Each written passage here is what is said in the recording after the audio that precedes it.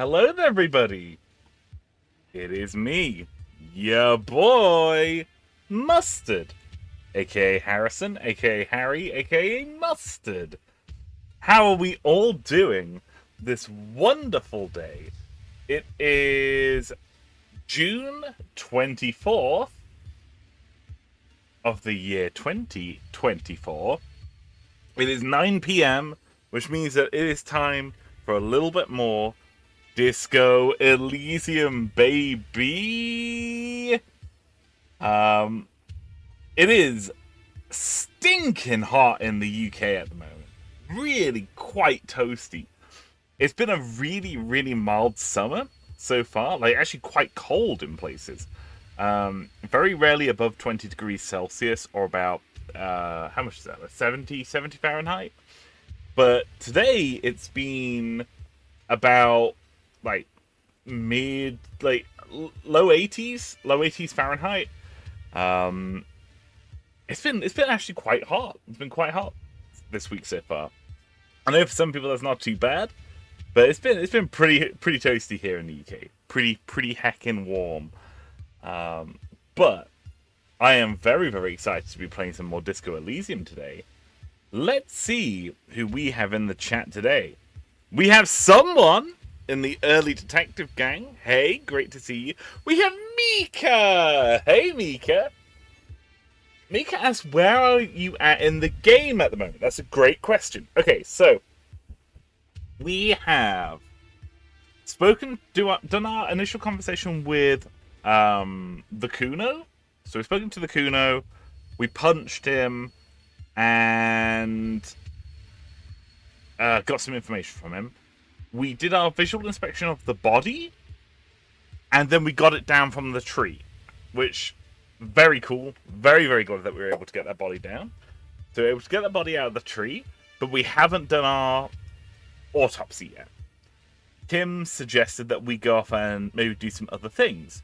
So what we've done is that we had a conversation with Annette, is that her name? The girl outside the bookstore. We spoke with her.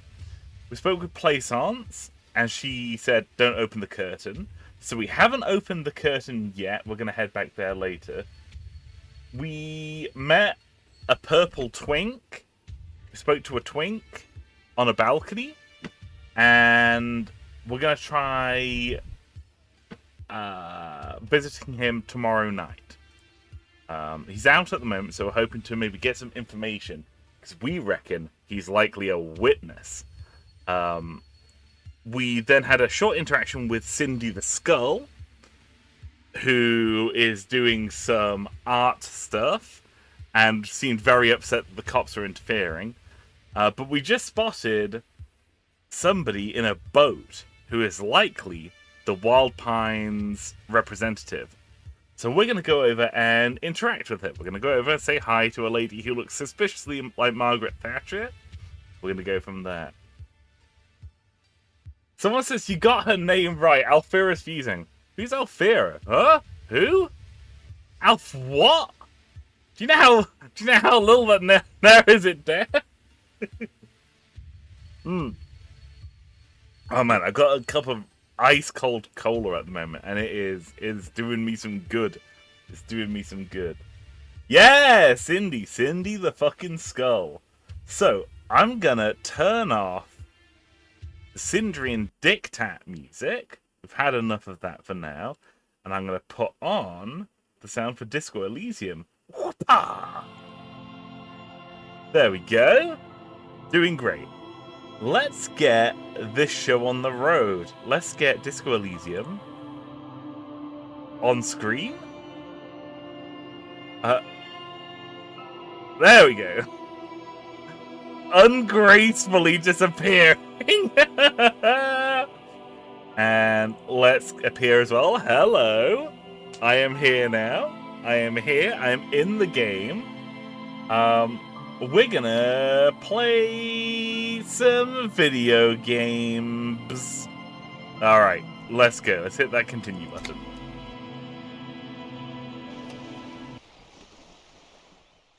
So yeah, where we left off, we were just about to interact with this lady here. Meek says I finished the game last night in hardcore mode. You really? For real? Holy heck, well done! Well done, Mika. I need to do a hardcore run at some point. I think that could be really, really fun. I haven't tried it out yet, but I really would like to. For real though, congratulations. I'm given to understand that's really, really difficult. Okay, we're gonna heal up. And I think we're gonna get straight into it. We're gonna talk to this lady here. Kim said this is likely the Wild Pines rep, so we're gonna go talk to her. What's this? Your room in the whirling isn't much bigger than this sloop. This is worth more than you'll earn in all your life. Someone says, wow, Mika, your core is so hard. It is. Mika's great. She's so cool. Right, let's go talk to this lady. A striking woman leans against the cabin top of her sailing boat, smiling as you approach. Her green raincoat glistens with droplets. A silk scarf is tied around her throat. Good afternoon, officers. I'm Joyce. She extends her hand in greeting. Joyce L. Messier. I represent the board of Wild Pines, the owners of the harbour. You gentlemen must be from the RCM. Oh gosh, she's rich. Her voice is rich as fuck. Joyce L? What does the L stand for? Beaton, my maiden name. Her bony hand dangles from the sleeve of her oversized coat. What gave us away? Nothing, honestly. I've said it to every drunk in town, and you're the first one who's responded. Relax. She meant it in jest. I'm going to shake her hand. I'm glad to see you here. Her grip is tight and cold. Like steel, there is strength there. If she wanted, she could sink her nails deep into your skin. So, one thing I am just going to say, this is borderline going to be a passive role talk, but the more you level up your skills, the more they interact in conversation. If our interfacing wasn't high enough, it wouldn't talk here. If it was like 1 or 2 levels lower, it wouldn't make that observation. So our skills kind of function like party members. And the higher that skill is, the more likely they are to talk. Which I think is really, really cool. Like, for example, if we'd done this and we didn't have high enough conceptualization, but we had a really high Half-Light, I bet Half-Light would be super pissed off. Like, Half-Light would be like, fuck her, like, we're gonna mess her up. But it's really cool. I love the skill system in this game. It is so good. So good. Someone says, yay, we rolled high on a perception or whatever. It's true. Mika says, I was noticing that thanks to you. Oh, yay. I was dispatched to handle a strike, not a lynching. Anything I can do to assist the RCM in this matter, I will. Gladly. I love her artwork. Like, I love that you can see the ship in the background. That's really cool. That is good to hear, madame. My colleague will take the lead on this interview. I should let you know that he is recovering from an unusual medical episode. Very unusual. But I can assure you of his ultimate competency. How interesting. I wish you a swift recovery. In the meanwhile, you have my full cooperation, and the full cooperation of the Wild Pines group. You're on a boat. Why, yes I am. She looks at the deck under her feet. Green and white sails flutter overhead. Not a lot of people on boats, are there? Of course there are. We're on an archipelago. How else are you supposed to get around? Wait, we're on an archipelago? Look around. Yes, we are. We are on Le Caillou. Caillou? I thought we were in Revachol. We are. And the city of Revachol is on the island of Le Caillou. Right. Still, I haven't seen anyone else on a sailboat around here. I haven't seen anyone else drive a souped-up Capri Kenema motor carriage either.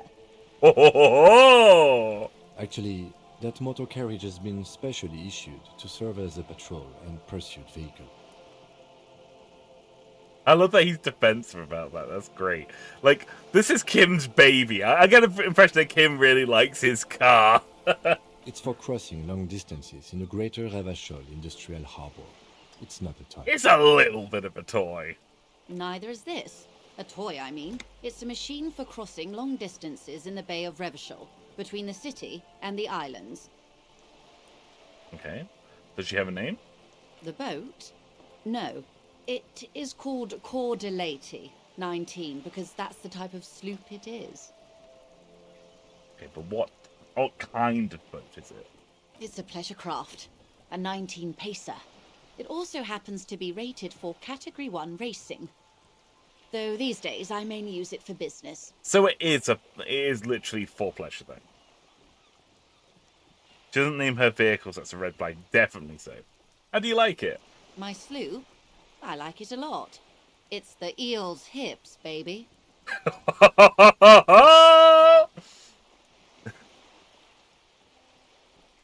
Okay, I like you. I like you, Joyce. I'm enjoying this part of the interview. It has so little to do with the murder we're investigating. Likewise, Kim. Likewise.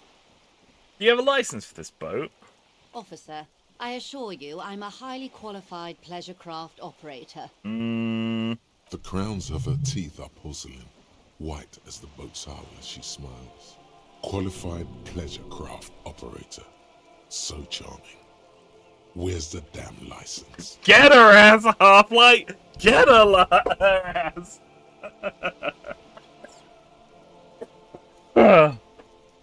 Can I see your license? I just renewed its safety inspection last month, officers. It is completely seaworthy. In fact, it's taken part in not one, but two insulindic regattas. Even finished once. What happened the other time? The other time, I would have finished the race were it not for an urgent work matter, much like the one I'm on now. Ah. Well, still, I need to see your license, man. Actually, you don't. I'm pretty sure I do. I police. It is a little known fact among those who police that the Wayfarer Act specifically denies the RCM the authority to demand anyone's operator license. That's a load of bullshit. That's a load of bullshit. Wayfarer Act. Bunch of fucking horse shit. Wait, exactly how little known is this fact? I was just being polite. Even school children know the Wayfarer Act. So we can't pull over random civilians and demand papers. That's weak. Unless it's their passport. No. Do you want to ask for the lady's passport? Yes, I'm gonna need to see your passport. Of course. She searches the pockets of her raincoat, producing a bundle of documents in a sealed plastic bag. Now look at the document. The woman is silent, smiling while the waves lap against the hull. In your hand, under the plastic, a light blue passport saying, Republic of Vespa. The coat of arms has a lion and an ostrich. Seagent. Sorry, I've just seen the fact. So I just saw that you called Kim a car daddy. That's awful and incredible.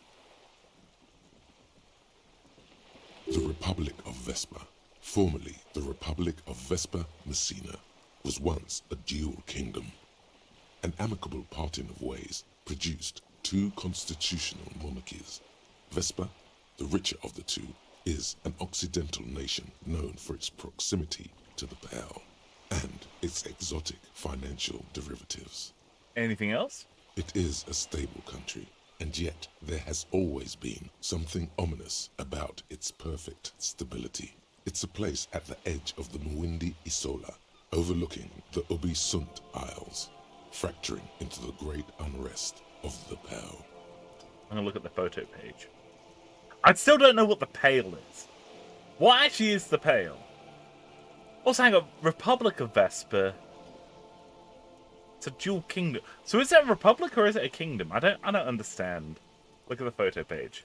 The woman, born in the year 3 in the commune of Revachol, smiles at you. face adorned with frown lines and crow's feet. The photo is recent. The name reads Rejoice Leighton Messier. Your name is Rejoice. Yes, but please don't call me that. Why? Joyce is much more efficient. You're from the Republic of Vesper. My husband is. I have dual citizenship. A Vespertine is handier when traveling. Okay, right. Everything appears to be in order. She nods and returns the plastic bag to her coat. I think I have a handle on the boat thing. Good. Half-Life is either... Someone says Half-Life is either the most incompetent fool to ever grace the cranium or the shrewdest, most critical of detectives. Why not both? One could be a fool and be shrewd at the same time. You see? Tell me about Wild Pines. What do you do? What we do. I'm afraid I don't speak for Wild Pines as a whole. It's a giant undertaking. So what do they do? The Pines' core competency is logistics. Container shipping, freight, that sort of thing. See those airships there, blinking? Those are the shipping side of things. Okay. And that is the terminal. Another subdivision deals with energy, oil and gas exploration, offshore platforms. Okay. So it's an oil and logistics conglomerate. The Wild Pines Group is one of the original Revacholian Indo-tribes. Companies awarded royal monopolies by the king, the suzerain himself, centuries ago. The king is long gone, but several of the Indo-tribes remain. Who are the other Indo-tribes? Saint-Baptiste, Elysium, an unknown entity known as Brightest Star. You're in good company, it seems. Why, thank you. Does not register the real meaning of the remark. True, just look at Musty. Oh, someone! I can't believe you do me like this. How much money does Wild Pines have? I'm not at liberty to discuss the company balance sheet, but I can tell you that last year, the company booked more than 20 billion real in revenue. Holy shit. A billion? What exactly is a billion? It's a number, officer. A big one. What's it made of? It's made of 1,000 millions. A million is made of 1,000 thousands.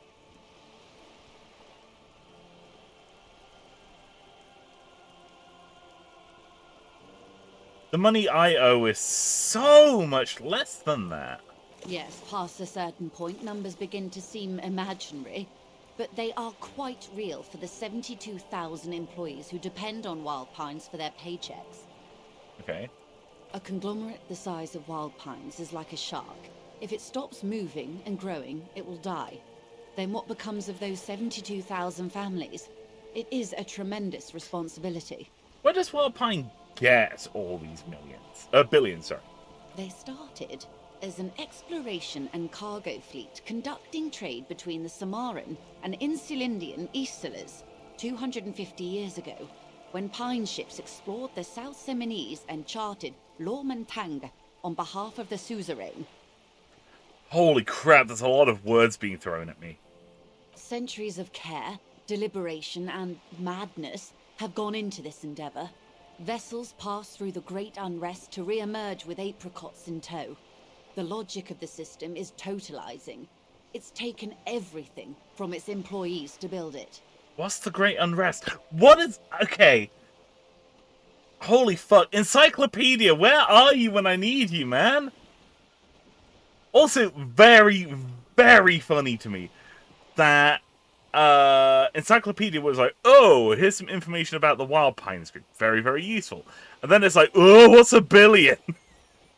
It's like, what's a billion? What's a book? That's very good. That's very, very good. Probably helps to start out with a royal monopoly, huh?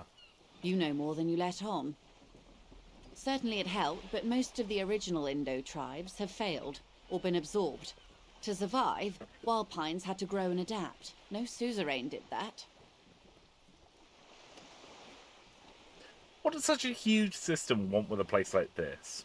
You mean aside from being the terminal's legal owners, who are responsible for moving 8% of the world's cargo? 8% of all cargo in the world? That's quite the endeavour indeed. There are no minor cogs in the system. Each terminal must be accounted for, lest the entire system break. Every hiccup in such a system means thousands lose their jobs, the world over. I'm here to assure that doesn't happen. Right. With your help, hopefully, says her warm tone. Right. Okay. So...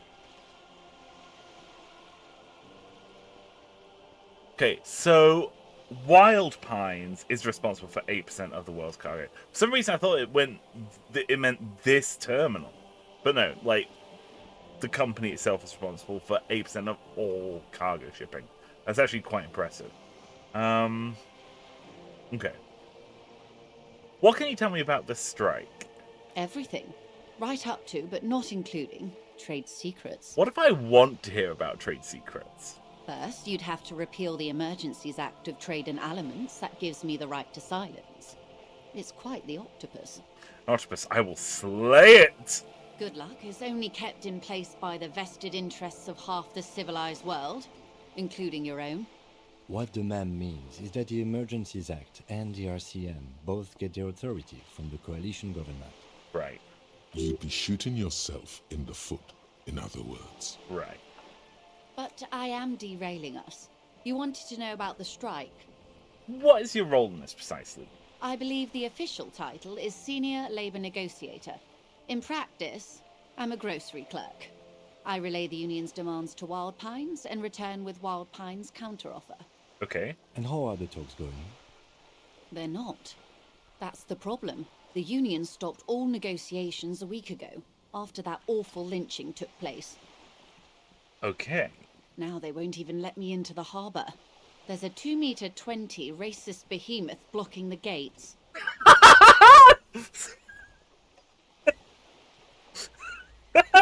Sorry, that's a really funny line. Tell me more about this behemoth. What can I say? The union employs a giant covered in tattoos. A racist giant. I guess that's part of their big tent organisation now. I can't believe that their parents named them 2.2 meter racist behemoth. Can't believe they do this. Okay, so near the gates there is a really, really big, like, strong racist dude. I'm guessing that's probably not the racist lorry driver that we spoke to earlier. Maybe he's the guy who owns the mug. Maybe, like, this racist behemoth is the guy who owns the mug. Wow, the parents are really great at predicting their height. That's the thing, they're way off. He's 1.6 meters. Every detective game makes me miss our husband, Levi. So true. Levi, my beloved. How were the talks going before the lynching? Let's say I was not making the kind of progress I'd hoped for when I first arrived. Okay. And when did you first arrive? I arrived 3 weeks ago. Yes, in the middle of February. The bay was still partially frozen then. I prefer to do these things on site, like the RCM. But the strike began in December. I wasn't the original negotiator here. I took over after Mr. Gaumont hit a wall with Mr. Clare, the union boss. Mr. Clare refused to speak with Gaumont despite concessions he'd granted the union in prior negotiations. Okay. Okay, right. This isn't the first time the union has gone on strike. Heavens no. There have been 2 prior strikes. Both times the union won significant concessions, including overtime pay and a medical plan. This time their demands are more, I guess you could say, aggressive. 1.6 meters is an inch away from my height. Oh! In what direction? Hey Bjorn!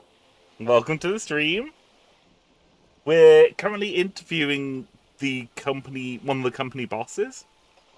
She's the person who's negotiating with the labor union. It's shorter than myself. Gotcha. Yeah, so this is one like the big players. So looking forward to learning what we can from her. What happened to this Gaumont? Mr. Clare told him to... How did he put it? Oh? Fuck off, midget. Oh, Gaumont is short of stature, you see. oh no. I wasn't expecting that. Oh no, Mr. Clare. That's not cool. Keep in mind, this is a negotiator Mr. Clare has worked with before, and who was more than fair with him and the Union. That's fucking wild. Hey Annie, welcome to the stream. I hope you're having an excellent day. Hope it's all doing good. Welcome, welcome. Someone says in here I was talking about how short I am. It's true. Apparently this Mr. Clare guy is not going to be particularly receptive. What the heck? What are their current demands? There are leaflets everywhere, and banners. What did they say again? Oh yes. Every worker, a member of the board. Okay. Most of the workers probably don't know what that means.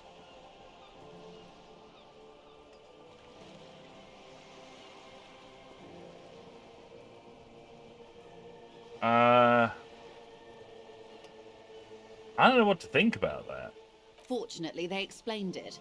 Every time the Wild Pines group makes a decision about anything, it needs the signature of each of the 2,200 workers in its Martinez terminal. Holy shit.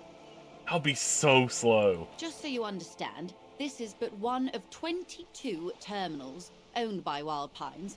Essentially, not only are they kings of the company, they are also kings of the 72,000 employees of Wild Pines Group.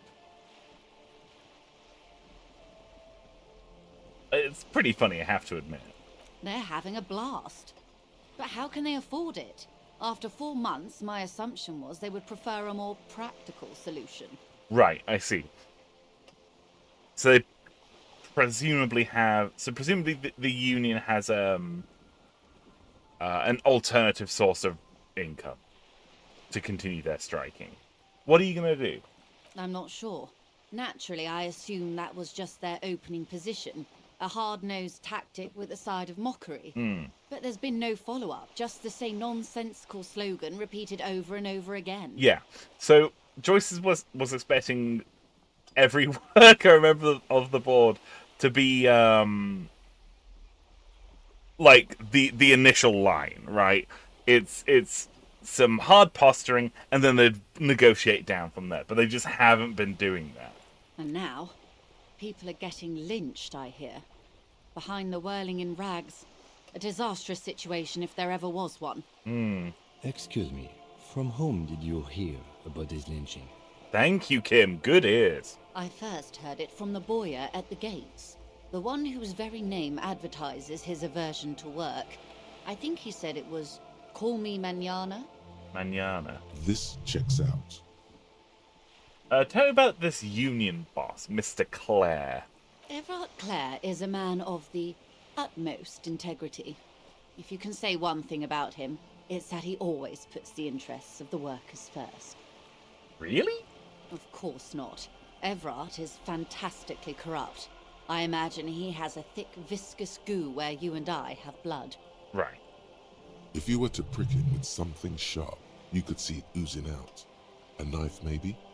No, a rapier. You sound like you're about to take a rapier to him. Oh, heavens no. We get along just fine. Yet, now that you mention it, I can't stop imagining that black treacle just dribbling down his double chin. She stops and smiles. He can't be that bad. He is the most corrupt individual I have ever seen, and I deal with men like him for a living. If there is anyone more venal, more irredeemably nepotistic, then it's his twin brother, Edgar. Wait, there are two of them? Yes, Edgar looks exactly like his brother, except for that lazy eye. He also talks exactly like Everard does, And when one's term as foreman is up, the other takes over. Oh. It's how they circumvent the term limits, you see, with a funny little switcheroo. While in office, they've embezzled God knows how much of their workers' dues. Right. So it's like a diarchy. There's these two brothers who are taking it in turns being union boss, and they're using it as a means of embezzling their workers. Right. What about the union itself outside of the brothers, Claire? The Débardeurs Union was once a perfectly normal institution. 20 years ago, anyway. It must not have been easy to establish under the Emergency Act, but they did it. I can respect that. Organised labour at its best, as they say. Then something happened in the local chapter elections. The brothers Clare came and transformed it into a... how do you say? A mob. The Débardeurs are a crime syndicate. Sad as it may be, I suspect we'll be forced to cooperate with them. Right. Refreshingly honest, officer. The company has tried appeasing in the past, but I'm afraid our concessions have only emboldened Everard and his brother. Right, okay. And your opinion, detective, if I may ask? I'm a curious and talkative person, you see. Would you say the Débardeurs Union is... Okay, so here's the thing, right? It's corrupt as fuck, right? It's extremely corrupt. Like, these Clare brothers sound like absolute bastards. But they've actually been astonishingly effective at getting things that they want. Right? Yeah, they've got their workers paid overtime and medical insurance included with their work. You know, say what you will, they are incredibly effective. Yeah. Unironically, an effective advocate for the rights of the local working man. Why do you think so? Between Everard the Human Leech and Measurehead, this union sounds like a motley crew. I'm into it, wink. Sounds like they're all Revachol. I'm all Revachol. To hell with the West. They're good labour men, can't fault them for a little corruption. A real man of the left. What else can I tell you about? One more thing. You said something happened in the elections. I'm glad you asked. There was a woman, the previous forewoman of the union. She disappeared. They took a good thing and corrupted it to hell. Great. Yeah. So, hang on. Let me just scroll up a little bit.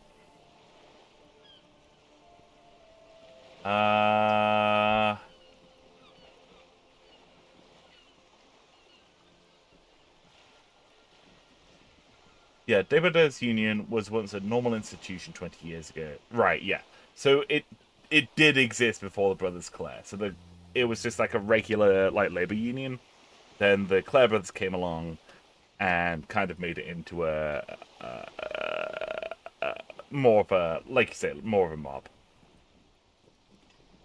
Okay, there was a union. The previous foreman of the union, she disappeared. Disappeared? Yes. On the last day of the local chapter elections, her daughter phoned in and said she wasn't running anymore. Or coming to work. Ever. End of story. Eerie. Downright haunting, if you ask me. The Wild Pines suspected foul play, but what could they do? It was a union matter. Yeah, okay. The point of the presentation is, these kinds of things happen around the Clares. Watch out when you're dealing with him. Right, okay. Thank you for your concern, ma'am. We'll be just fine. That's all I need here. Let's change the topic. Of course. How else can I help? What can you tell me about this lynching? Quite a few things, I'm afraid. The information I'm to share with you includes sensitive trade secrets. For the sake of my employer, I have to ask for your names and badge numbers. Uh-oh! Uh-oh! I don't have that! Of course, ma'am. We should have introduced ourselves. I am Lieutenant Kitsuragi from Precinct 57. And this is my colleague from Precinct 41. I'm afraid he doesn't have his badge at the moment. I hope mine will suffice. How curious. Why is that, Detective? Remember when my partner told you I'd recently suffered from an unusual medical episode? My lost badge is related to it. I see. So, are you saying you lost your badge during the course of this episode? I mean, I could have eaten it for all I know. I don't remember anything. This world, this city, nothing. Oh dear. I suppose this does explain some of the more curious turns in our conversation. She must have been suspecting something for a while now. As I said, ma'am, his technique may be very unconventional, but he is an officer of the RCM. Thank you, Kim. Of course, I sympathize, but I'm afraid I simply can't share anything more until I've seen that badge. Okay. She's a professional negotiator. She should be open to some sort of mutually beneficial arrangement. How about I negotiate my way out of this? Hey, do you want to get coffee? Feelings will guide the way. Oh no. But madam, I need to know about this lynching. It's very important to me. It's the case I'm solving. I assure you, it is no small matter for me either. We all share the responsibility for disarming this situation. I hope you have a badge for me as soon as possible. You don't understand. This isn't like a side case for me. This is like my main thing. Trust me, officer, I am fully committed to resolving this impasse. This isn't some side gig for me. You have so much else. I only have this. Spread your hands. This is the entirety of my existence. She's silent. The wind flaps the sail above her. This boat, for example, and a home somewhere. I only have this case. Officer, I don't remember anything except this lynching. This is the only coast. Sorry, there's only this coast and this lynching. you know, I don't mean to sound cold, but if you want something, you have to give something back. More than just guilt. You're doing it.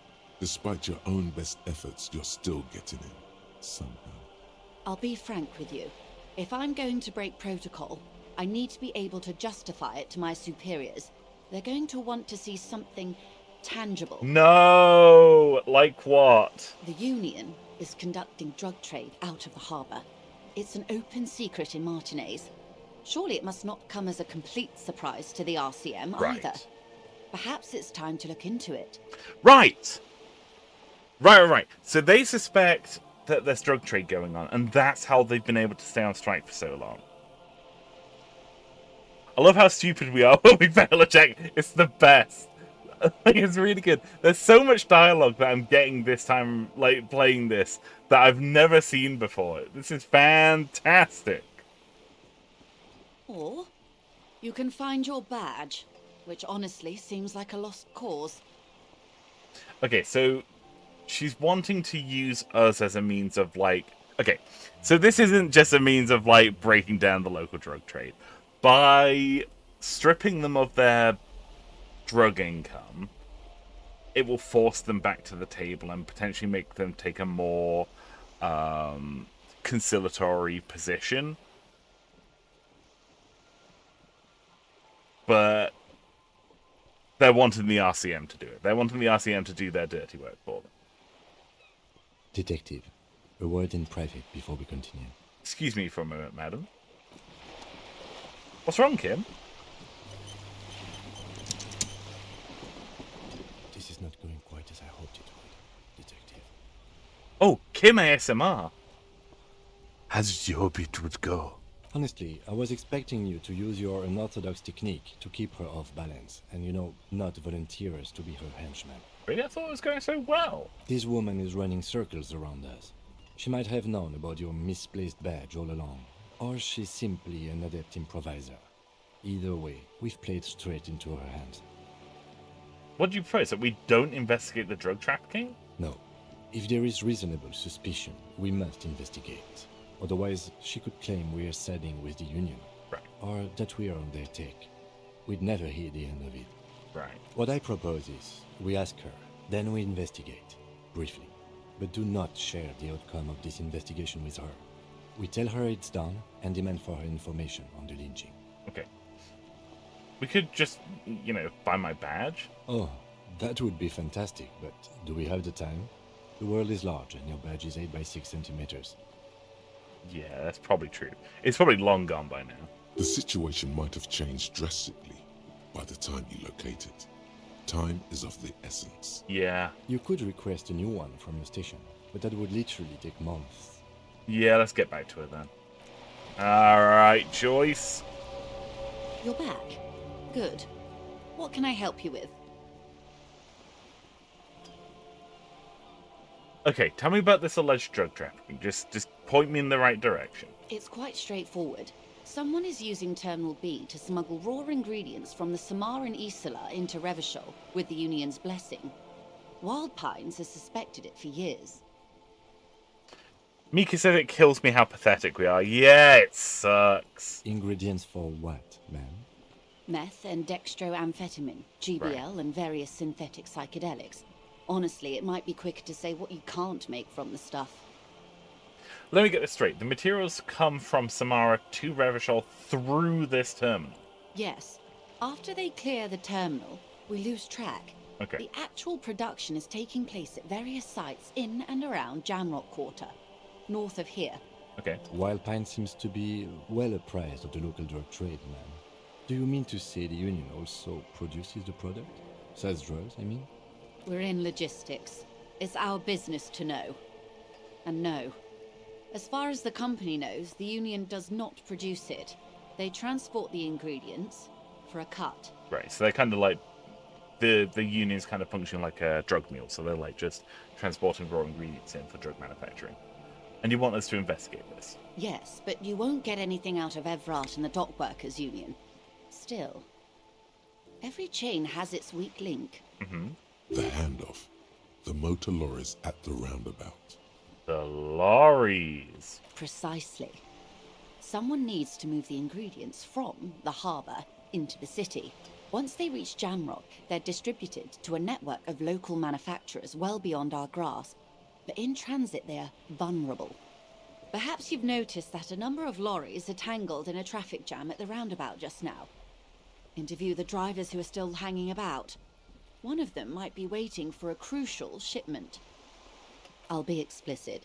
If you find this driver, I will share company secrets with you.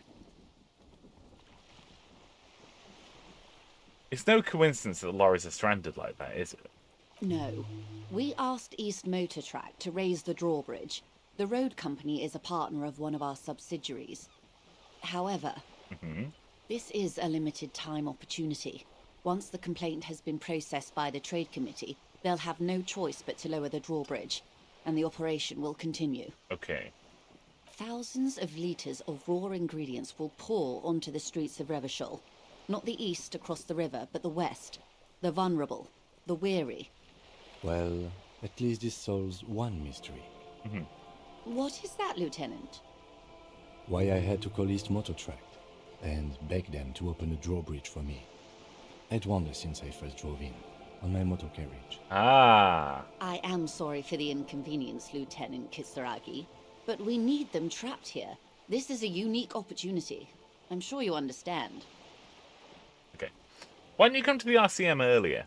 We did. On more than one occasion. Right. Apparently, there's some sort of inter-precinct disagreement about whose jurisdiction this area falls under. Okay. We know the company has launched its own probe into the Union's alleged involvement. We also know it's come up empty. It's not just the RCM. No one's been able to find any hard evidence. Right. Well, here's your chance, officers. What proof do you have that the Union's involved? How do you think they're financing this strike? Right. There are thousands of unpaid dock workers going strong for the 4th month straight. Yeah, okay. There was a shakedown of local businesses preceding the strike. Many were squeezed to bankruptcy to fund it. Oh, Jesus. With all due respect to these desert cacti, the contents of a few cash registers cannot provide for 2,000 men. The local businesses can scarcely provide for themselves. So you think this strike's being funded with source ingredients for drugs? Right. Precisely. Smuggled out of that very gate at night, most likely. then loaded onto lorries and driven to Jamrock. You simply need to find one driver who will open up to you. Okay, cool. We already have some suspicions that one of the drivers was present at the lynching.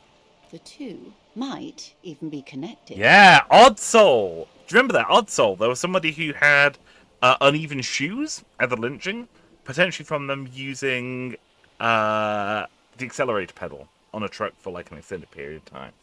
Or not. Though, if you have evidence to the contrary, I'm eager to hear it. Mm-hmm. As eager as I am to share it, Lieutenant, once the job is done.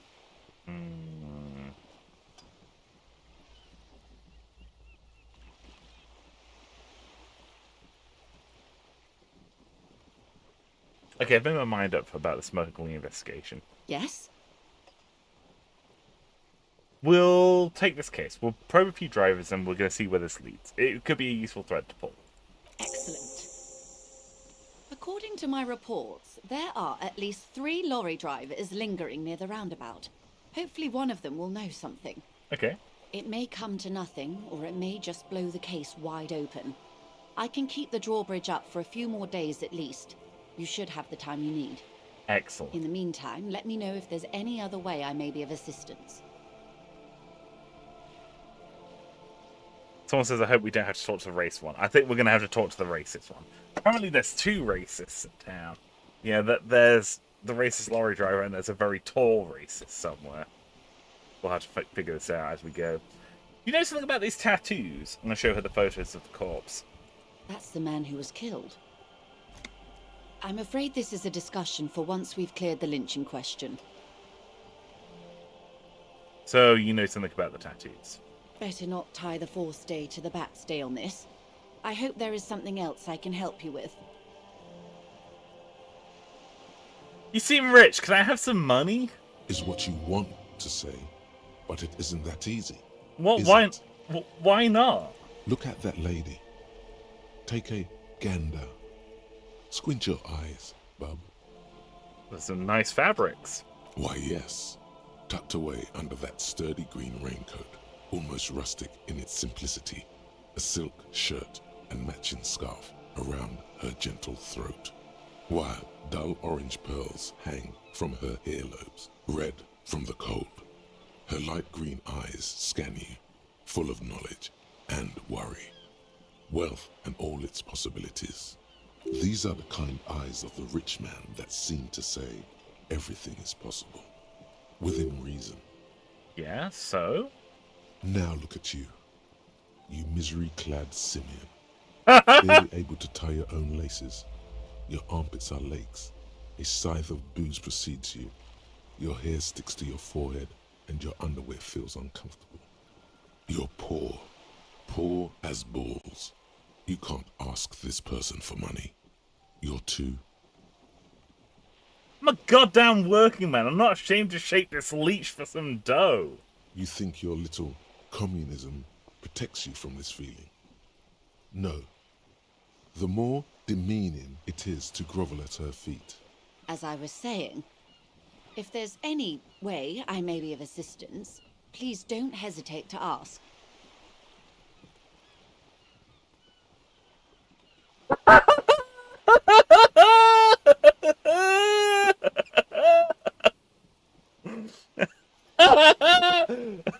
We can ask for money and we get a bonus because we heard the word billions and because we know about Mazovian socioeconomics.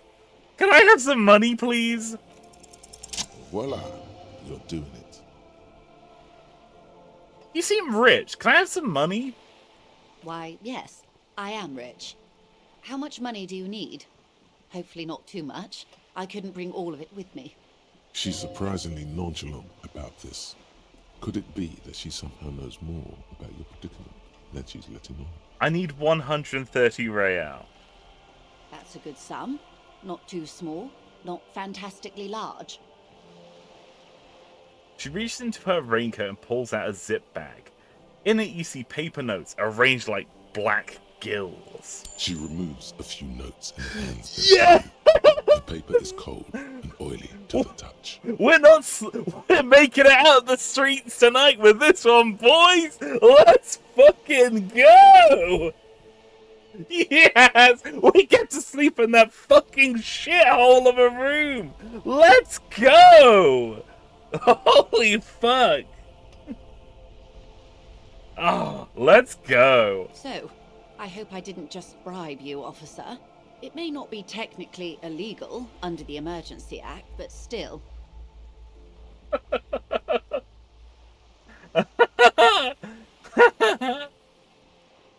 I am an honorable policeman, one of the few good men in Revachol. Funny that you're worried about this and not your ruthless exploitation of the entire human race. No, I am an honorable policeman. You're right, ma'am, that donations are permitted under the Emergency Act, unseemly as it may be, as long as they are properly logged with the precinct. Which he most certainly will do. Now, how else can I help the RCM today, besides supplementing its salaries?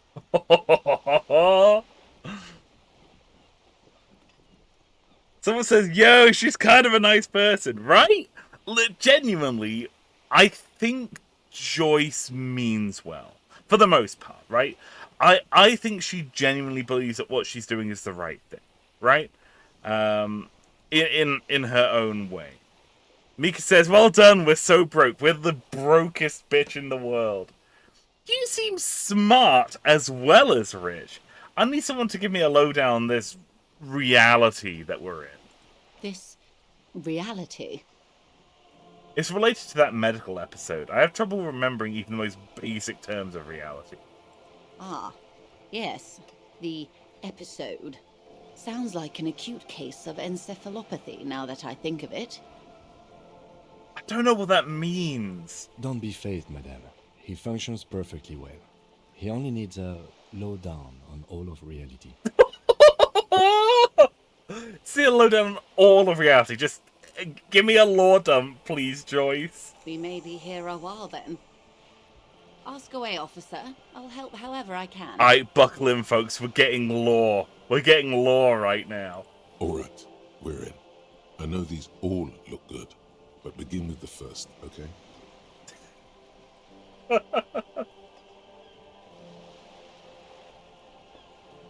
Where are we? We're in Martinez, baby. Baby? A casual term of endearment popular among the 50-plus crowd.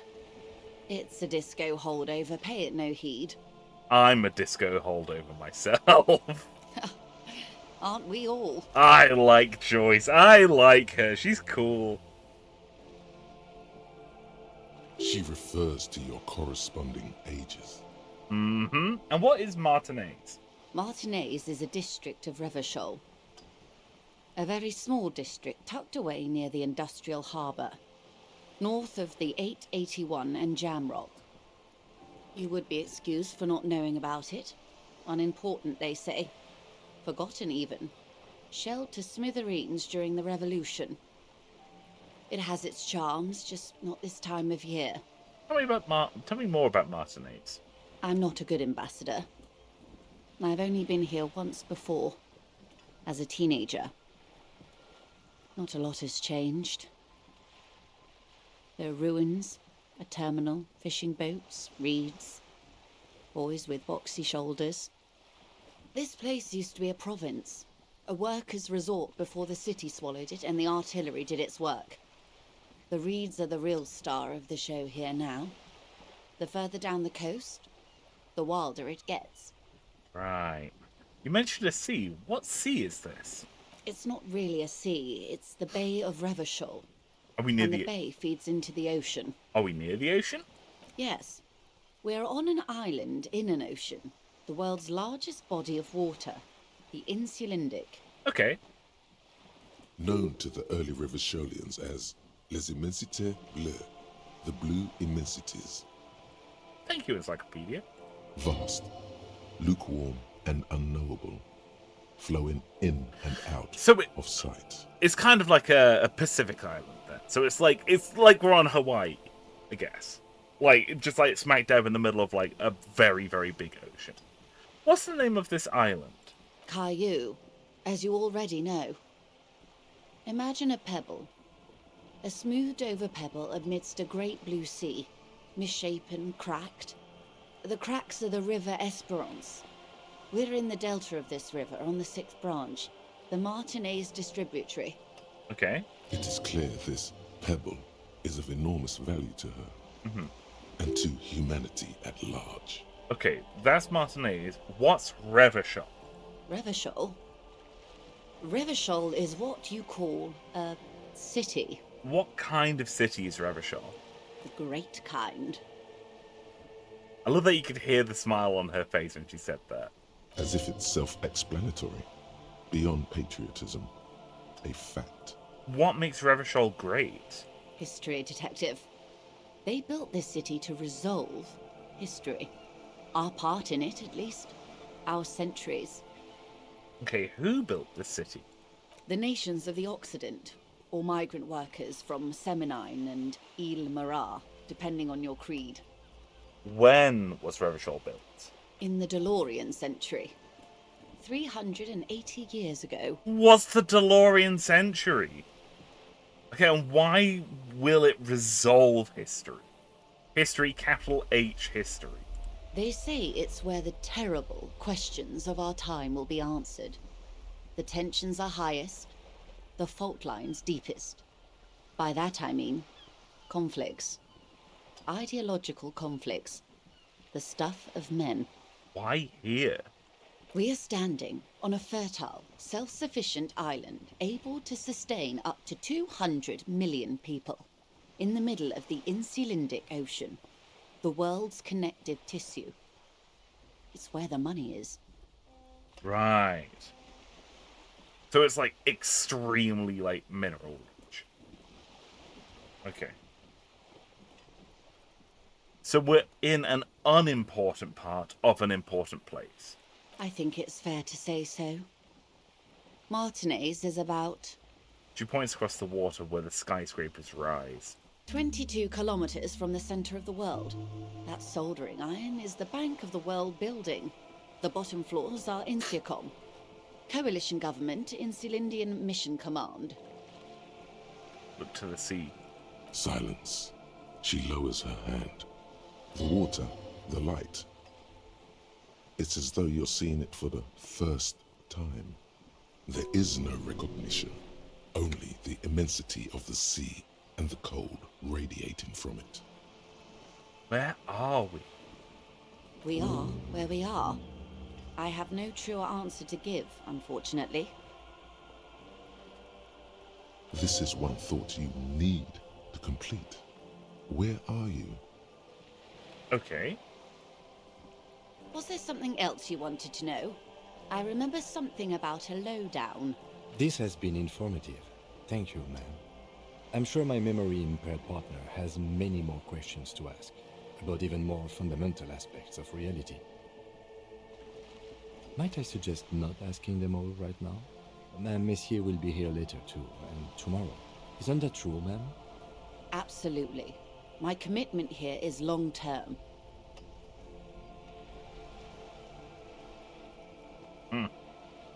But wouldn't I be lazy if I don't do it all now? Oh, of course not. You are already diligent for getting this far, and diligent boys remember where they left off. Indeed. I'm always at your service. Okay, so Kim's kind of prodding us to go do something else for a bit. Okay, that's all for now. We'll come back to you later on, Joyce, okay? Glad to have been of assistance. The little that I know. Anything else? Thank you, that's all for now. Of course, Detective. Take care. We got so much money. I'm basically a millionaire. Let's go, Detective.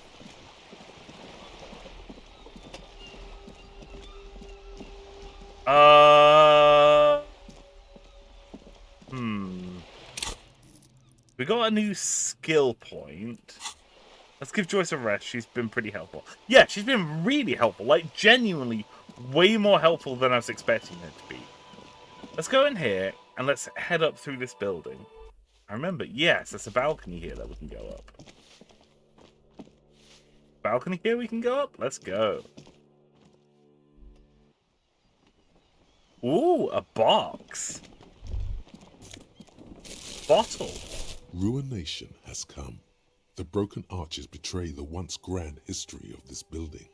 It towered over the harbor until it happened. One more guess about what happened. A great force from the northeast fired into the city.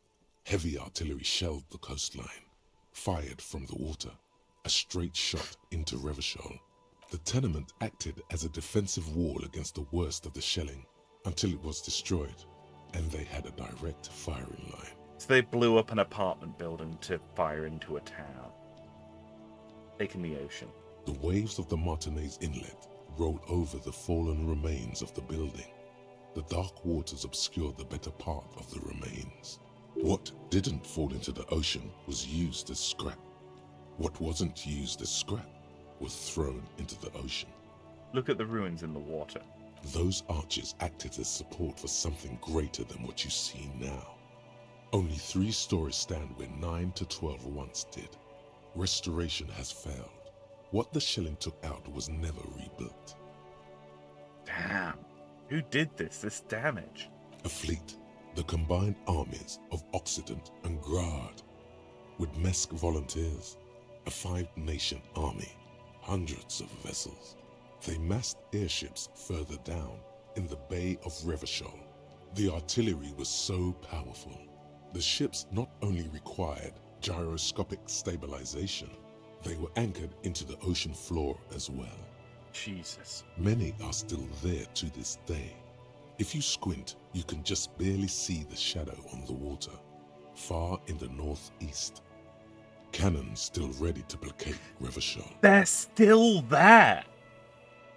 They're still there. There's still warships out in the bay. Are you shitting me? Are you fucking shitting me? Holy fuck, man.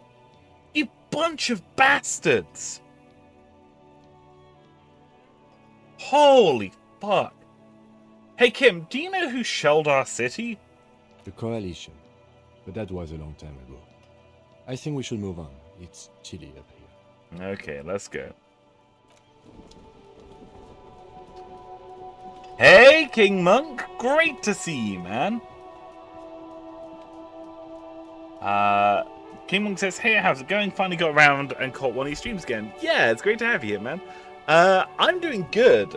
We just had a really good conversation in game. We just spoke to the boss of one of the bosses of the companies.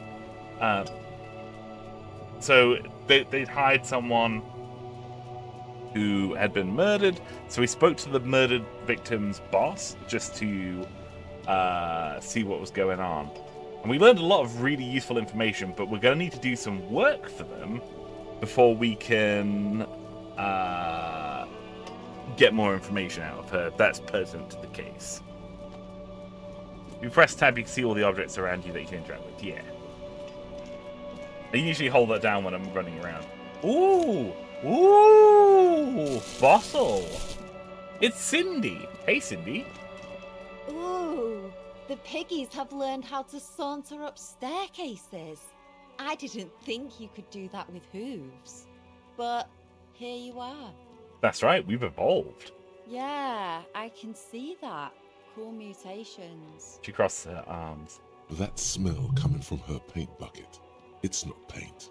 It's heavy fuel oil. Is that heavy fuel oil? Red-dyed heavy fuel oil, intended for exclusive use in government vehicles, to be precise. Oh! What did you think I was using? Aquarels? Sucked it out of a cop's fuel tank myself. Back in Jamrock. That's some clever cultural commentary. You ain't seen nothing yet, piggy boo. Okay. Here, Cindy. What's in here?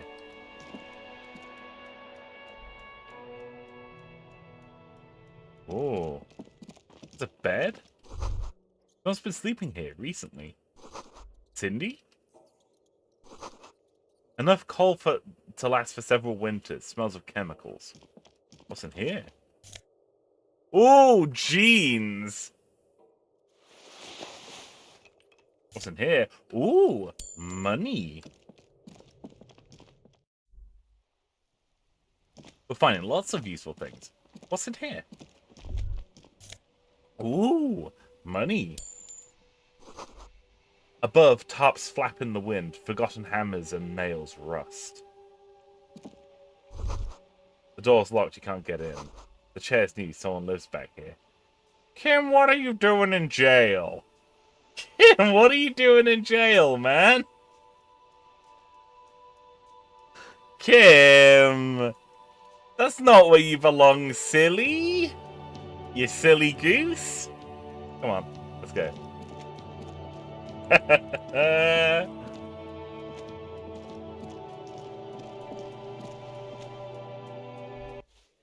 Okay, let's leave.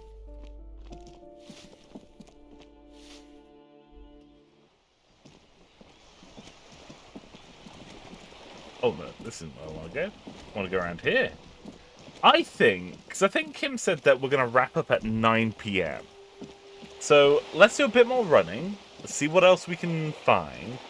Maybe we should go down to where the strike's taking place. See what we can figure out. Or maybe... But no, let's check down some lorry drivers. Let's talk to some lorry drivers. See what we can figure out. Oh? The damage looks like it could have been caused by an earthquake. Yeah, look at this. Holy shit. Yeah, let's talk to the racist cab driver. Oh, racist lorry driver? Looking for something, Hunt? Come to tell me to fuck off again? What are you hauling? Oh, not much anymore. I'm here to pick up some cargo, but the dock workers are on strike, so it's a sit and wait on your ass situation. Wait, how long has this been going on for then? The strike? Oh, they've been at it for a while. A month, 2 months maybe. But this here is just the last week or so. What kind of cargo are you supposed to pick up? Apples. Apples. Yeah, apples. I take it you had other questions? He's given you the runaround. Let's be honest, you were bested. You're a lorry man, right? What's your stance on drugs? Drugs? They're shit, man. I don't let anything pollute my body. Why not? You know where that shit comes from? Sarah Miriza, Safre, Ilmara. They take the money from our local junkies here and then use it to outcompete us in the manufacturing sector. It's very, very funny that he's like, he doesn't do drugs because he thinks it will give, like, brown people more money. That's very funny. Like, it's not out of because he thinks that drugs are bad for you. It's because he's just so racist that he won't do drugs. That's amazing. I don't take anything that pollutes my body, as he takes a long drag on his cigarette. That's great. Man, the writing in this game is fantastic. They know they can't beat us in a fair fight, so they have to get us to weaken ourselves somehow. It's racial sabotage, racial economic sabotage. Listen, I agree. It's our responsibility to keep this poison off the streets of Revachol, right? He eyes you warily, unsure how to respond. This goes on for about 2 seconds. Then, I don't know shit. And if I did, I wouldn't tell you. So why are you still hanging around here? Most of the other lorrymen have left. What do you think? I can't leave the lorry unguarded. Stuff's been getting looted lately. It's those little kips sneaking around at night. If they touch my stuff, the bosses will be on my ass like ass cancer. If it's not you, then who's been running drugs through Terminal B? Isn't it obvious? Fucking Sealang, that beady-eyed South Samaran. His little side business is a scam. I wouldn't be surprised if he was peddling drugs as well. Who's that? He's a Samaran guy who likes to pretend he's some kind of businessman. Really, he's just selling his employer stuff. Stuff he stole after he broke the seals on his humanox lorry. Where can I find him? Just follow the smell. It smells like apricot and oil when you're nearby. Jesus Christ, this guy's such a piece of shit. Yes, yes. Where is he? Looks like I offended your partner there. Too bad. Sea Lang's usually a little bit south of here, near the canal. You can't miss him. Just watch yourselves. His tribe are natural liars. It's in their blood. He's your man, all right. 100%. I wouldn't be so sure about it. Not until we've heard what Sealang himself has to say. I guess we need to pay the ceiling a visit then. Guess so. He grins content with himself. Yeah, this is going to be a wild goose chase, isn't it? We're done here. This guy sucks. This guy's an asshole. What's this? Goods from a lorry haphazardly litter the surroundings. Closed for winter. Please use the main entrance. Look at all these trucks, man. Okay, so we've got to follow the road down south till we see a Samaran guy. What's this? An ancient fountain doesn't put water anymore. There's a tree in it. His parents were right when they named him racist lorry driver. Lol. Very good, very good. Ah, look at this. A sewer grate. Gateway to the River of Filth. Lovely. Are you Sealang? Looks like he's got a few things out. Who are you? You see a Samaran street vendor Yeah. surrounded by a motley assemblage of goods. When he realizes you're looking at him, his face breaks into a wide, welcoming grin. The name Sealang is embroidered over his breast pocket. Happy shopping, officer! Everything's cool here. He gives you a thumb. I love this guy. I love this guy. What's so cool? Everything's cool. The goods are cool, the customers are cool, the place is cool. And one more thing, officer, you're very cool. Bang, bang, bang, bang!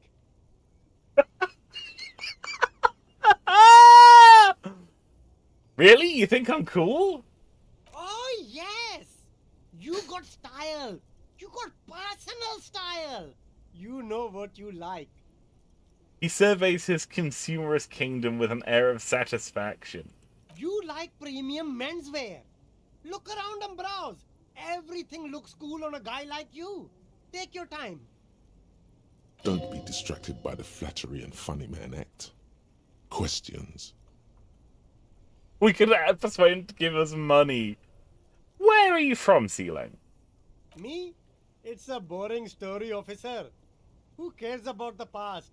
I'm all business now. All revolution. This man probably comes from Seaguy, sometimes known as the Apricot Suzerainty, an archipelago in the Samaran Isola. You're from the Apricot Suzerainty, right? Sea guy, apricot suzerainty. It's all the same to me. It's all cool. I'm interested in sales. Go ahead, let's make one. Super high quality, friendly prices. So, Sealang, what's your stance on drugs? Drugs? I don't go in for that, officer. Drugs ruin lives. Unless you're into drugs, of course. Ah! In which case, drugs are excellent. Mwah! Tasty, tasty drugs. This guy's amazing! This guy's so cool! Holy shit!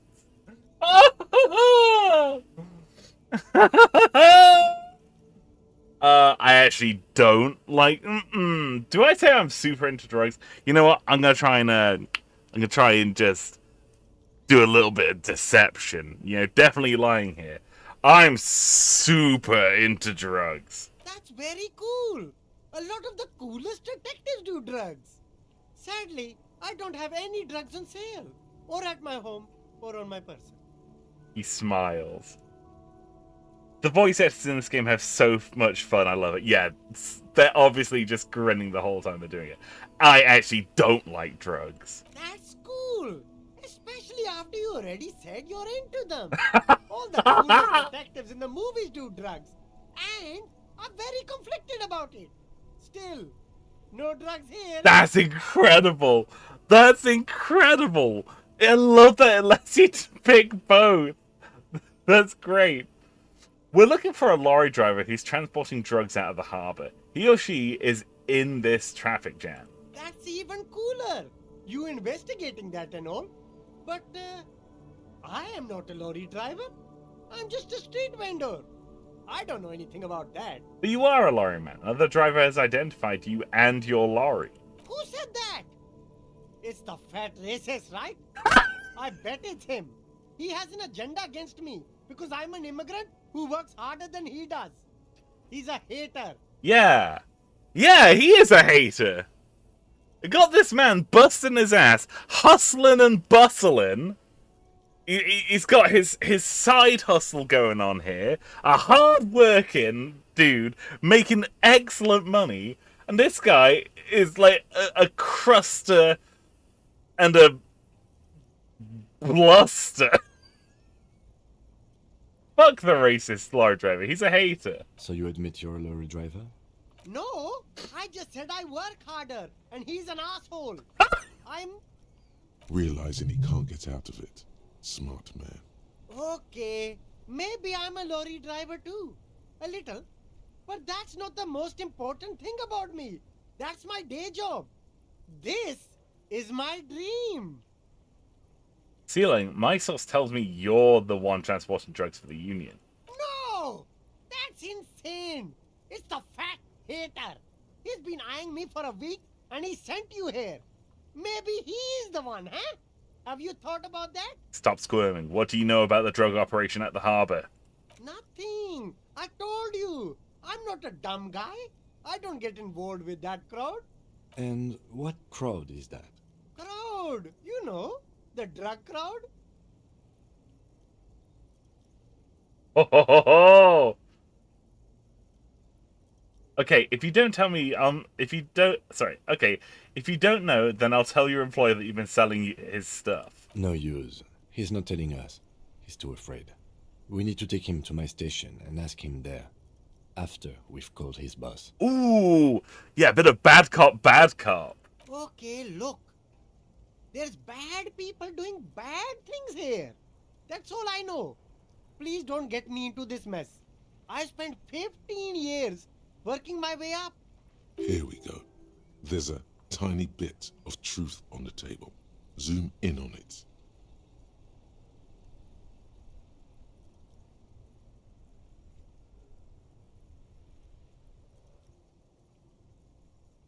If you don't want to get into this mess, raise your voice. You have to give us a reason to move on. Okay, yeah, we're not gonna. No, we can't do that because that's gonna draw attention over to him. He doesn't want that, and then he's just gonna clam up. He's not gonna talk. We're buddy Ceiling. Help us out. No one will know it was you. It's a she, okay?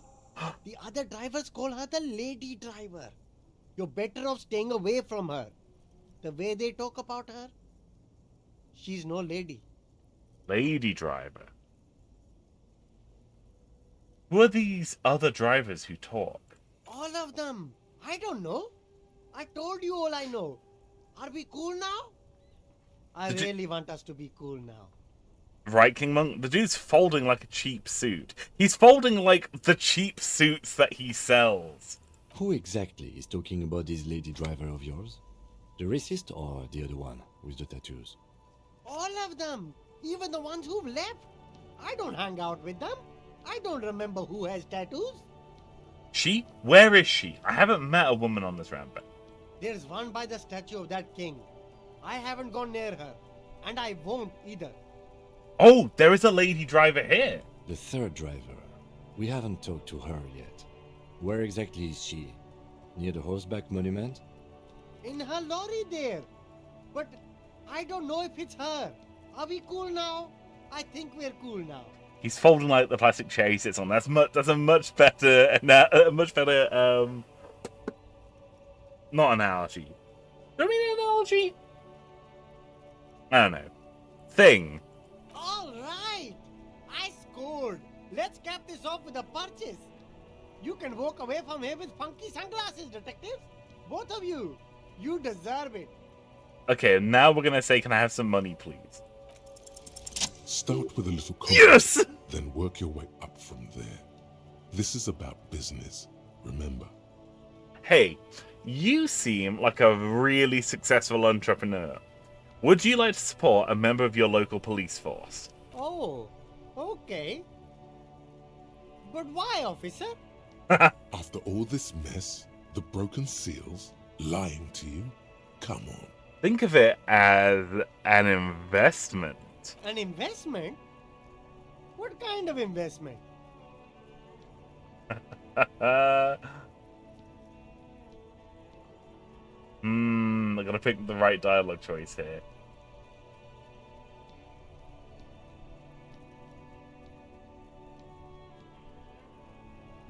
It's an investment in me, a highly experimental human being. My risk-reward ratio is insane. I guess it can't be any riskier than speculating in exotic derivatives. How much are we talking about here? 10 real. 10 real is a bargain for that kind of investment. You got it, my man. Let's go. I'll see you around. See ya. Let's see what this guy's selling. I want to see what he's selling.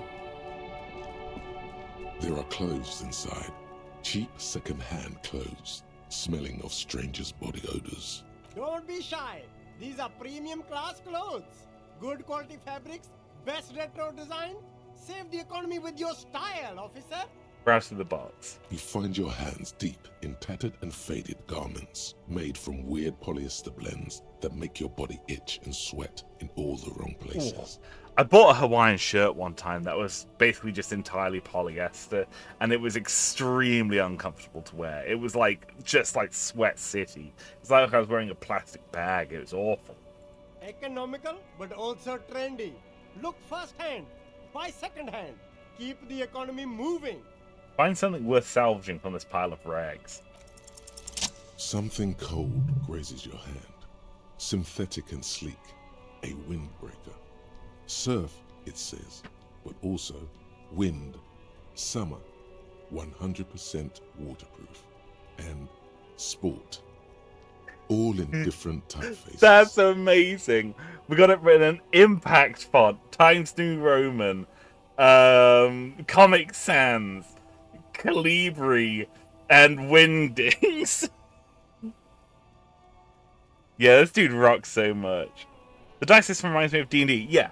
So every check, you roll 2d6, and then you add on your modifier. So you add whatever your stat is on your various stats on here. So for, say if I was making an endurance check, right? I'd get 2d6 plus 3 because of my endurance.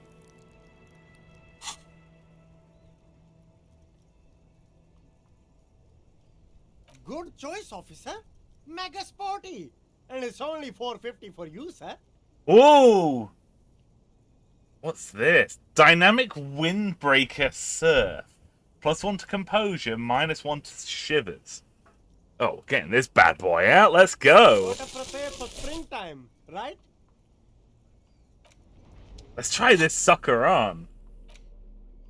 This nylon wind cheater is so dynamic. It wraps around you like a membrane. Equipped with a stowable hood, the back side of the garment is covered in sport and summer-related text. It swishes softly as you walk. Oh!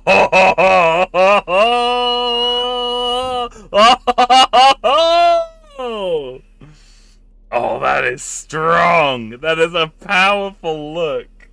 Holy fuck. What about these jeans? +1 to electrochemistry, -1 to reaction speed. Hindsight. Although these jeans look worn, the wearer must have had an ass given to them by the mighty Lord himself. These beautiful peach-shaped man ass has imprinted itself so deep in the fabric, you can't help but wonder if wearing them would start molding your own vague rear side into a more shapely form as well. Electrochemistry +1. God, ass. Excellent. Look at that. Look at that bum. Incredible. Incredible. I think we're going to keep on... We lose one to savoir faire, gain one to electrochemistry, lose one to reaction speed. I think we're going to stick for the genes, actually. Yeah, we're going to go with the ass genes, at least for now. Excellent. What does this jacket actually give us? +1 to composure. That's pretty good. This is +1 to conceptualization, +1 to esprit de corps. This one's actually a nat 0 overall. Maybe we should stick with the blazer.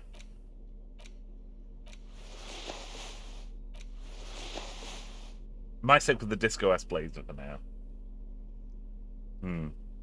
Yeah, we're gonna stick with the Disco blazer for now.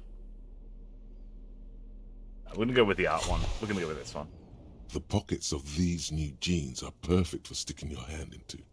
Makes you look cool, calm, and collected. As your hand enters the pocket, your fingers brush against something. Soft, yet crinkly. Take the item out. Hey, it's a chewing gum wrapper. It reminds you of the fruity juice of apricots. You should inspect it closer if you have time. Something about the wrapper's texture is familiar. Uh-oh. Not familiar in a good way, you might say. There's pain in there somewhere.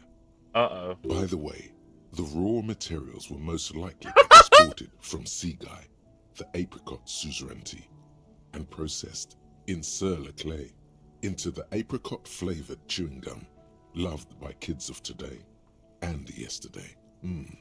Something about it is familiar, and not only to your fingers. It's very funny when Encyclopedia chimes in. It's like he knows he's providing useless information. Like, I love that he's like, oh, by the way. like the game knows. Encyclopedia knows that he's useless. God, I love you so much, Encyclopedia. Let's look at that gum. Chewing gum. Apricot chewing gum wrapper.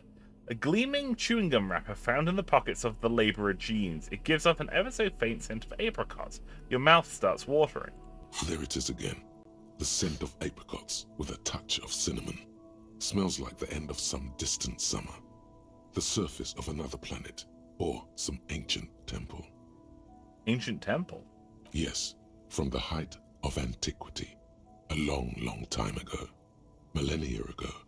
On an island of time you can never return to. End of summer. The sun sets into the sea, but the water does not boil. Instead, it turns to liquid gold. For a moment, the world's store of precious metals seems to increase dramatically, and you are rich. There is a movement next to you, the shuffle of a small coat, warm like the evening. But when you turn toward it, there's nothing there. Where'd it go? Why are you talking to a gum wrapper?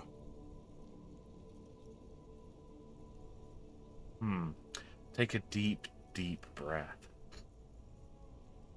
Bitter, citrus, sweet. It seems to grow stronger, like a glow, with every breath you take. Whatever petrochemical byproducts they used to create this artificial flavor have bonded tightly to the wrapper. Or is that just your memory filling the gaps? Until a blossom of skin and flower petals erupts behind your closed eyes. Made of toffee, cream, and distance. You just had to take a dive. Feels so familiar. I don't understand. Put the wrapper away.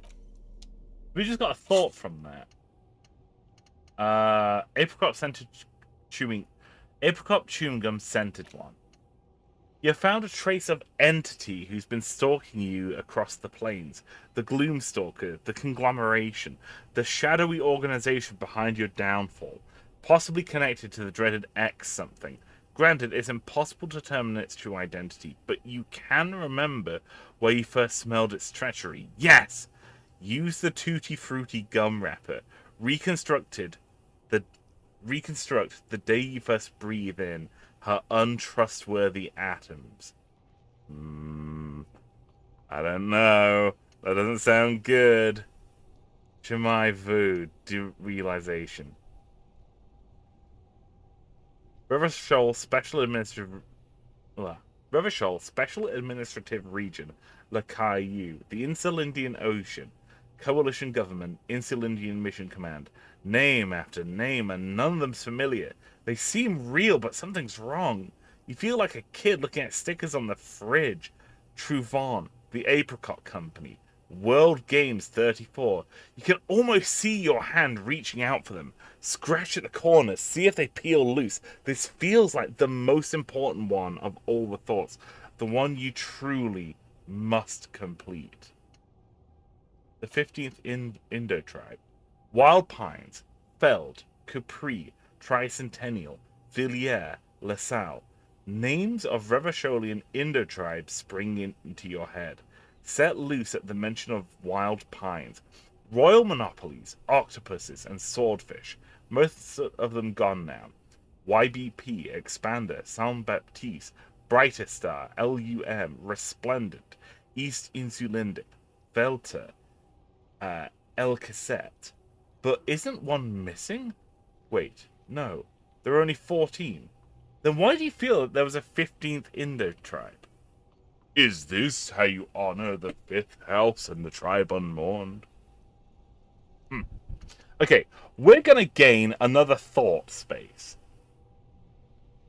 And we're going to use it to research Je m'ai vu. Let's have a think. Let's have a good think about this. Let's see what else we've got for sale here. Helpline to the company that controls the drawbridge. Gotcha. What's in here? There's a pile of cheap sunglasses in a small box. A variety of shapes and colors. Oh, I love shit sunglasses. Someone says we're slipping dangerously close to a panic attack. Hey, it's me, Encyclopedia! You like sunglasses, officer? I've got the latest styles right here. Let's try the shades on. Abort. These are hideous. What's more, they don't even fit your face. You can feel them pinching your nose and chafing against your brow. Oh no. Damn, officer! You look like a mega secret spy. Very secret. They're practically made for you. I'll let you have them for 2 real and 50 cents. They're perfect for concealing your bloodshot and baggy eyes. It's going to be very difficult for anyone to take you seriously with these things on your face. Right. No, you are definitely not buying those. Don't tell me what to do, Kim. I like those sunglasses. No, I can't. We can't walk around with you looking like this. Okay, fine. Go ahead. If you want to look like a walking midlife crisis, then who am I to interfere? Okay, let's have a look at those ugly glasses. They look cool! I like those! +1 to electrochemistry, -1 to logic. I have those. Yeah, I literally used to have a pair of glasses like that. They're fantastic. Let's rummage through the box, see if we can find something better. These are all boring. Boring third-rate ho-hum sunglasses made of cheap Cerise plastic. The kind of plastic that melts in the sun. That's the best kind of plastic. Those UV stickers are almost certainly just there for the show. If anything, these lenses probably direct more UV light into your pupils. A UV magnifier. That's amazing. These are all first-rate sunglasses. Premium design, superb material, very cool, UV resistant. These will definitely keep your eyes safe and cool while doing your dangerous police work. I mean, Sealing says so they must be safe. Let's really get artsy with this. Try again. Maybe you can find some interesting sunglasses in the box. Let's go. No, Ugh. all you find is this lime-colored cellophane visor, produced by a bargain sportswear brand called Amphibian, apparently. There's a malformed green frog on its bent cap. Oh, it's the frog. Oh, that visor is perfect for you, officer. It'll definitely keep the sun out of your eyes while you're shooting criminals. Bang, bang! And all for a mere 6 real. 6 real, that's a bargain. Hey, Coma Nomad, how you doing, man? Welcome to the stream. We're currently clothes shopping. We're looking at, we're looking for glasses, but it looks like we found a hat. Kim, are firefights something we should be prepared for? I hope not. He says, looking it up from his browsing. Don't like it? Sure, Square Joe. No problem. Let's get you some real shades. How you doing, Cohen Nomad? Do you having a good one? Amphibian sports fires. Let's have a...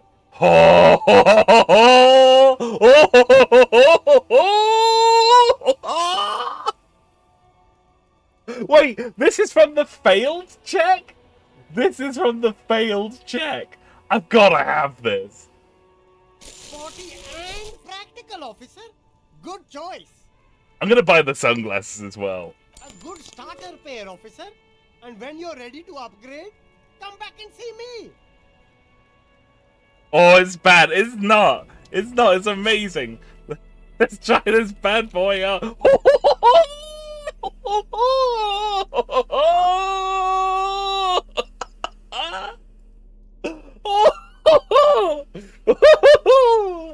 That's very good. That's very good. Oh. Are you having a good nap? Excellent. Very pleased to hear that. The malformed green frog of the visor seems to keep an eye on your surroundings. A beady, suspicious eye. The light-tinted cellophane appears to be poorly molded. The imprint says made in Safra. Let's try this bad boy on.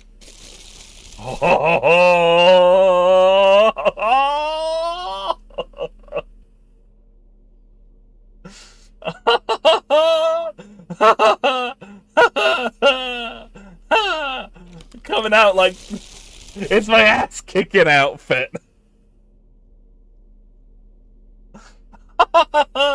Very disappointed that the eyes aren't on here. That stings.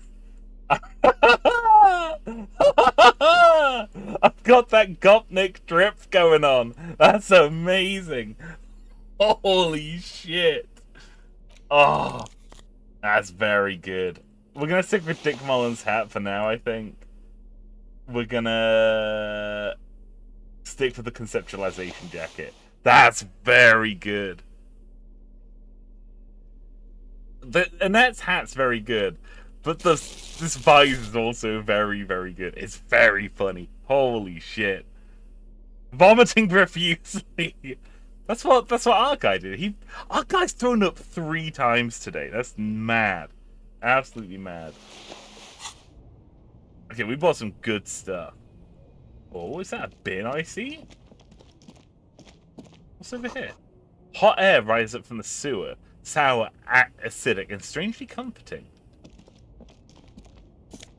Ooh, bottles.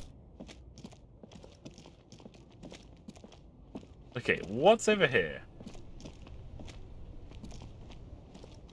You see 2 lowly, defeated speakers, thralls, slaves basically, perched atop them like conquerors surveying the land. A pair of found, durable wear sneakers, ultra series. Ooh. I can see you have a taste for luxury, officer. Can't keep your eyes off those sneakers? I'm gonna inspect the speakers. These once respectable speakers have been conquered, reduced to a mere prop by the indomitable found ultras atop them. No, don't look at the speakers, officer. Look at the sneakers. The sneakers are the stars here. What about the speakers, though? Doesn't anyone want those? These, officer? These speakers are Samaran garbage. I'm ashamed to even use them for props. Don't waste your time on them. Samaran trash? That sounds like they're from the Samaran People's Republic, produced under the dictatorship of the proletariat. Why not just buy the sad conquered Samaran speakers? No way, officer. These aren't for sale. They're bad speakers. Low-fi socialist junk. That's why I want them. I think I might be a lo-fi socialist junk myself. No, officer. You're a high-class policeman who accepts nothing less than the best. Lucky for you, I've got the best on sale.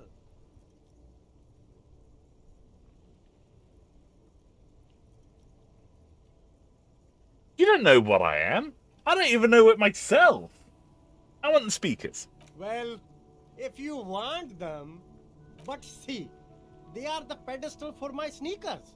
If I let go of the speakers, Where will the sneakers go? I can't leave premium lifestyle sneakers on the ground. If, on the other hand, you wanted to buy the sneakers too, I could maybe throw in the speakers for little extra. 50 cents? Okay, how much are the sneakers? Damn. So you have to buy the sneakers first. How much are the sneakers? A pair of Faun Ultras. The design is impossibly sleek and simple. A futuristic silhouette with a sleek monochrome colorway, a jet black upper, and a silver-lined midsole. Those sneakers, mister. Those sneakers are the latest Faun sneakers. Super air, super fine, super cool. Only 50 real. No, that's really expensive. Only? That's madness. Faun Ultra. We're the future. You remember the slogan from some magazine? I can't buy those. I mean, I want... Oh, look at those stats. +1 to reaction speed, +1 to hand-eye coordination, -1 to encyclopedia. Yeah, that's... Encyclopedia, that shit's for nerds. Let's get some sportswear. We'll come back and buy those at a later point when we're not so broke. We're living in broke bitch mountain right now. Okay, we got money. Let's go return to Gart. Someone says we need to spend our money on hotel debt, not useless, ugly shoes. They're not useless or ugly. They are practical, and they're going to go on my feet where they belong. Look at all these guys. There's a bunch of dudes in here. That sugary black rum stain on the counter makes you teary-eyed with joy. It's almost touching how syrupy and sticky it is. How long have you been up already? I don't know. 2 hours? An hour would have been bad. 2 hours is mystical. You have truly wiped out all trace of yourself if you haven't thought about rum and lemonade yet. Actually, should I be thinking about this? It's like drinking hasn't turned out so well for me. Maybe you haven't turned out well for your drinking. Have you thought about that? Get a goddamn rum and lemonade to yourself, boy. Or better yet, lick that stain off the counter. Oh, Jesus Christ, electrochemistry. I love that the options are lick it, don't lick it, and lick it, but only a little bit. I don't want to lick the rum stain off the counter. I don't want to lick that. No, I don't know where the counter's been. And also, I'm a recovering alcoholic. I don't want to lick it. What happened, man? You used to be cool. Go get your boring normal person drink then. Get your drink on and your act together. New task, find booze and drink it. Let's talk to these guys here. It's all about money, you know? Look at all these people. Who's this? It's Gart. Can I help you? Here's your trash container key. Thanks. I hope you found what you were looking for. Someone says Mussy is the king of wise financial decision, king of gambling, Clem's, ugly plastic glasses, and the worst shoes I've seen in my entire life. Hey, those shoes are going to go super, super well with my new frog visor. Thank you very much. I found the victim's clothes. How strange. I certainly didn't put them there.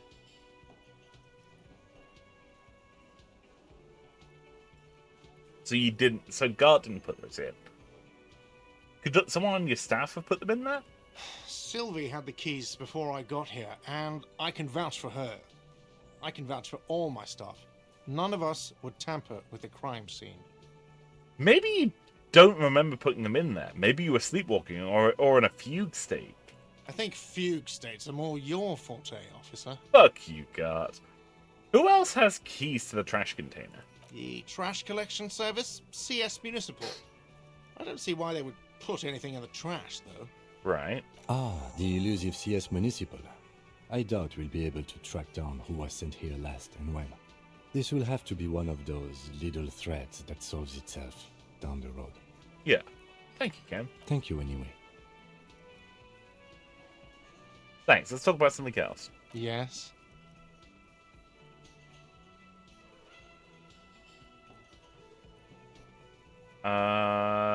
Gut, I saw another thing at the whirling. Another thing. Great. I love those. I don't know, so- Yes. So I talked to Sylvie. Wink. God. He doesn't look too pleased. Oh, but he should be. Lay it on him. Oh, no! No! That line! No! Oh, God in heaven! No!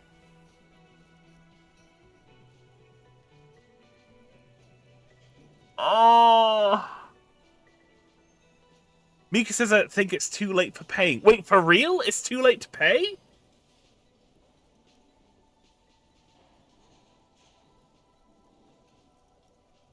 Is it really too late to pay? Hang on. Hang on.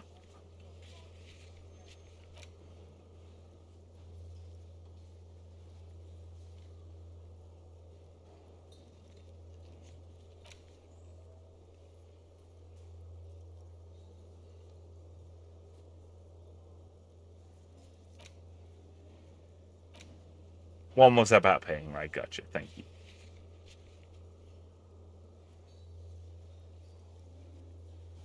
Okay, pay for damages. You need to pay for damages you caused in the whirling of rags. You won't have a place to stay tonight. Or you won't have a place to stay tonight.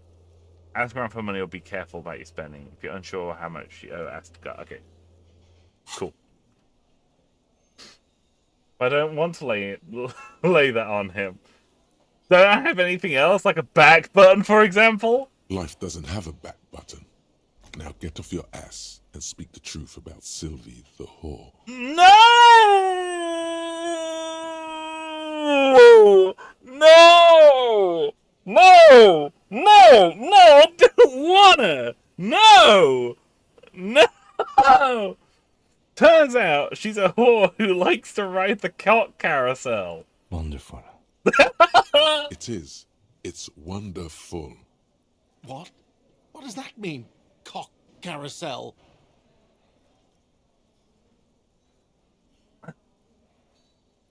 No!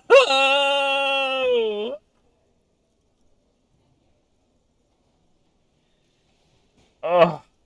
Mika says, how did we get here? We passed a passive electrochemistry check when speaking to Sylvie, and it gave us the option to flirt with her. After flirting with her, we then tried to pass an empathy check to see what was wrong with her. We suspected that but we failed that check, which led us to believe that Gart had done something wrong. So we're now trying to talk to him about it. Oh, Jesus Christ alive. This is horrible. These are all horrible dialogue options. Just drill the inside of my mouth with my tongue. Huh? Yeah, this feels right. It feels wise. Good setup. No! Now speak the real shit. She rides the cock carousel until she's too old to ride it. Then she settles down for a provider. Does it mean you talked to her?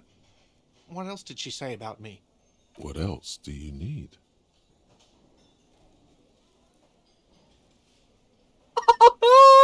Yeah, she said that she likes the cock carousel very much. So fun. Depicts a carousel of cocks going merrily around. Oh, Jesus Christ. God, the detective sucks. You don't want to know, man. The man leans his hands on the counter and sighs. His head drops between the shoulders, heavy and defeated. She broke the bird, you know. The great skewer. I found it on the ground with the broken wing. On the morning she left. I should have known.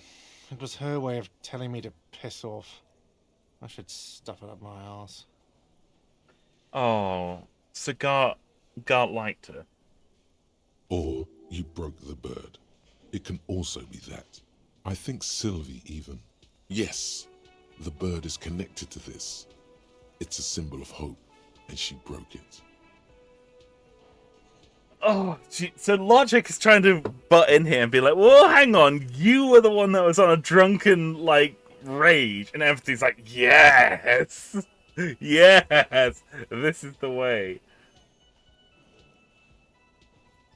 I mean, I might have broke it. No, it was her. She's off to ride that carousel you told me about. Cock carousel. I understand now. No! No, we black-pilled him! No! We ride the cock carousel until the clock runs out. Here, have the rest. No! No! Now, let me have a drink and think about this shit for a moment. On my own. And there we have it. Isn't that beautiful? Another situation fixed by Dr. Love. Awful. I need to pay for my room. Can I help you? So about the money that I owe. Yes. Have you got it? How much do I owe you? A lot. A lot. For the room, drinks, and broken window, 130 real. Aye, King Monk, have an excellent evening. Catch you in a bit. Bye-bye. Thank you very much for swinging around, man. I have your money. Well? Here's 130 real. Slam the bills down on the counter. I hope you choke on it. Here it is. Sorry for the trouble. Yeah. I'm sorry for the trouble, man. Great. Thank you, officer. That's all I wanted. Payment for services rendered. If you continue to stay here, I just ask that you please pay your nightly bill in advance starting tomorrow. I'll unlock the electronic lock to your room. All the doors lock automatically at 9 p.m. Okay. Please pay for each night in advance starting tomorrow. 20 real per night. Okay. I'll take a room here too. Ooh, Kim's getting a room here too. Of course. Always happy to have officers from the RCM as guests. Anything else I can do for you? No, that's it. Thanks, man. Hey, so we've been monitoring you internally, and now we know your Copo type. Wait, there are Copo types? Yes. Guess what's yours? I don't know, some kind of weapon cop? No, you're the sorry cop. The cop who's sorriest. Let's make it official then, shall we? Wait, it's just because I said I'm sorry a bunch?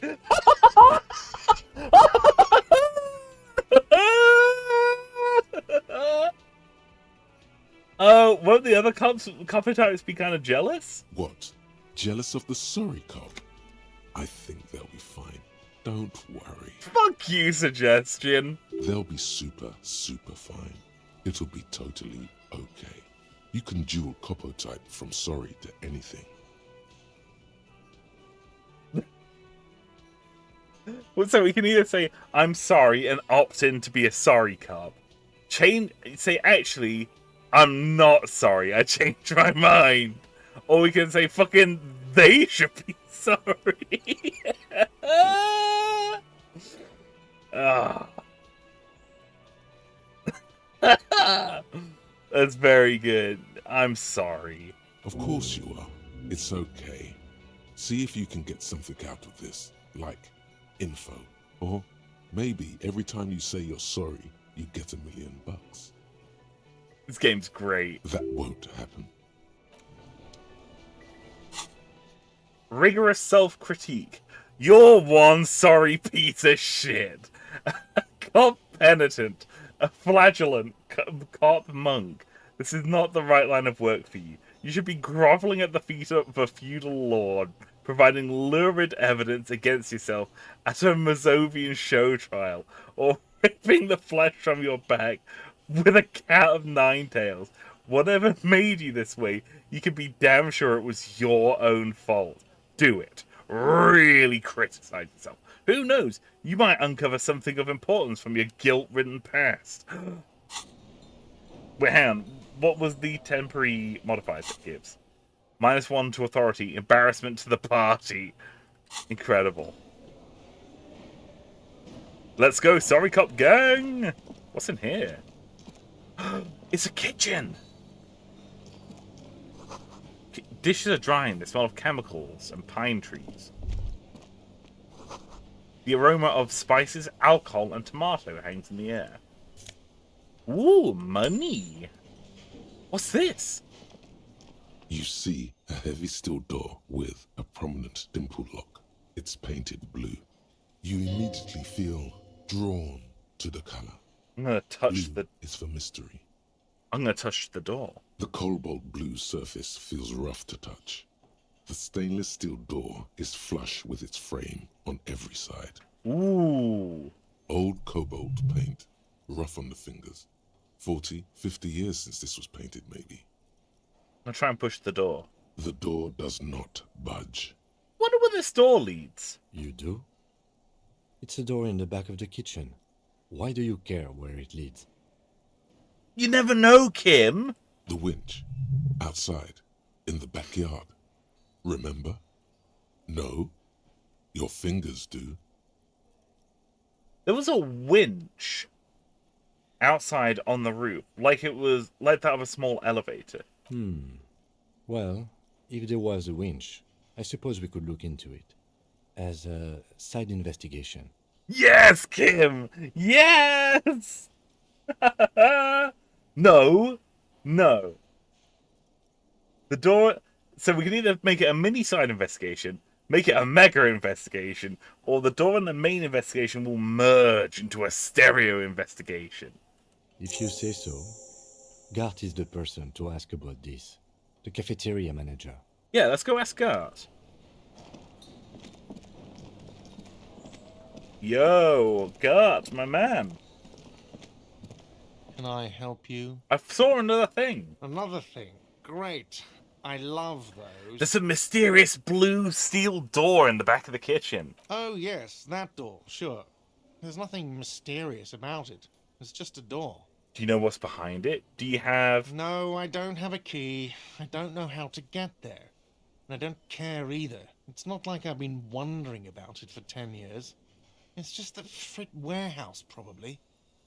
Oh, he has definitely been wondering for 10 years. Or some boring storage space with a bunch of old junk and dust. Junk and dust. He runs his finger across the counter to check for dirt. He's attempting to maintain an air of indifference. It's absolutely not convincing. I think you'd like to know what's back there. Fine, okay, a little. Yes! But my job doesn't leave me time for wondering about one locked door in one of the cafeterias I manage. So I haven't opened it. I have cleaned the whole place 100 times over, though, after the animals. And I haven't found a key, so good luck with that. Okay, nice. I guess I want to talk about. Yes? Bye. Okay, we've still got time. We've still got like half an hour in this day before we're going to need to wrap up. Let's keep exploring, see what else we can find. Right, let's talk to more of these lorry drivers. We were told that there's a lady driver somewhere. So it was near a statue? Oh, where are we going? Oh! A bold slogan, Humanox, covers the truck. What is this? Oh, it's a statue. Look. Ooh, look at this. It's all kind of like held together on string. What's this?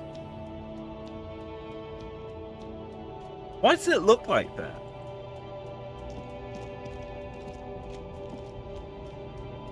What's this? An old monument stands in the middle of the traffic island, pointing toward the sea.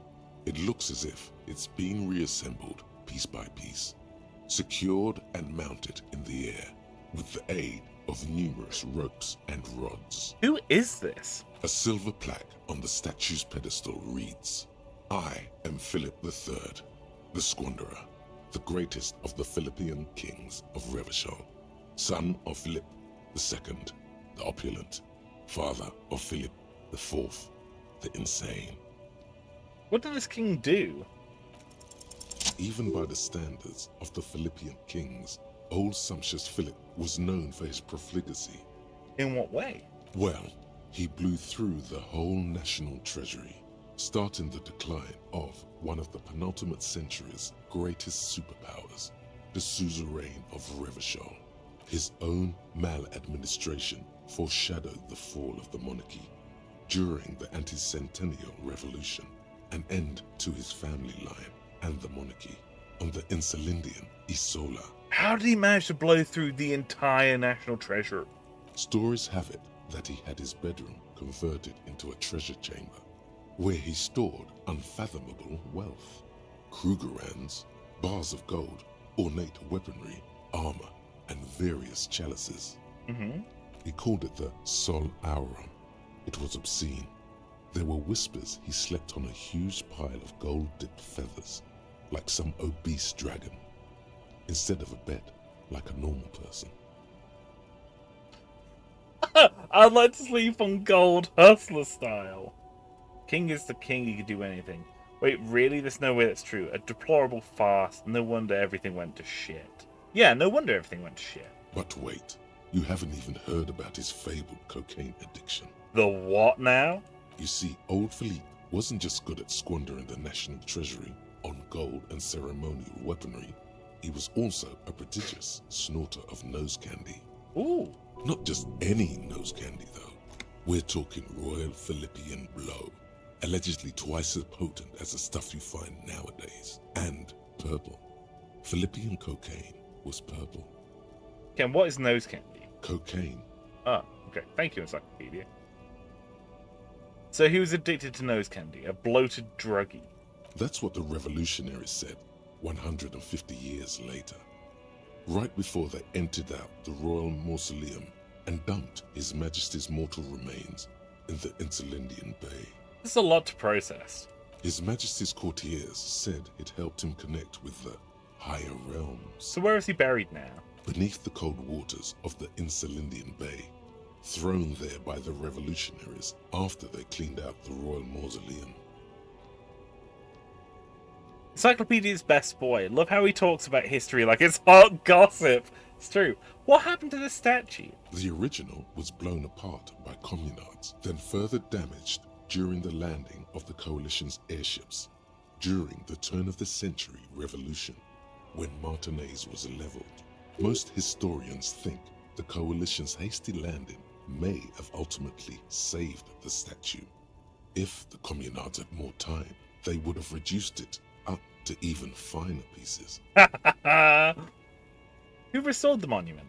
Some years ago, a group of liberal, artistically inclined individuals, designers mostly, thought it would be ironic to restore the statue of the most wasteful ruler of Revachol in the poorest part of the city. Oh.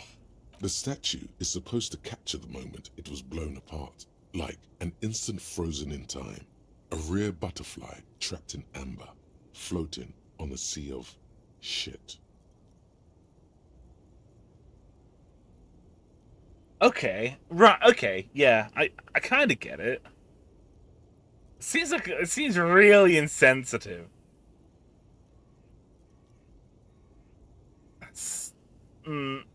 That's such a bad idea. People in Martinez tend to agree, as do many prominent art critics and thought leaders with more nuanced social awareness than the young ironists. Philip III, the squanderer, however, with his bronze face up in the air, doesn't seem concerned about what the hoi polloi think of him in death. Huh. That's really cool. That's a really fun little detour. Tell you what, before we continue any further, I am feeling pretty hecking dehydrated. So I could probably do with getting myself a cheeky little beverage. Kim's having a little boogie woogie. So I'm thinking I'm gonna throw up the drink break screen and go get myself a cheeky beverage. I'm gonna pause the game. And I'll be like 5 minutes. Let's say 5 minutes. I'm gonna go get a beverage and maybe a little snacko. I would encourage other people to do the same. Maybe get yourself a glass of water, maybe some juice, or Maybe, I don't know, maybe for those of you above the majority age, some booze. Find some booze and drink it. Maybe have a cigarette. Or do some cocaine. Don't do those things. Don't do those things, chat. Don't do those things. Electrochemistry's taking over my body. Alright, folks. I'm going to be right back. I'm going to go get a cheeky beverage. I'll be like 5 minutes, and I'll see you all very shortly. Okay? Okay. Be right back, folks.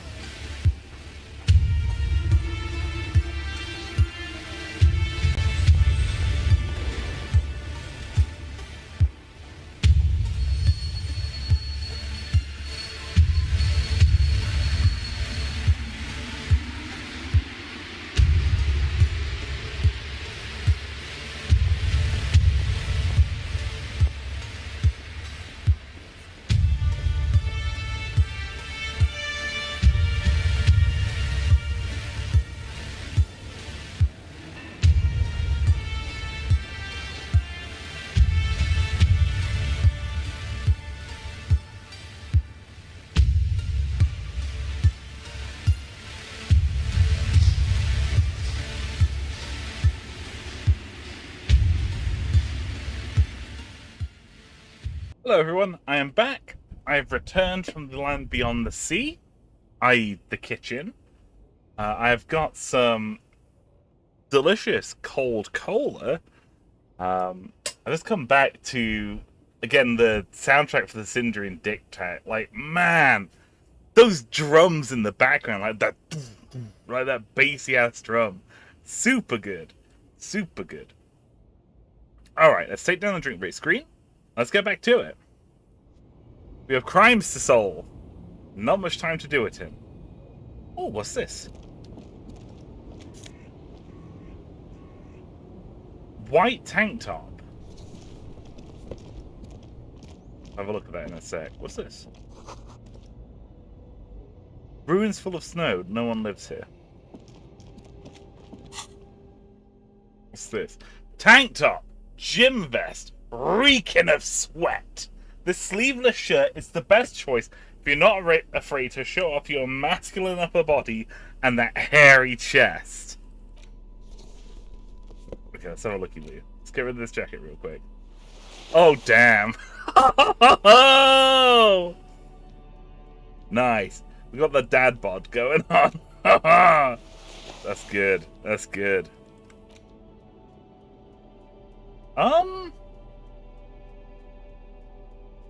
Tell you what, we might even keep this shirt on, because this is a net positive for our stats.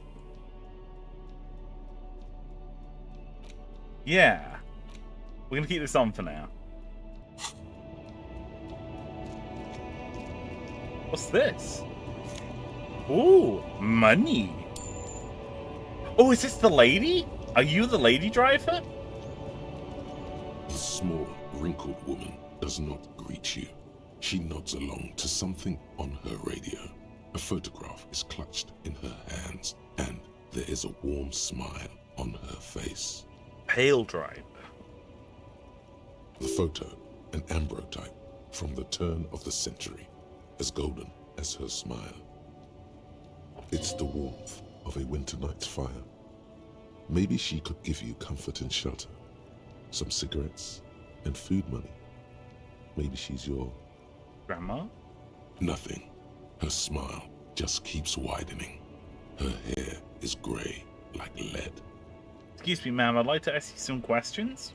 No response. Wherever this woman is, your words fail to reach her. I snap my fingers in front of her face. If you want her attention, you may need to be more forceful. I snap my fingers twice. Where am I? Who are you? I was actually hoping you could tell me that. Never mind. I remember now. I'm still stuck in that traffic jam in the 50s. Where else would you be then? Back in Mecca, during the time of the revolution. The sidewalks and cafes are filled with young people. I was on my way to see a new Boyadero picture starring Gabriel Buenguerro. Until you came along, that is. Who's Gabriel Buenguerro? This is Gabriel Buenguerro. She shows you a photograph in a lavish amber frame. Take a look. A strikingly handsome man looks straight at you, his head crowned with a wide brim hat. His hair is dark as an oil slick, and his jaw the most perfectly chiseled thing you've ever seen. Damn, handsome guy. He was the biggest star of his day. Girls used to faint in the aisles of cinema whenever he came on the screen. And schoolboys used to memorize all of his lines. So I take it you were in Mesk when you were young. Someone was. What? Someone? These are not your memories? They are someone's memories, boy. What difference does it make if it's me or not? I didn't know you were from Mesk, someone. They're beautiful. That is all that matters. Beautiful and true. And they will win. They're coming for this, you know? All of this. What are you talking about? I'm sorry to interrupt your dreaming, man. I wasn't dreaming. I was there, Loman. It was early spring, and the man behind the black sun had just come out. The posters were 20 meters tall. Everything was golden. While you, people, were tearing each other apart over your petty little revolution. In Meth, it was a golden age. The Republic of Mesk is a massive confederation on the Isola of Muindi, the world's largest state by territory. It's a petrostate, a constitutional monarchy, and, as of recently, an outcast due to its tilt to the far right. I see. Okay. Right. I have a few other questions for you. Police questions. Why not, Sheriff? It's not like I have anything better to do in this hellhole. She settles back against the railing of her motor lorry. Behind her mounts some memorabilia, photos, and knickknacks line the dashboard. There's something off about this woman. Tell her to show you the soles of her boots. Maybe she was at the hanging somehow. Oh. Okay. What are you hauling? Diamonds. Diamonds, really? Of course not. But wouldn't it be marvelous if I was? Okay, but what are you really hauling? Whatever stupid things they put in the lorry, I imagine. So you don't know what you're hauling in your own lorry? I quit concerning myself with that a long time ago. Besides, I don't drive the lorry for the cargo, if you know what I mean. No, I don't. She says that as if something narcotic is the real reason. Wait, you get high off driving a lorry? Oh, it's so much more than a high where I go, Sheriff. It's low. I go to the bottom. Okay. Yeah, it's definitely some kick. Some terrible kick in the dark. A sleep kick. Perhaps you can find out later. What if the cargo's contraband? Then it's contraband, lawman. What? Do you want to take an old woman in? Be my guest. Lock me away like bad hand Hermenegildo. Bad hand. Hermenegildos' bad hand. Strangled 300 people. Holy shit. What can I say? Some people just really like strangling people. Oh boy, here I go strangling again. I still don't really understand this whole Boyadero thing. Of course not. To truly understand the Boyadero, you need to listen to On the Western Plain. The Boyadero, Boya for short, is a cowherder from upstream Margaret, the great steppes of northern Mesk. He is a rugged individualist and explorer. Okay, and what's that? It's an old ballad about a young girl who falls in love with a daring Boyadero. He promises to marry her as soon as he returns from the Western Plain. I'm guessing that doesn't happen. Of course not. The Boyadero returns from the Western Plain a changed man. One night, as he and his beloved are out walking along the river Margaret, she pleads with him to give up his riding and settle down. I think I see where this is going. So the Boyadero strangles his beloved and What? throws her body in the Margaret. Then he rides off, because the Western Plain is calling to him. That's not where I thought this was going. You have to understand. A true Boyadero needs a whole horizon to himself. He can't be tied down by man or woman. His beloved was selfish. She didn't know what it meant to love a Boyadero. Don't fucking strangle people, though. Don't do that. Alright, are you the lady driver? Did you just call me a lady, Sheriff? She clearly doesn't think she's a lady. Don't repeat it. I was told you were a woman driver, so you're the only woman here. I'm not that either, Sheriff. I've gone too far from it all to remember what was between my legs. It doesn't work like that on the long haul. So you're not the driver everyone's terrified of? I'm only terrifying to small children, and to those who used to know me. Why are you scary to people who used to know you? Because they can no longer recognize the person I once was. Ah. You said long haul. That's... The big ones, the trucks. There's no women and men there, it's all just... In the middle of this town, there's a ghostly motorway. It takes all the people where they want to stay.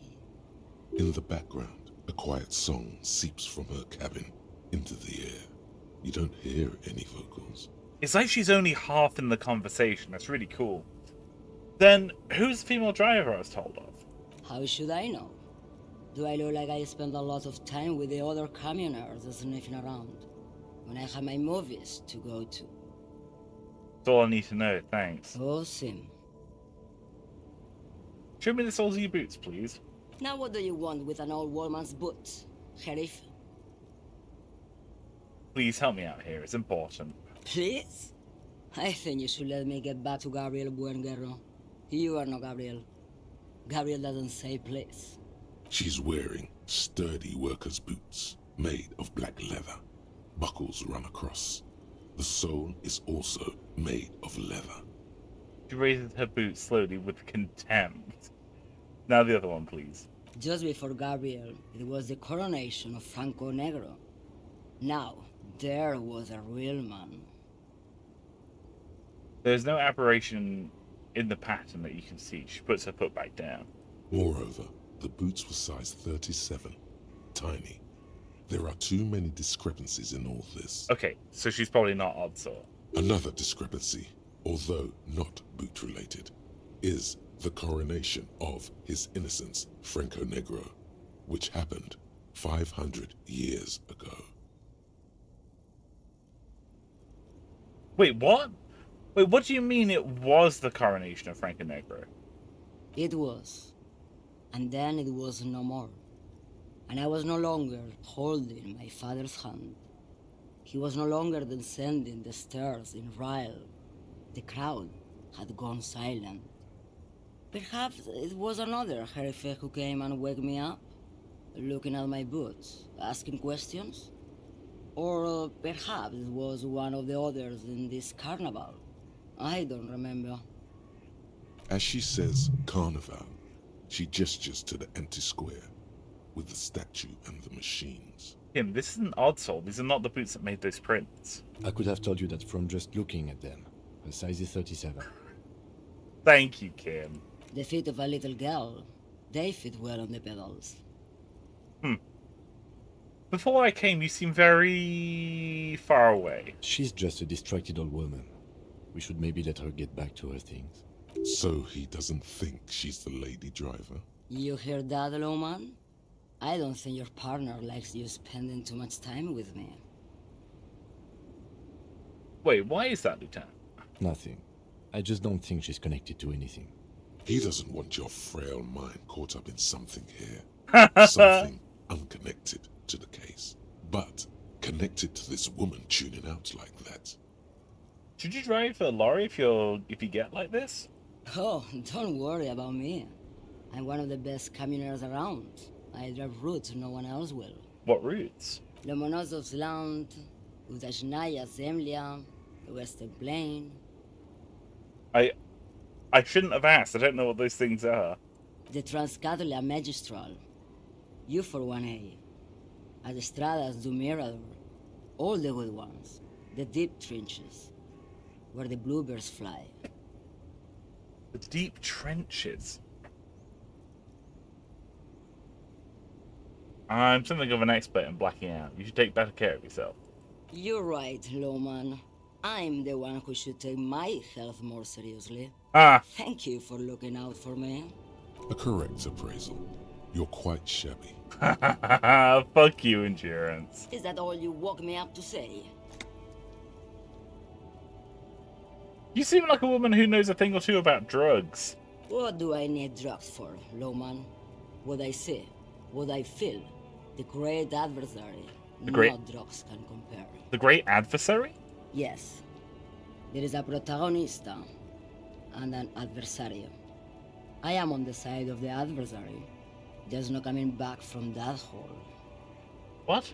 Those epithets are familiar somehow. The great adversary. The great unrest. I don't like the sound of any of that. Sounds like a horrible drug. The worst one of them all. Where can I get my hands on an experience like that? If you don't know,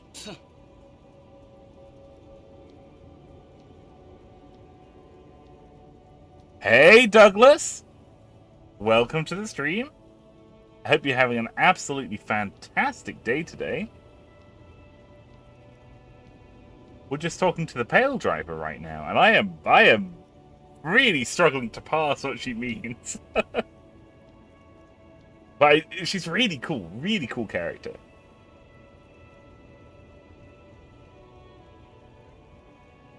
What is it that you're hauling exactly? Your man, low man. What of it? Yeah, she's really interesting to talk to, someone. Okay, let me put it another way. Are you smuggling drugs through Terminal B? Maybe. Probably not. Makes no difference to me either way.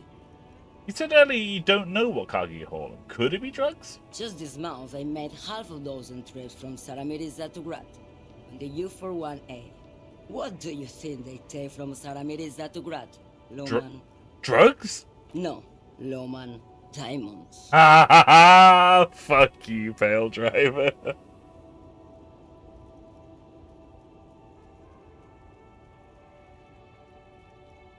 Oh, I'm on the wrong account. Sorry. Either way, I'm fine. BRB though. I'll get me right. Okay. Gotcha. Glad to hear you're doing good, man. Oh, it's Doug. It's Doug, right? How you doing, man? Great to see you. I was wondering who you were for a moment.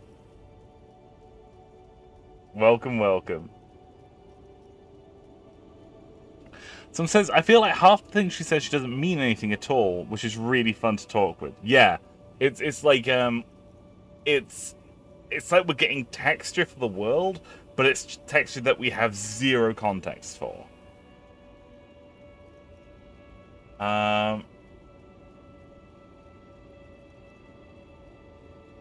If you had to guess, who would you say is smuggling drugs around here?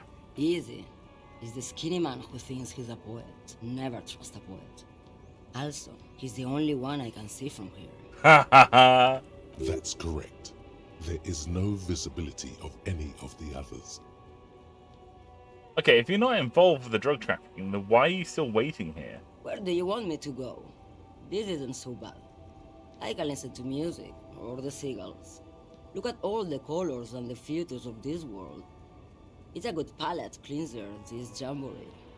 She's super witty, super alpha at the same time, which is an incredible comment. Yeah, she's like sharp as fuck. Or I can just relax and let my mind carry me back where it will, to the Great Plains.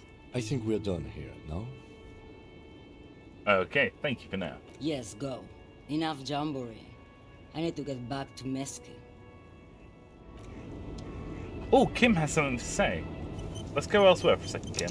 Let's go somewhere where I can see you in the camera. Lay it on me, Kim. We should think about calling it a day, maybe. The nights are still miserably cold this time of year. Yeah, my hostel room calls me. We can pick up where we left off tomorrow morning. Okay. Right, let's go to bed.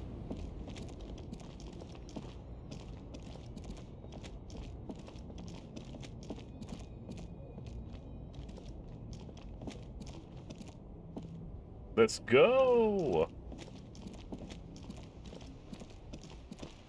The gardener's still out here, just sitting out in the snow.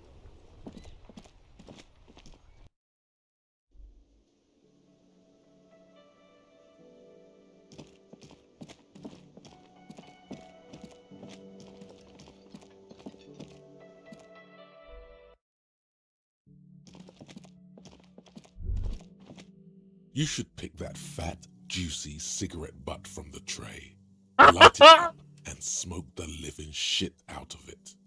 The what now? The living shit. Your mesolimbic reward pathway does not mince words. It wants smokes. Am I a smoker? Who knows what you are? A monster, a murderer, the gnome of Jeroma? You feel like a smoker. Especially when you look at that juicy, succulent, seductive cigarette stub, still smoldering deliciously. But she broke it at the filter. I can't smoke that. How very astute of you. This renders it ineffectual. You should look for a whole cigarette, or better yet, an entire pack. Strike that. A carton. Make sure they're all healthy and able-bodied.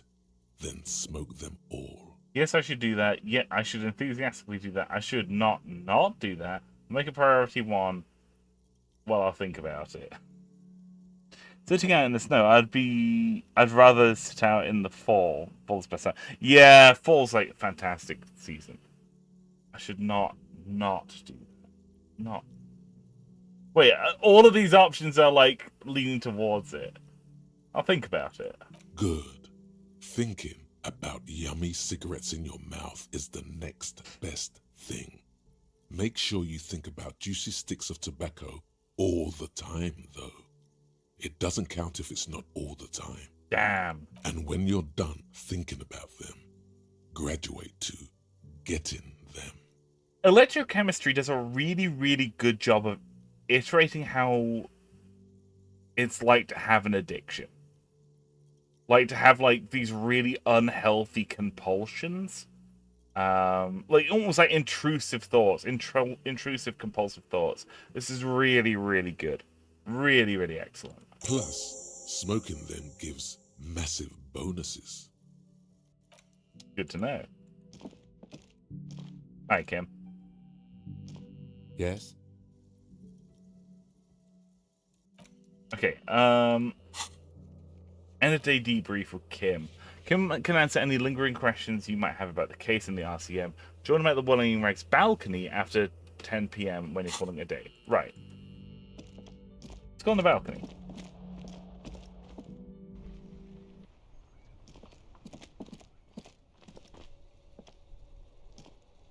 Yes? Tell me about the case again. What do you want to know? Can we go over the preliminary information? Oh, I'm in the wall. Hang on. Good. Oh, I'm in the wall. No. Kim. Yes? What do you want to know? Can we go over the preliminary information again, please? What is this game? This is Disco Elysium. It's a detective game. We are playing a nameless detective. We don't know what our name is because we have amnesia.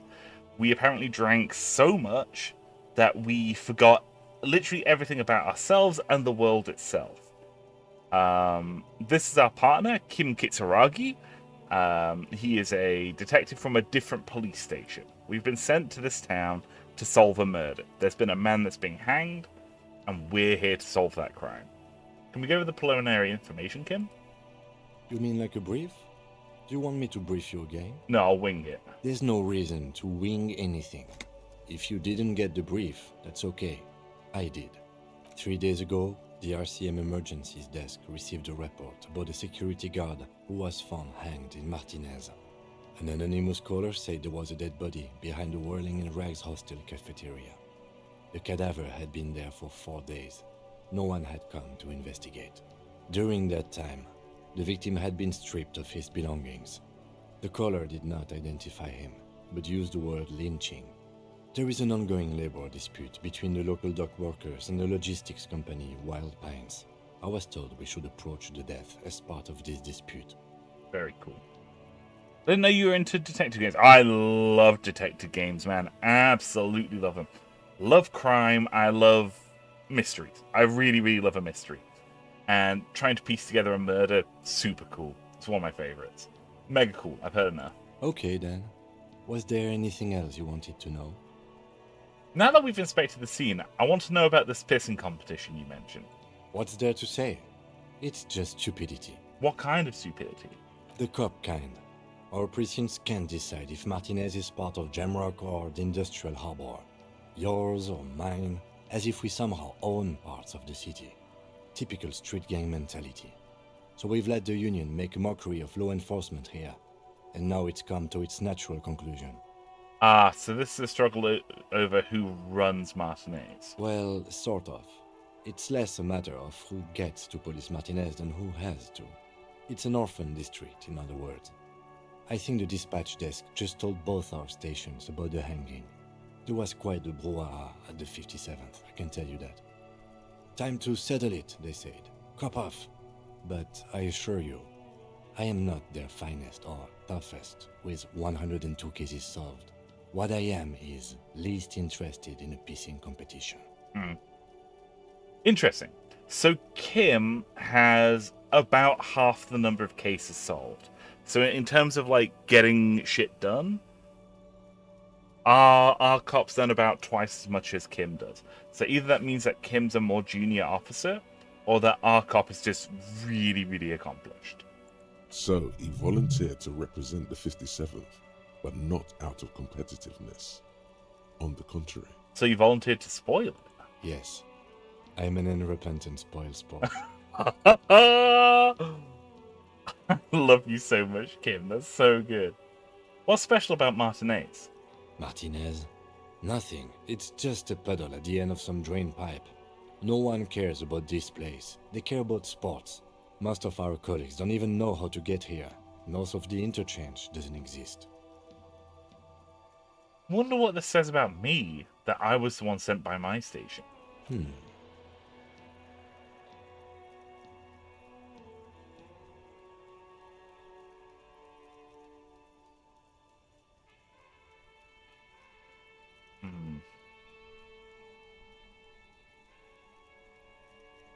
There's only one conclusion. I am the finest. I am the finest. A case-solving machine sent to outperform you in every way imaginable.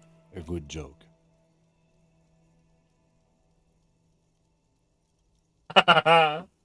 Yes, a joke. In truth, I'll only moderately humiliate and outperform you. Oh, you will? Then I will help you to do so.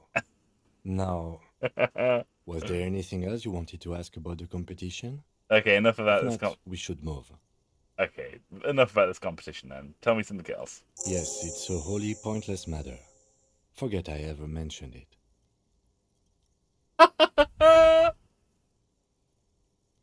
Yeah, the only detective game I played was something called Duck Detective: The Secret Salon. Hey, that's an excellent name. It's very fun and short. Nice. Very Paper Mario-like. Very cool. We've already established that our guy hasn't been on the force. We've already established that our guy hasn't been on the force very long, but he's done a lot of cases. I think it said that we were on the force for 18 years. Because if I remember, there was... Ah, shit! Ooh, what did I just do then? Ow! Fuck.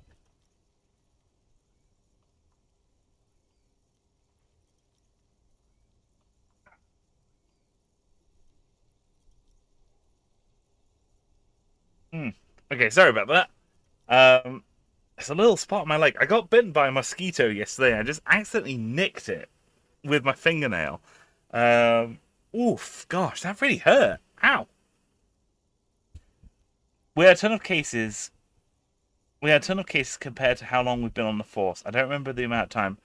I think it was 18 years. I think we had 18 on our years. Like 200 odd cases solved and only 3 kills. I think it was our kill count that's surprisingly low. We have a very, very low kill count, but a lot of cases solved. Why did the 41st send me? Because you're the best qualified.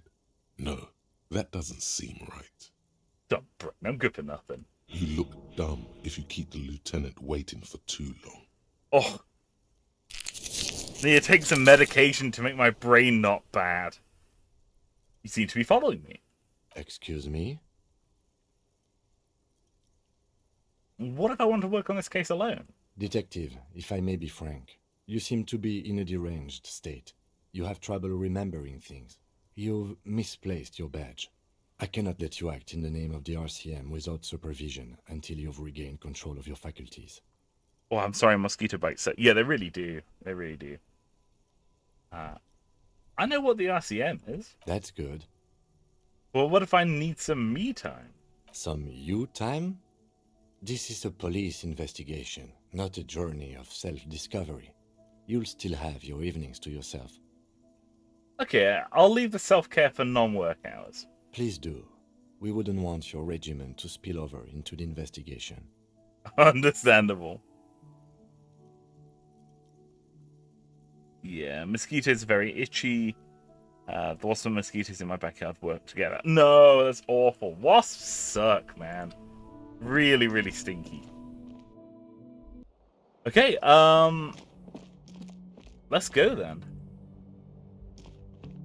This is the door to the room You redecorate it. Good night, Lieutenant. Just a moment. You had some questions earlier, I believe. And besides, Right. we should discuss our progress on the investigation. Let's go out to the balcony. Okay, let's go.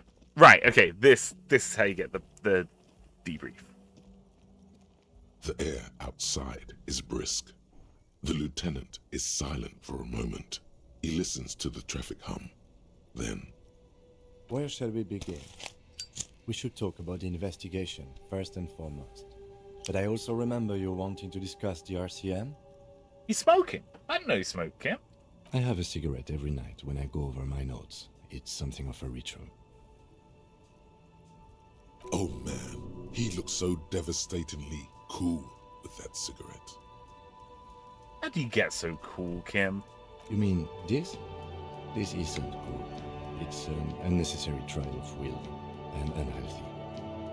Keeping the habit within the parameters he's given himself takes a lot of focus.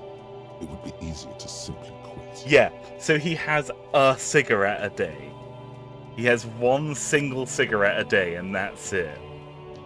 That must be way, way harder than just not smoking. Yet, were he to quit, he would lose the cool factor. This man relishes his cool quite a bit, below it all. I don't want to have a cigarette. Right then, the debrief. Yes, it's been a long and eventful day. How do you think today went? We performed a thorough initial inspection of the victim's body, so that's good. One could say it's the main thing to do in a murder. Then you shot the body down, which was quite a shot.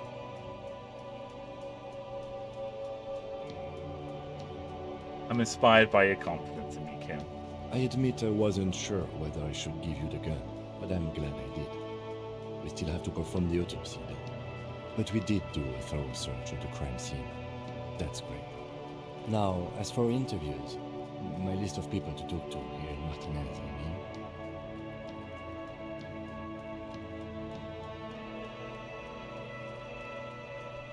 The initial interviews, yes, we talked to some people. Not always the right people, I'm afraid. Hmm. We weren't able to find the union leader, Everard Clare, much less interview him. So that's on the to-do list for tomorrow. We tried to interview the White Palms rep, but she asked us to do something for her first. Fine, so be it. I have a feeling Joyce knows how dangerous the situation really is. We have to get her to talk to us. Above all, though, today was exhausting. What's with all the running? You run a lot. Is that a standard Precinct 41 practice? I really, really like it when video games make commentary about the things that we do. Because the default movement speed in this game is a slow walk. But you can toggle on run, which is what I've been doing this whole time. I like it when games like draw attention to that. That's really cool. I like that. I have a really good theory about why you're running so fast, son. Just you wait until we get up tomorrow. I don't like that electrochemistry. I don't like that at all.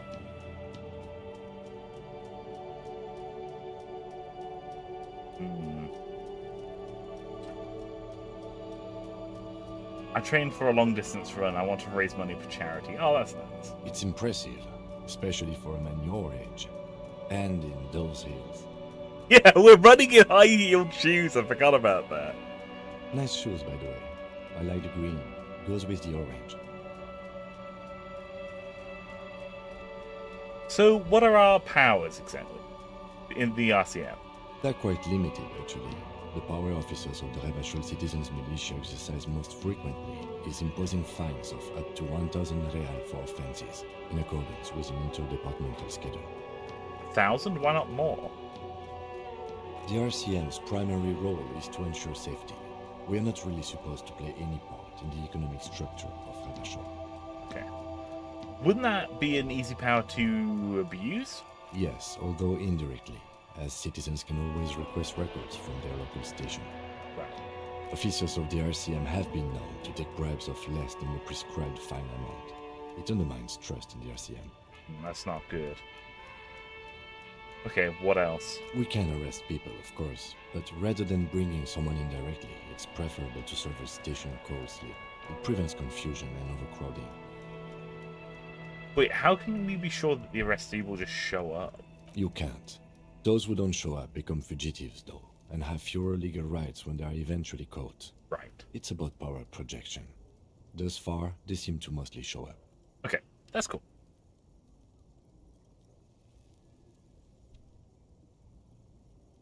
Someone says, sure, the cognitive functions have some best boys, but Kim truly is the best boy. I love the fact that it's like a new emotion speaks, and you just slap your hands and go, best boy. But you're right. You're right with every single one of them. Every single one of these guys is the best boy. They're all so good. I see. And if someone resists? As you may have gathered from the fact that we are expected to carry a record of our kills, like the one in your watermarks, we are permitted to use whatever force is necessary, and strongly admonished not to abuse that power.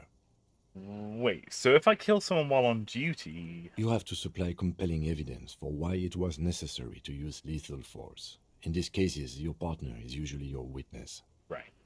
Not a good position to be in, by the way. Internal Affairs handles these cases thoroughly, by cross-examining you for inconsistencies. It is hard to cover for anyone, which is for the best. Yeah. What happens to the people we convict? We don't convict. We arrest and send them to coalition government courts in Couron and La Delta. The prosecution works off our testimonies and records, which is why it's paramount to keep them. Right, gotcha. And who makes all these rules? The coalition government? Yes, the international community's mission in Ravachol, and the moral intern more broadly. The RCM was formed by the coalition government to restore order in the international zone after the revolution. So we did. Now we attempt to maintain that order. No more, no less. Okay. Or perhaps it is better to say we were allowed to form.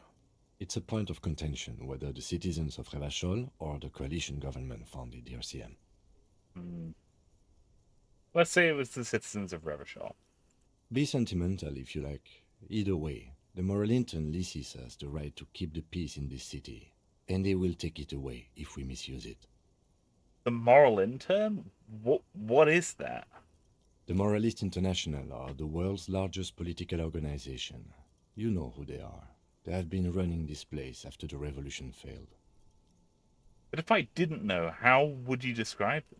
They're a union of center-left and center-right parties across the Real Belt. Our coalition government is just one of its many projects.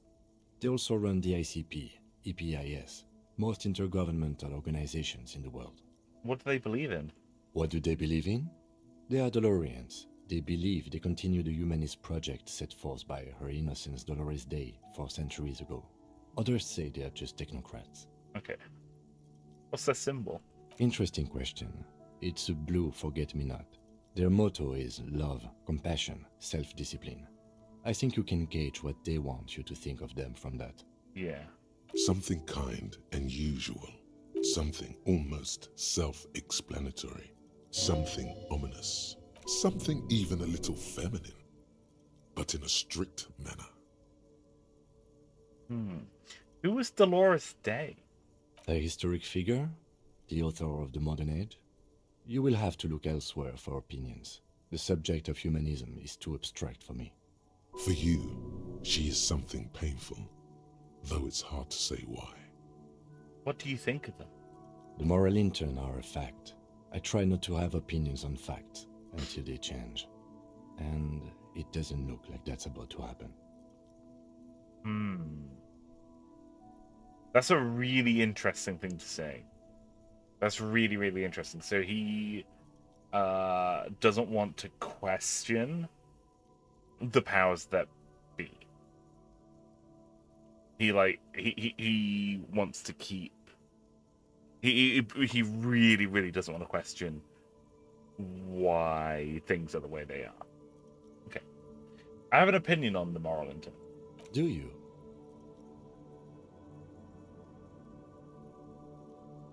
Things are bad at that point in the city. We need them here, giving us the right to police Ravachol. They've done an awful job here. Have we seen the place? This isn't humanism. We are stooges for the world's biggest bourgeois organization protecting bourgeois rights. Utter silently. Immigrants, liberal kips, fucking men are turning into women. On second thought, I don't have an opinion. Forget about it. They've done an awful job here. Have you seen this place? This isn't humanism. We are in what is called the twilight of international law. The laws we claim to enforce come from the MI. Without them, we are simply vigilantes. Maybe we should make our own law. Spoken like a revolutionary, not a cop. But hypothetical aside, in Martinez we already are vigilantes. At least the Union thinks so. I expect our job here to prove quite challenging. Right. So we're kind of... Okay. So we really are just sanctioned vigilantes. There's no actual cops. We're just a vigilante group that have been given some degree of legitimacy through the moral intent. So the coalition government has gone, yeah, we're not actually going to provide law enforcement. We're just going to give these guys the rights to enforce the law. Okay. All right. Say nothing. Just look into the night. The dying lights of the city shimmer below. Slowly, like luminous clouds, they pass on his lenses. The lieutenant looks at his slim cigarette, contemplating the next drag. They really don't like us here. And the mouth on that kid, Kuno. It's different inland, in Jamrock and the GRIH. Why are they like this? It's our fault for leaving this place to the dogs, to the Union, to the company. Not daring to come here more often. It's like I told you, this place is an orphan, fallen between the cracks. And Jamrock and the GRIH? We run this city. West of the river is RCM land. He looks at the dark silhouette of the equestrian monument cutting into the night sky. It's incredibly hard. Human beings are... But we are in control, and it's worth it. The organization works. Our systems work. If they didn't, the city would disintegrate. I hope our investigation will help prove the situation here. At least do some good. Me too. But I wouldn't count on any drastic changes in our lifetimes. Thank you for this, Kim. Yeah, it's getting very cold now. Let's go. That was really cool. That was so cool. Like, just having, like, some quiet time on the balcony. That was awesome. That was really, really cool. Thank you, Kim. Such a cool guy.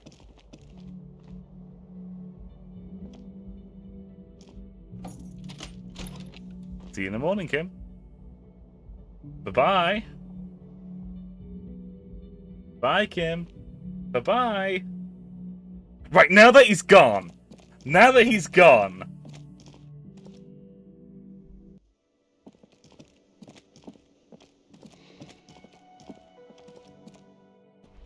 We're getting those boots.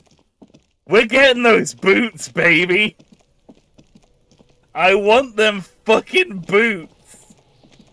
Hey, old man, I'm stealing your boots. The rotting man lies on his side with his eyes looking straight through you. The belt is still around his neck. His body is supine and open to intrusion by autopsy. I'm gonna try and remove the dead man's boots. Before you can grab hold of the boot, you hear a voice coming out of the dead man's mouth. It's the voice of Lieutenant Kim Kitsuragi, telling you to stop whatever you're doing. You're sabotaging the crime scene, and yet you haven't even finished the field autopsy. Boo! When you're done with the investigation. Boo! I'm gonna try again.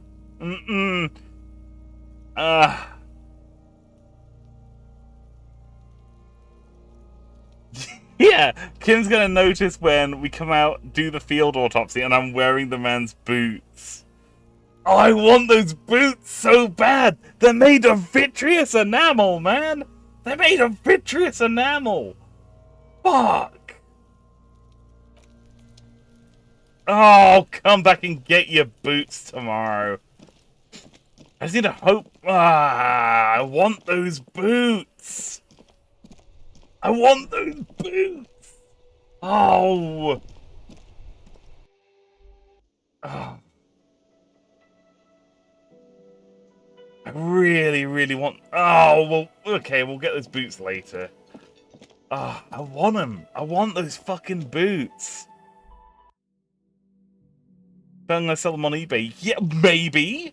Maybe I will. Maybe I should wake Kim up. Maybe we should go do this investigation right. No, we'll do it tomorrow. Unless it's a video game, you can't have the boots either way.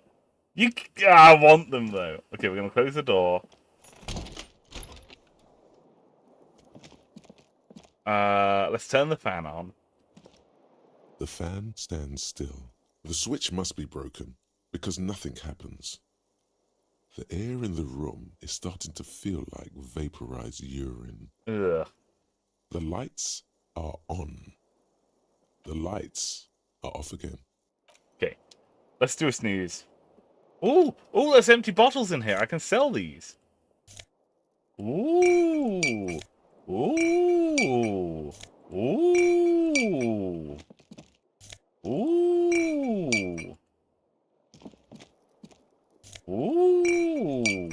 Ooh. Well, can I get... Okay, let's go to bed. Let's go to bed. The bed is cold and not particularly inviting, but it's yours. The sheets look awful. Well, if I ever make a game not talking about GPG, I'll make some boots for you to pick up. Thank you. Thank you. Right, let's crawl into bed. It's Betty Bobo's time. The sheets feel at once coarse and clammy against your skin. The bed sags beneath your weight as you stretch out and finally close your eyes. Ah, let's go to sleep, folks.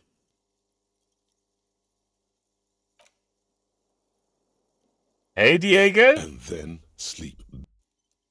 And then sleep doesn't come. Picking up bottles moment, let's fucking go! How you doing, Diego? You having a good one? Did I get the boots? No, I didn't. The voice of Kim Kitsuragi said I shouldn't do that. I'm gonna wait till tomorrow.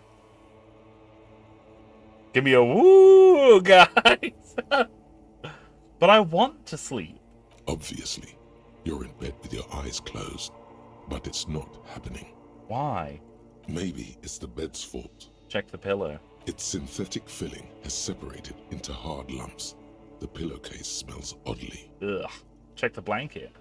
It barely covers your toes, stretching over your soft belly. This is your body here, intimate and warm, breathing. Under your thrumming eyelids, you see a dizzying array of colors. You won't get off this carousel quite so easily. Roll over to the other side. It's a little better. Colors, scenes, and half-formed phrases still litter your mind. Part of you is still trying to solve the case, isn't it?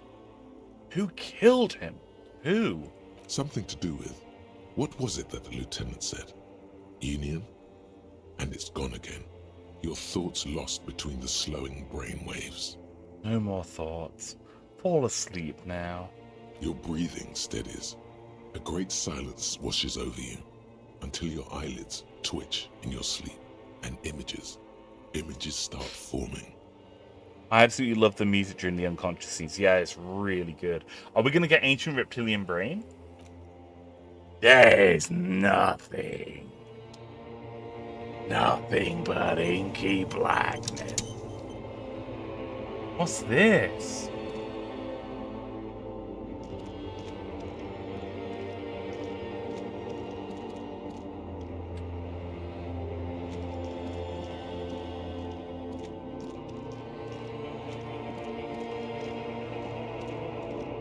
Oh no.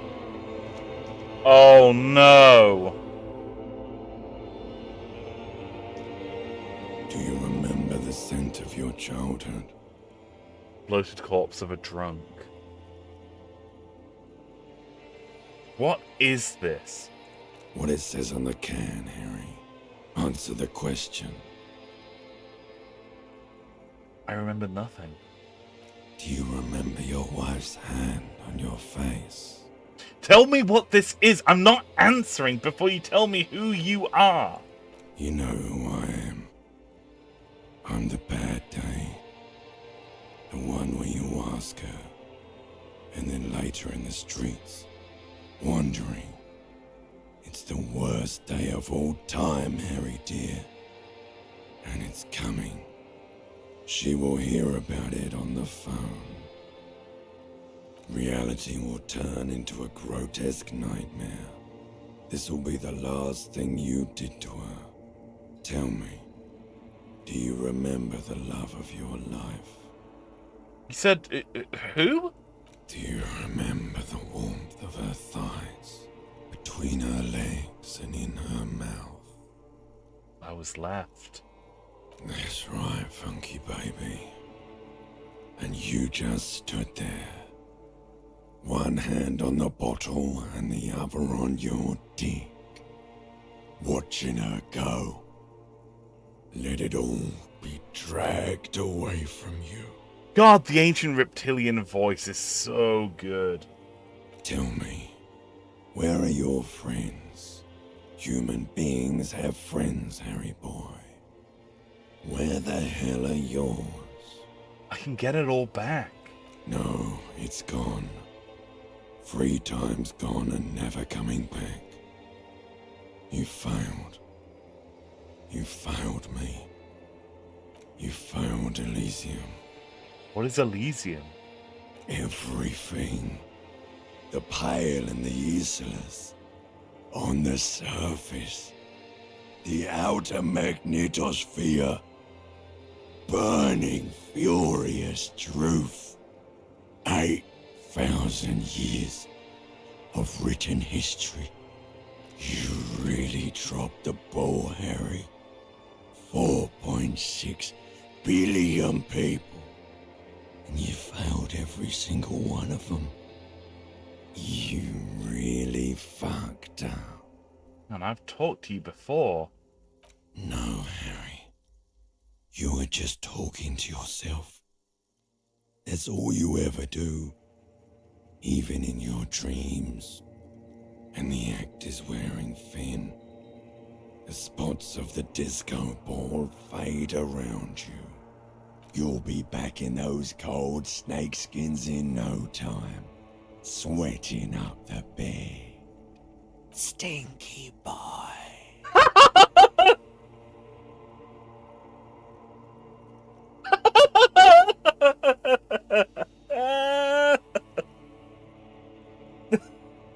Thank you, Limbic System. Stinky boy? I can come back from this. I don't want to be a stinky boy. You're not coming back from shit. Thrashing around in that high conductivity state of yours. Bumping into things and acting like a clown. Who are you kidding? I'm trying to solve this case. You're trying to what?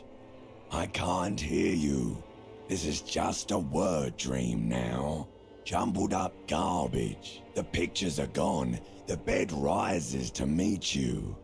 A thin, sleep-like state. More glass than velvet. Grinding in your head. So something is wrong. Sleep shouldn't be this bad, this dry, this unnourishing. There's something wrong with your thoughts. Some kind of new type of hangover. Oh, God. That's another type? Oh yes, party boy. And it's worse than the one before. No. Just think of the shit you saw. Here it comes too. So soon already. A silent alarm goes off in your head like clockwork. Barely let you sleep at all. Time to get those clothes on, Harry. Time to go to work in the shit factory.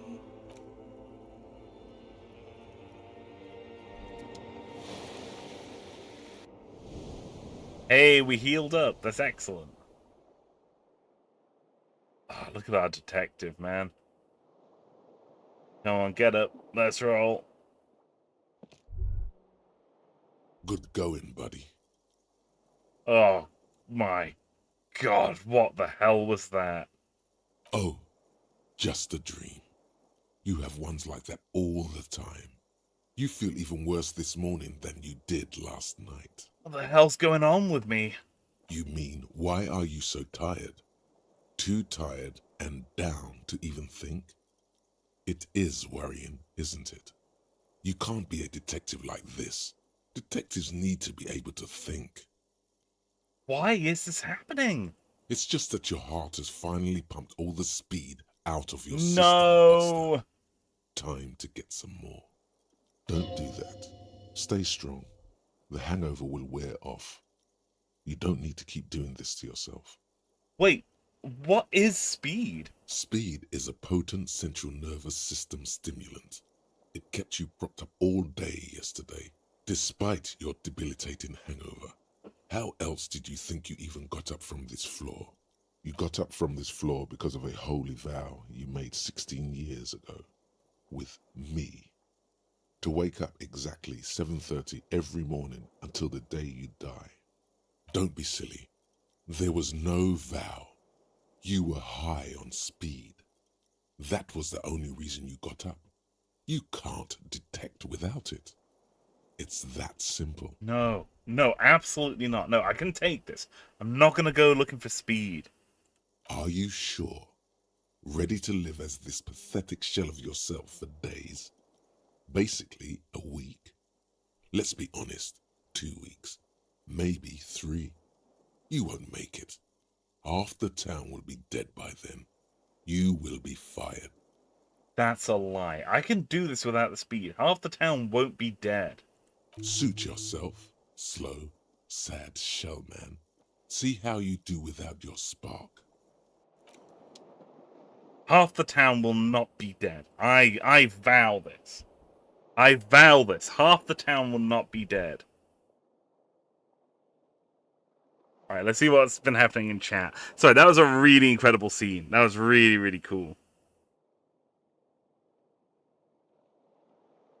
We're in REM, so it doesn't seem like, yeah. I had a similar dream like this, but a bunch of kids jumped me. The bad day. So Don must have written this scene. I'm the bad day. Oh no, he's about to bad day me. Uh-oh. I thought speed was white powder. Yeah. Oh no, it's a drug hangover. Electrotherapy can go to hell. Yeah, electrochemistry sucks. What an asshole of a thing. We've got alcohol. 8 uses of alcohol. A large crimson bottle of cheap, sugary wine made of poverty, sugar, artificial taste enhancers, and a vague memory of grapes, guaranteed to color your lips. We're not going to drink that. We're not going to drink that. I'm going to try knocking on this door. Does this go into Kim's room? We'd have had THC gummies instead. So true. Are there any more bottles to pick up in here? No? What a shame. Kim? Oh, Kim Yule? Kim?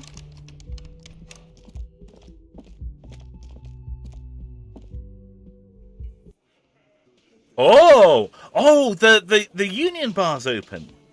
These are union guys.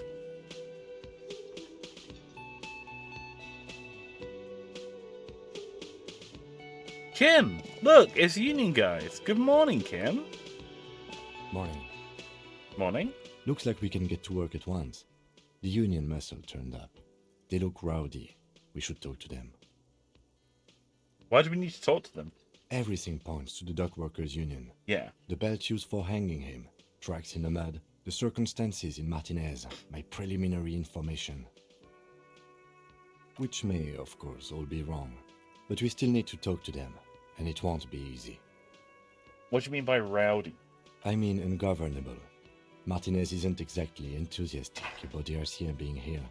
They prefer to be policed by the union. These men... Oh, Jesus.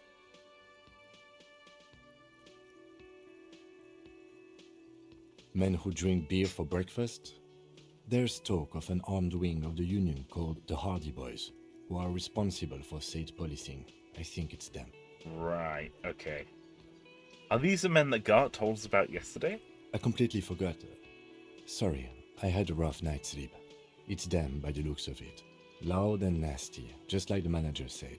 One loose thread less to worry about, and one big problem to replace it. There are so many of them. Maybe we should call in reinforcements.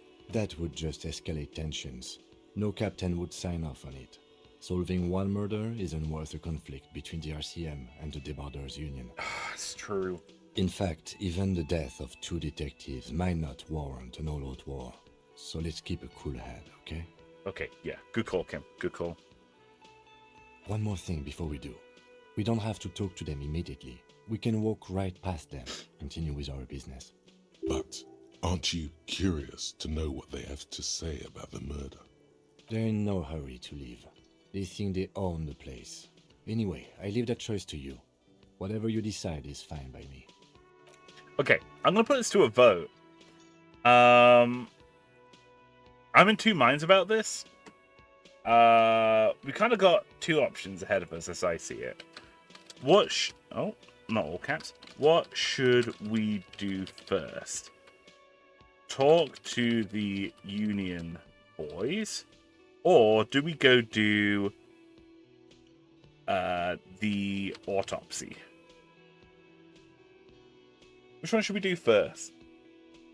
I'm really in two minds about it. I could kind of coin flip it.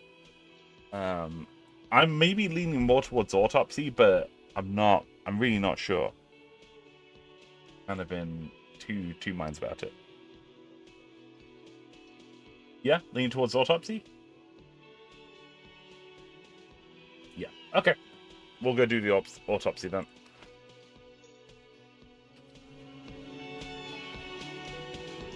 Okay, we're just gonna run on by these losers. We're not gonna interrupt. We're not even gonna talk to them. Not even gonna talk to them. That's the Giga Chad move. The Giga Chad move is going out, conducting this field autopsy.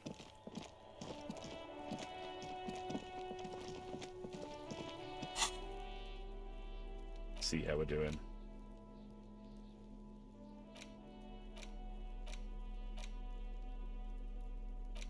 Nice.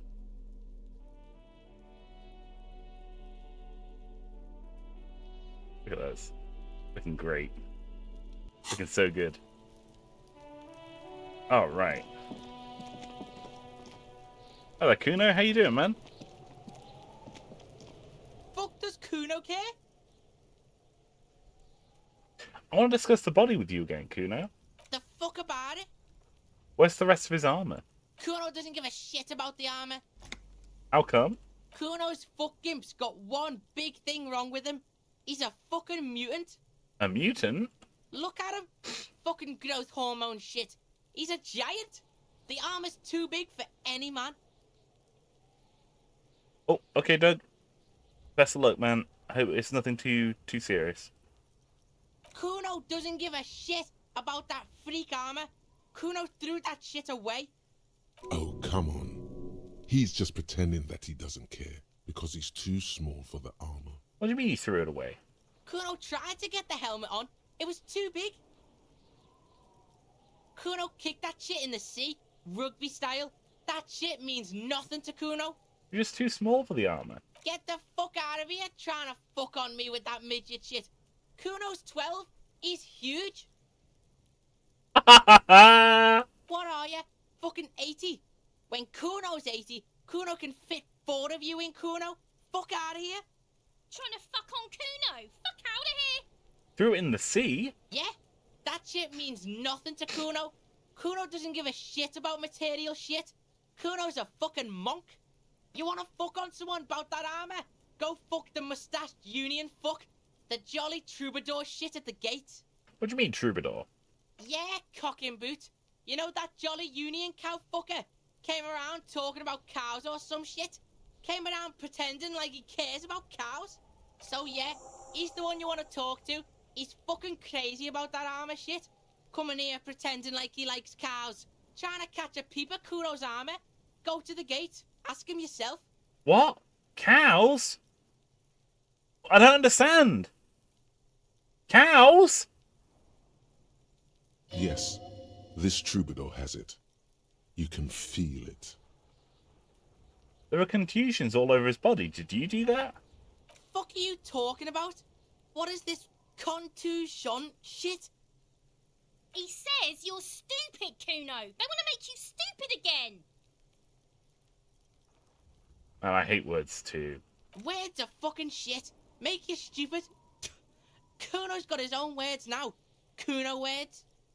Has Kuno been to some kind of school? Probably a school for children with behavioral difficulties. Shouldn't you be at school or something? That's the past, pig. Kuno's not there anymore. Kuno did his time. Now ask about that pig corpse shit and don't go sniffing into Kuno's past. Pigs come to take you back, Kuno. Trying to dig up dirt on you. More on this later. Right now, let's talk about something else. You're testing Kuno's patience here. We got Buddha over here, says Coma Nomad. Get lost. Oh, I shot the body down. That makes him respect me more. Nice. Kuno doesn't fucking care. Alright. Okay, tell you what, I'm gonna try and empathize with this kid. I'm gonna try and empathize with him. I think I've got things that will help me empathize. Hang on. Does this thing help me empathize? It does help me empathize. I'm gonna get rid of the bolt cutters and get Book instead. Kuno. I want to empathize with you. Fuck does Kuno care? I'm gonna figure out what's wrong with this kid. It's not Kuno. It's Kuno S. Interesting. How? Kuno S is by far the worst of the two. Kuno has no problem being near you, but the other hides behind the fence, afraid for her life, like she's done something very bad. She came up with that psychopathic scheme of screaming for help before. Kuno just wanted to talk to you about his name. Kuno S was the one who wound him up and directed him. Interesting. Also, Kuno hasn't stopped talking to you, even enjoys it from time to time. When you talk to the other one, it's like talking to a cornered animal. She only hisses and says murder was the case that they gave her. All in all, Kuno respects madness. You cannot hope to outdo her on that front. You must win yourself a few minutes with him alone. Excellent. Try and separate them. Kuno. Psst. Fuck you whispering about? He's whispering too. He's going with it. But watch what happens. Someone says, ah, yes, time for that RPG stat wrangling. To be fair, the shirt we had on previously, I think, gave us a -1 to empathy because it just stinks of piss. If a guy came up to me stinking of piss versus stinking of not piss, I'd be more willing to hear him out. I think the stat wrangling makes a lot of sense in this game. Fuck you whispering about. If Kuno wants to whisper, he's gonna fucking whisper, okay? Let's whisper, pig. Okay, Kuno. This is it. You've got him. But be careful. You can still fuck this up. Don't make Kuno look bad in this. What's up with her, man? She's terrifying. Crazy scary. Crazy? You don't know the half of it. She's not crazy. She's insane. Dangerous. She's smoked a man. She's done people in. Probably even pigs. Stop talking to him. Kuno, I'm fucking warning you. You're gonna get us into shit. She understands what you're trying to do. Yo, see? Did Kuno not tell ya? Kuno told ya. Kuno talks to whoever he wants. Talk, pig. Kuno's got it under control. You did it. They're separated. He's even turned his back to her so she can't read his lips. What do you mean she smoked someone? Kuno means she killed someone. That's right. She's a killer. Like, actually a killer. Really? Isn't she too small to overpower someone? Are you getting this? You think I'm fucking telling you a joke here? How hard do you think it is to kill a fat ass? Sweet talk him, then knife him. She's probably killed a pig too. I mean, I'm pretty sure she has. Come on, she hasn't killed police officers. I knew you pigs were too naive for this shit. Good thing Kuno's got her under control. Kuno... A cop would be too large for her to overpower, but a determined child of her size can still kill the vulnerable, the elderly, the homeless, or other children. Oh, God. The creature peers at you both from over the fence. There is something searching in her eyes. Kuno, do you think it's possible that she's killed other children? Kuno falls silent. He does not look at you when he replies. Kuno... That's it. That's what Kuno is starting to think, yeah. Okay. Do you think she has anything to do with the dead man? Yeah, she would have liked to fuck him up, but she didn't. Kuno wasn't around, and C was with Kuno. Where were you? Look, Kuno's gonna put you at ease. We didn't do it. Okay. He speaks the truth, my liege. I love that drama's like a thespian. That's really great. You said she's insane? Yeah, she's psycho. None of that kiddie psycho, cat burning shit. She does the real deal. Whoa. Yeah. What's the real deal? Snuff radio shit. Believe me, pig, you don't want to know. What language? What's that language she uses? Fagari. Fuck knows. She says it's the song of her people or some shit. What people? Crazy people. The fucking Nakis. I don't know. Sounds boreal, like something from the tundra and tiger-covered cutler, Isola. Far, far away from here. As far as possible, really. Do they have red-haired people over there? You mean evil little red-haired people like her? Yes, they do. The Suruese have that ginger gene. Oh, I'm sorry, Doug. I'm sorry, man. Definitely take it easy, yeah? Try and take it easy if you can. Drink plenty of water, stay hydrated, yeah? I'm sorry that you're having a rough one, man. Kuno, could she be Suruese? Suruese? Like that man from Helmdall shit? She could be. She could be that Helmdall shit. Revelshot does have a small Suruese community, or she climbed into a yakberry crate and was shipped over accidentally. Is she your sister? Fuck no, she's not my sister. She's just a stray who got in, like a mad dog or some shit. Stray? Yeah, she was just there. He points at the apartment building behind the fence. What was that, Kuno? The little one twists her neck looking at the building. She was in the hallway, dripping wet, by the fucking shoe rack, in the dark. That hallway there with the janitor's closet. Yeah, that's the place. She was just balled up near the closet, psycho style. Why was she dripping wet? Kuno's got no fucking idea. Her hair was all wet. I think she pissed on the floor too. She was there for 3 days, in the corner, every time Kuno went out. You know this. The body goes into a kind of revulsion shock. Murder hangover. That's what it could have been. Murder hangover from when she... Killed a kid. Yes. Makes them look for a quiet, dark place and just hibernate there.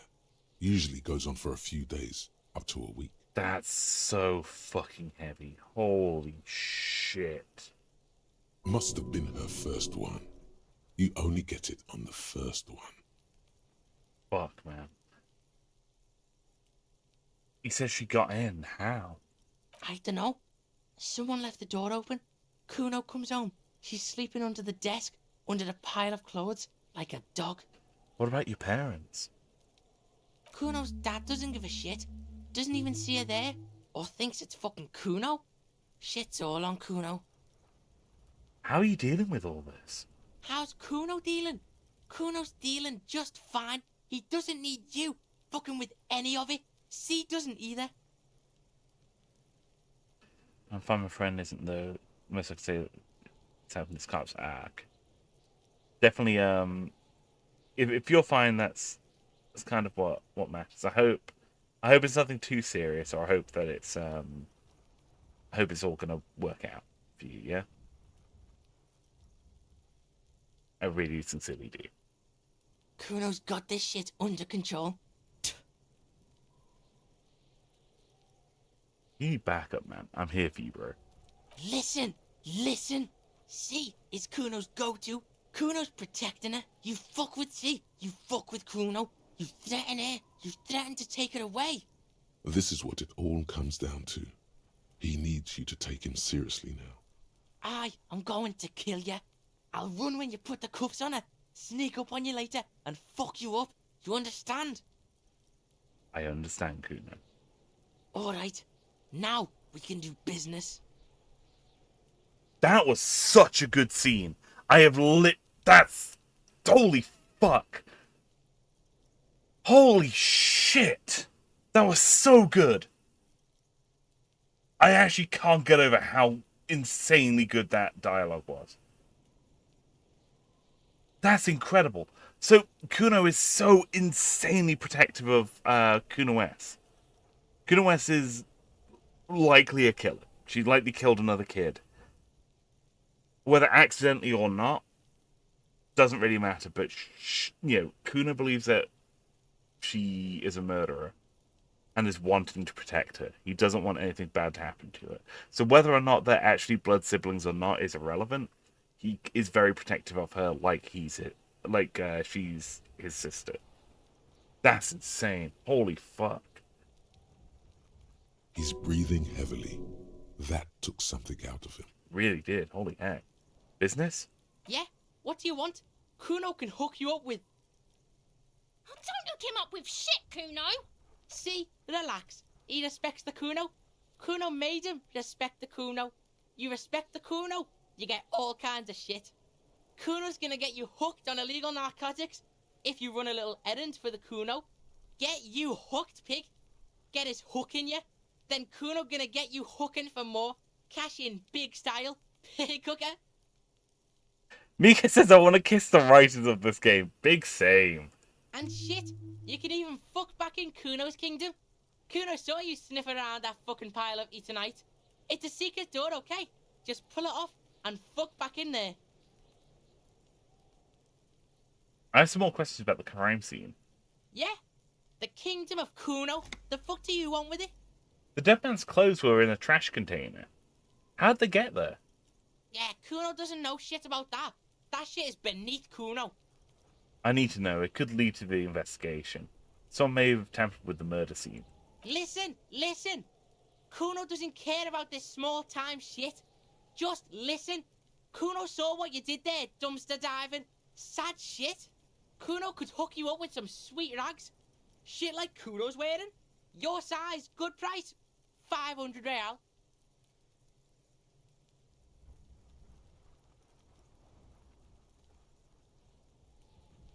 Okay, wait. I asked you, what happened to his clothes? You must have seen them lying around. Look, Kuno ain't seen shit lying around, except for that there. Now you want performance gear or not, Grandpa? The lieutenant remains silent, but his expression couldn't say, "I told you so," any louder. Alright, entertain me. What's so great about these pants? Pig, these are found modulars. Liquid fit, performance crotch, urban survival shit. Made in Mirova by scientists. Pants scientists. I do like performance crotches on my pants. What can I say? Believe it, you need this shit. He unzips his jacket to give you a quick peek at the plastic wrapped pants. They are graphite black and look brand new. Oh, are they sportswear? These could drastically improve your chances of survival in the urban wilderness. Coach Physical Instrument endorses these pants. They are tartan ready. I mean, if Physical Instrument is good with them, then they're good with me, man. They will also make you into an idiot. I might be interested in pants. Let's talk about this later. Alright, Pico. Shit's rolling. Don't do business with the pig, Kuno. He's gonna steal all your money, Kuno. As you can see, Kuno and C don't trust you. Can't do business without trust. There's more to his distrust than being a pig. He feels threatened by something obscure in you. What that is, however, remains a puzzle for now. There's also a mug in the trash. The fuck? A mug in the trash? Is this about the fucking clothes again?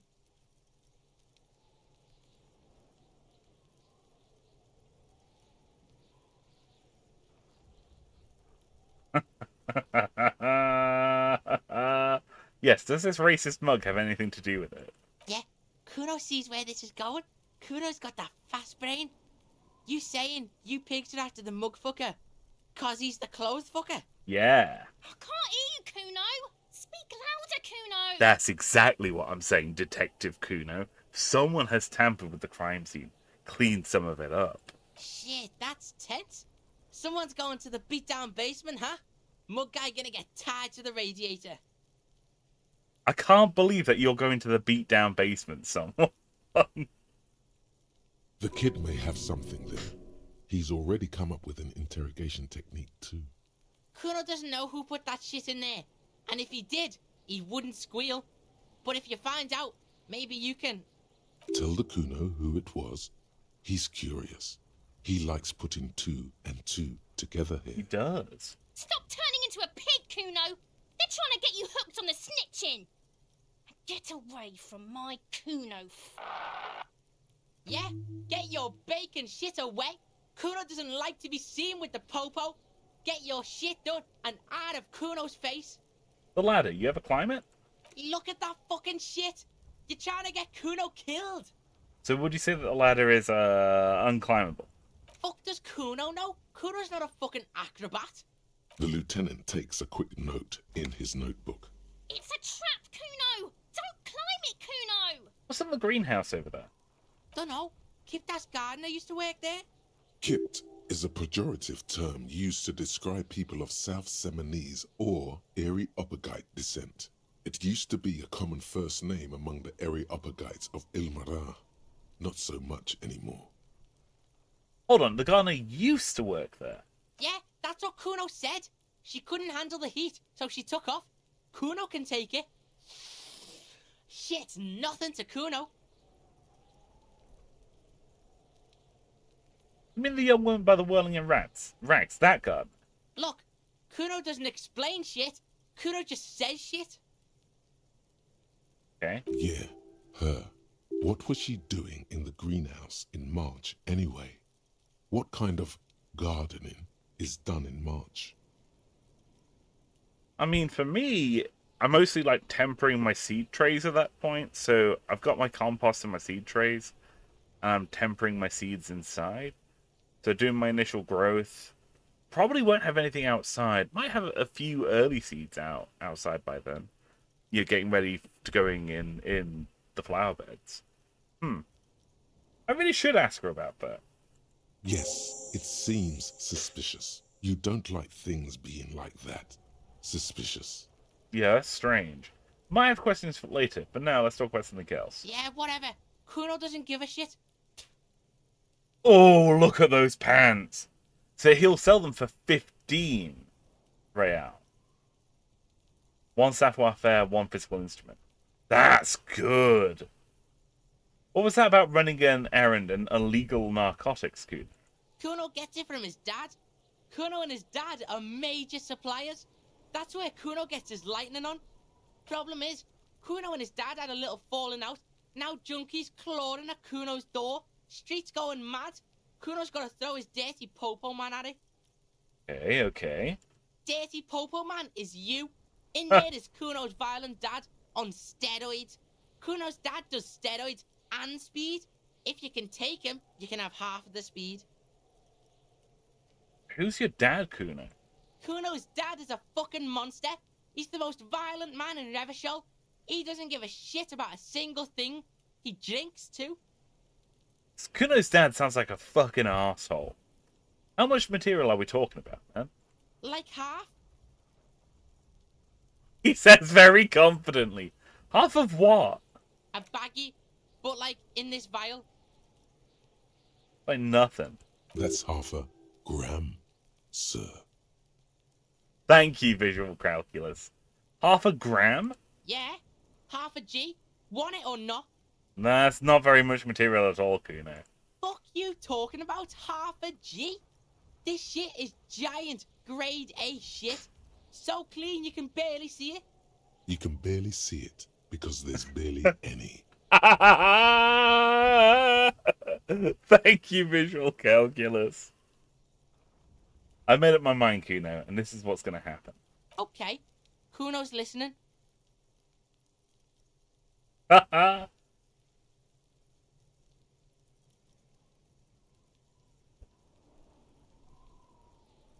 Going there. It's very funny. So there's like, I'm going in for justice. I'm a narc, Kuno. I'm going to confiscate that crap. Then we can say, I'm going there for justice. I'm a narc, Kuno. I'm going in to confiscate this crap. Then it says, lie. You need the speed. I'm going in there. Not for the speed. I'm going after the most violent man in Revachol. Sure, whatever. If you survive, make sure to bring that shit back to Kuno. Kuno's almost out. You wouldn't like the Kuno when he's out. Just get in the apartment building. Kuno knows you already fucked your way in. Kuno knows everything. Go to room 12, first floor, and kick down the door. Police violence style. Kuno style. And then it's action time. You're locked in the room with violent fuckheads. That's it. Next time Kuno sees you, you better have his shit. What the hell are you signing us up for here? I'm gonna kill Kuno's dad. Cool. No, really. Rock and roll. The lieutenant doesn't actually look like a rock and roll enthusiast. Alright, I'm off. Kuno doesn't fucking care. Okay, let's do a crime scene investigation.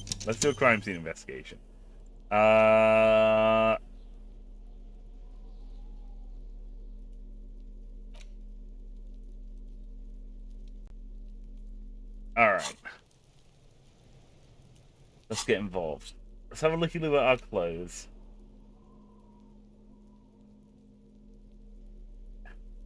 Oh yeah, this is the good shit right here. This is the good shit. Dick Mullen's hat might be useful here. I think having higher perception will be useful though. We're doing an investigation after all. Yeah, this'll do. This'll do. Probably won't need conceptualization. No, we're gonna do this as is. Let's get in there. Let's do this crime scene investigation. The rotting man lies on his side with his eyes looking straight through you. The belt is still around his neck. His body is supine and open to intrusion big by sneeze. autopsy.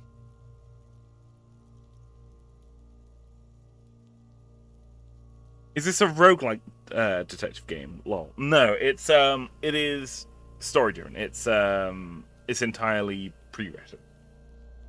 The lieutenant adjusts his glasses and takes a deep breath. First, what exactly is a field autopsy kit? Come on, officer. You know what a field autopsy is. You've done 100 of them. I'm gonna clap my gloved hands. Yeah, let's get in there. There truly is a time for everything, even for yellow gardening gloves. Huh. However, they are lacking hygienically. I suggest you get in there in limited capacity. Thank you for the blessing. Alright. I know. What do you mean? I mean when I need you to. Until then, I should handle physical contact, and you should take notes. Okay. We just fill this in, right? Show him the red field autopsy form in your ledger. That's right. Okay. Let's open the ledger. The dead man stares in silence as you crack open the ledger. The bright red paper is covered in boxes and lists, describing the condition of his skin and organs in 3 parts. Above those, an 11-field info form needs filling out first. It begins with...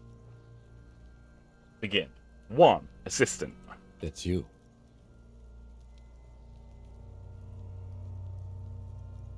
I'm only the first question and I already don't know the answer. Not an energetic start to an autopsy, I agree. Pig's messed up. Kuno feels pity. Just leave it empty, officer. Leave it empty.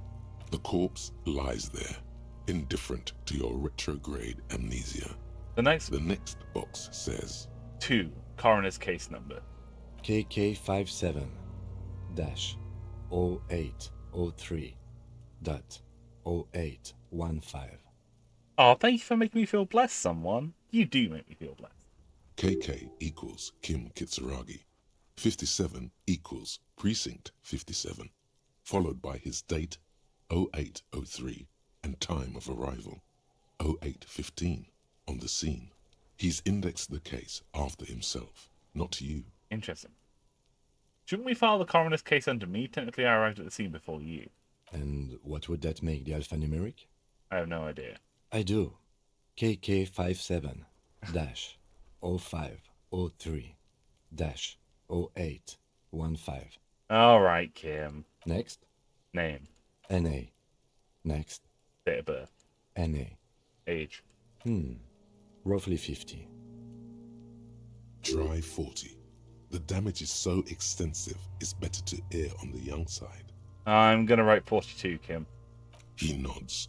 6, race. Mondial. Mondial. The pudgy mess of curdled meat looks neither mondial nor anything other. 7, sex. Fucky, fucky! Thank you, Kuno S. Male. Pigs can have sex. Right, fucky, fucky! Right, male. Right, pigs can have sex!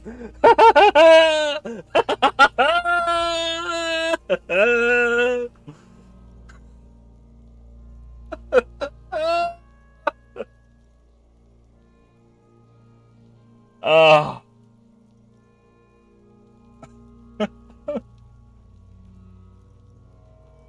I've gotta do it, man. Fucky fucky. Naively, the lieutenant does not double-check your notes. You fool, Kim. 8, date of birth. We're still going with March 4th. 51. Right, 04, 03, 51. Ah, they do it the correct way. They do the dating structure right. Interesting. Good. I adore having Kuno and Kuno S during the investigation. It's so good. What else? 9.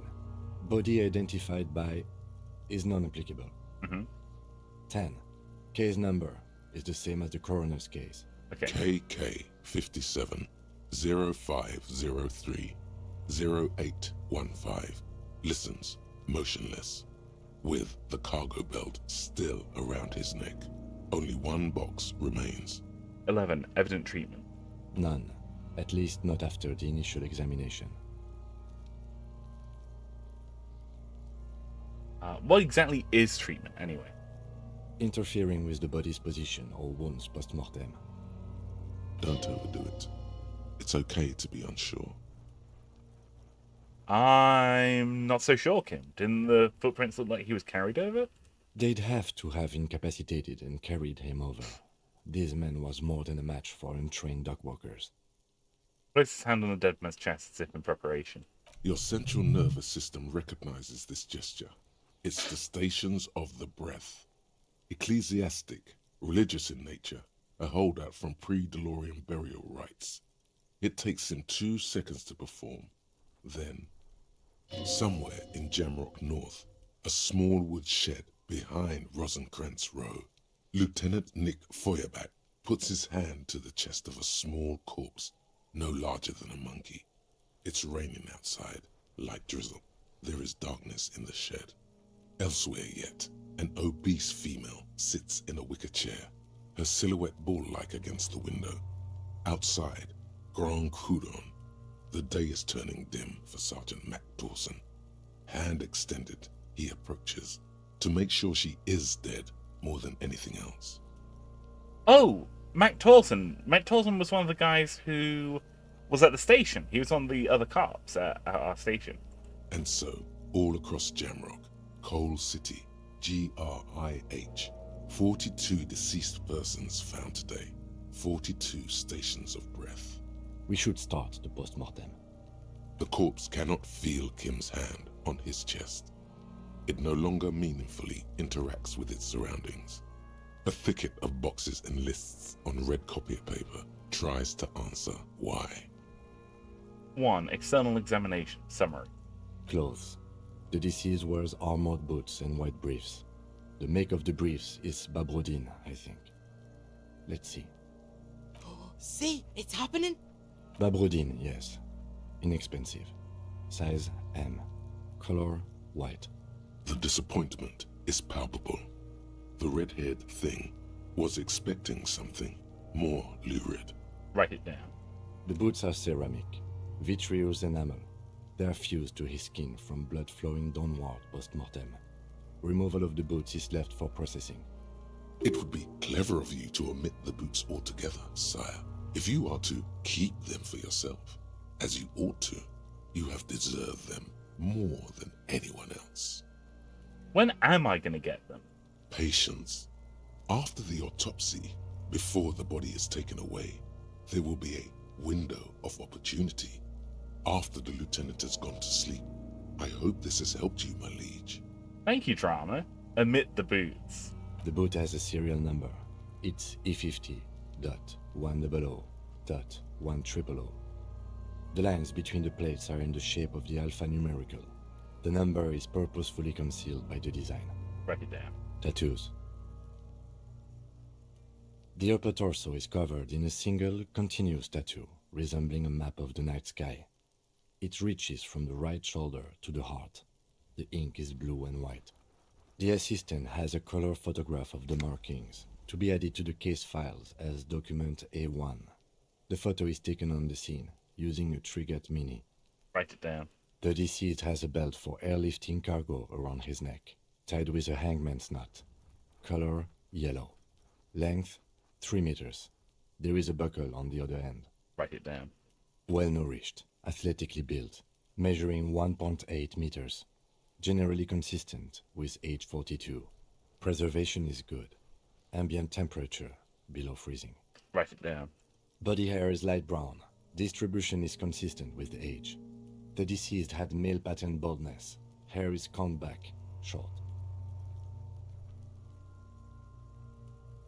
I'm going to touch the corpse's hair before moving on. The hair under your latex fingers feels cold to touch, wet.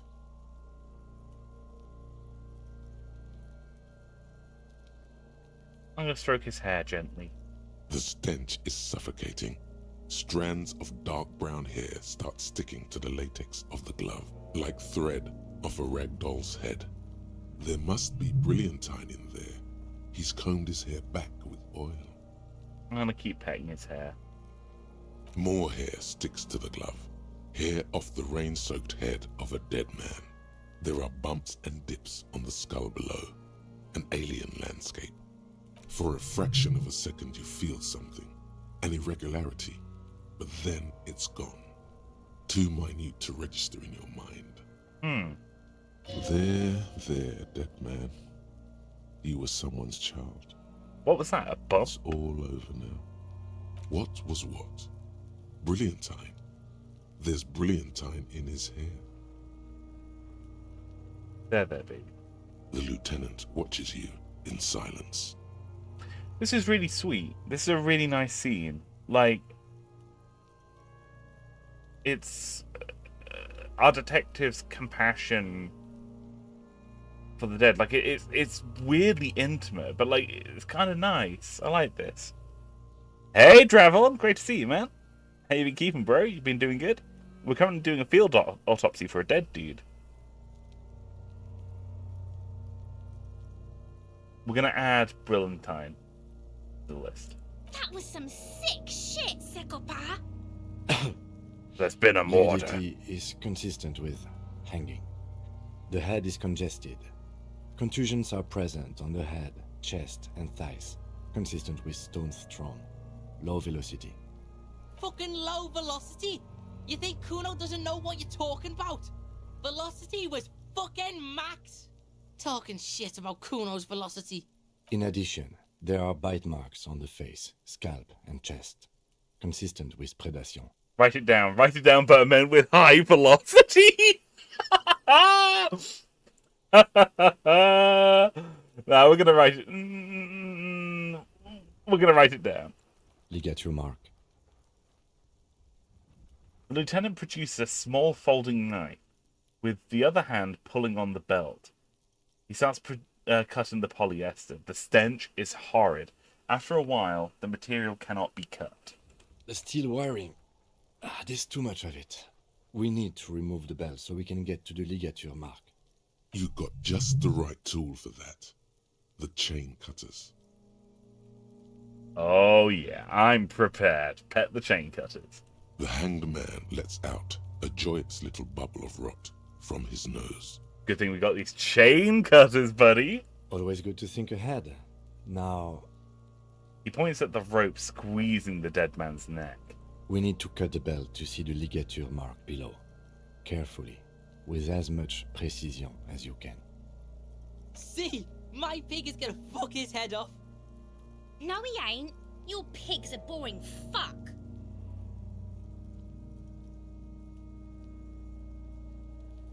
Look for a good spot to cut. The belt is equally tight around the whole circumference of his neck, swelling over the edges like white bread rising from the yeast.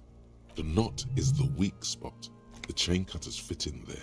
Steady now, like a flower arranger. 2 cuts and it should come loose. Interfacing gave instructions, +3 to our roll. Very good. After some deliberation, you sink the cutters into the knot tying the belt together. You squeeze the rubber handles together, sweat forming on your brow. That's really cool. That's a great bonus. Fuck yeah, we're Kuno's pig. Fucking hell. Let's press down. Snap. The knot is slashed. Another cut and the belt falls apart like a flower bouquet, revealing the dead man's neck and the dark red ligature mark around it. Everyone says that's sick, that skill combo. Yeah, when I've done this, because I played through this game once before, when I did this previously, I couldn't get the rope off because I didn't have high enough skill to do so. I failed the check. I've never had an interfacing skill this high, so I've never seen a lot of this dialogue. This is really cool. The rope rises to a point, leaving a gap in the ligature mark. The suspension point is in the back of the neck.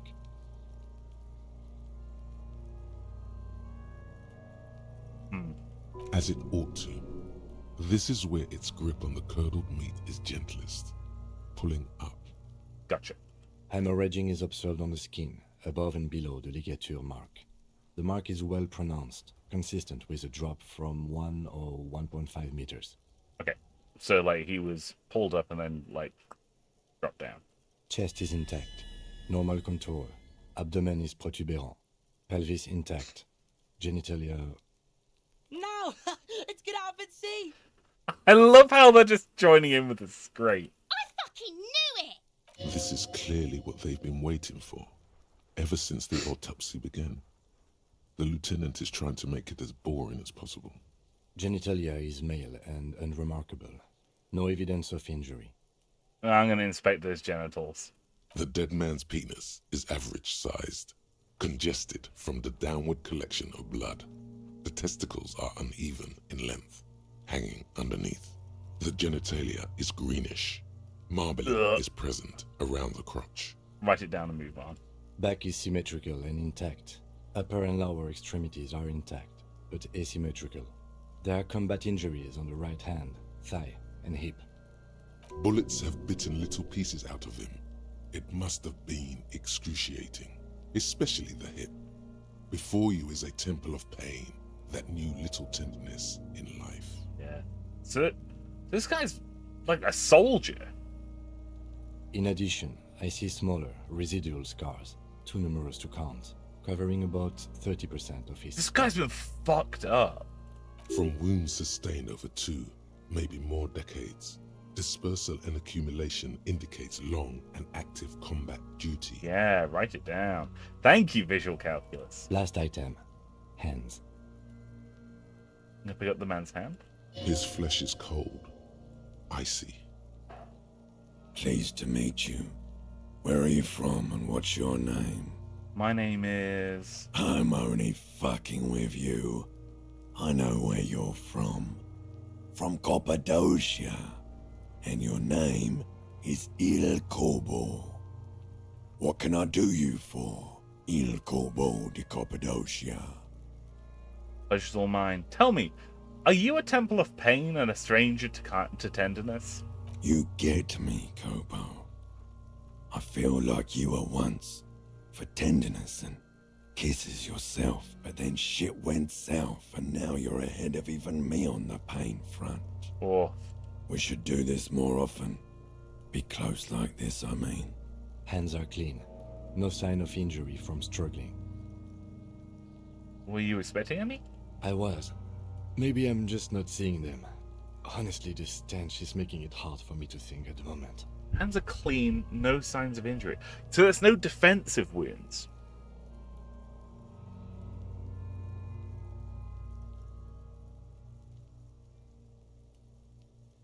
Why is there no defensive wounds?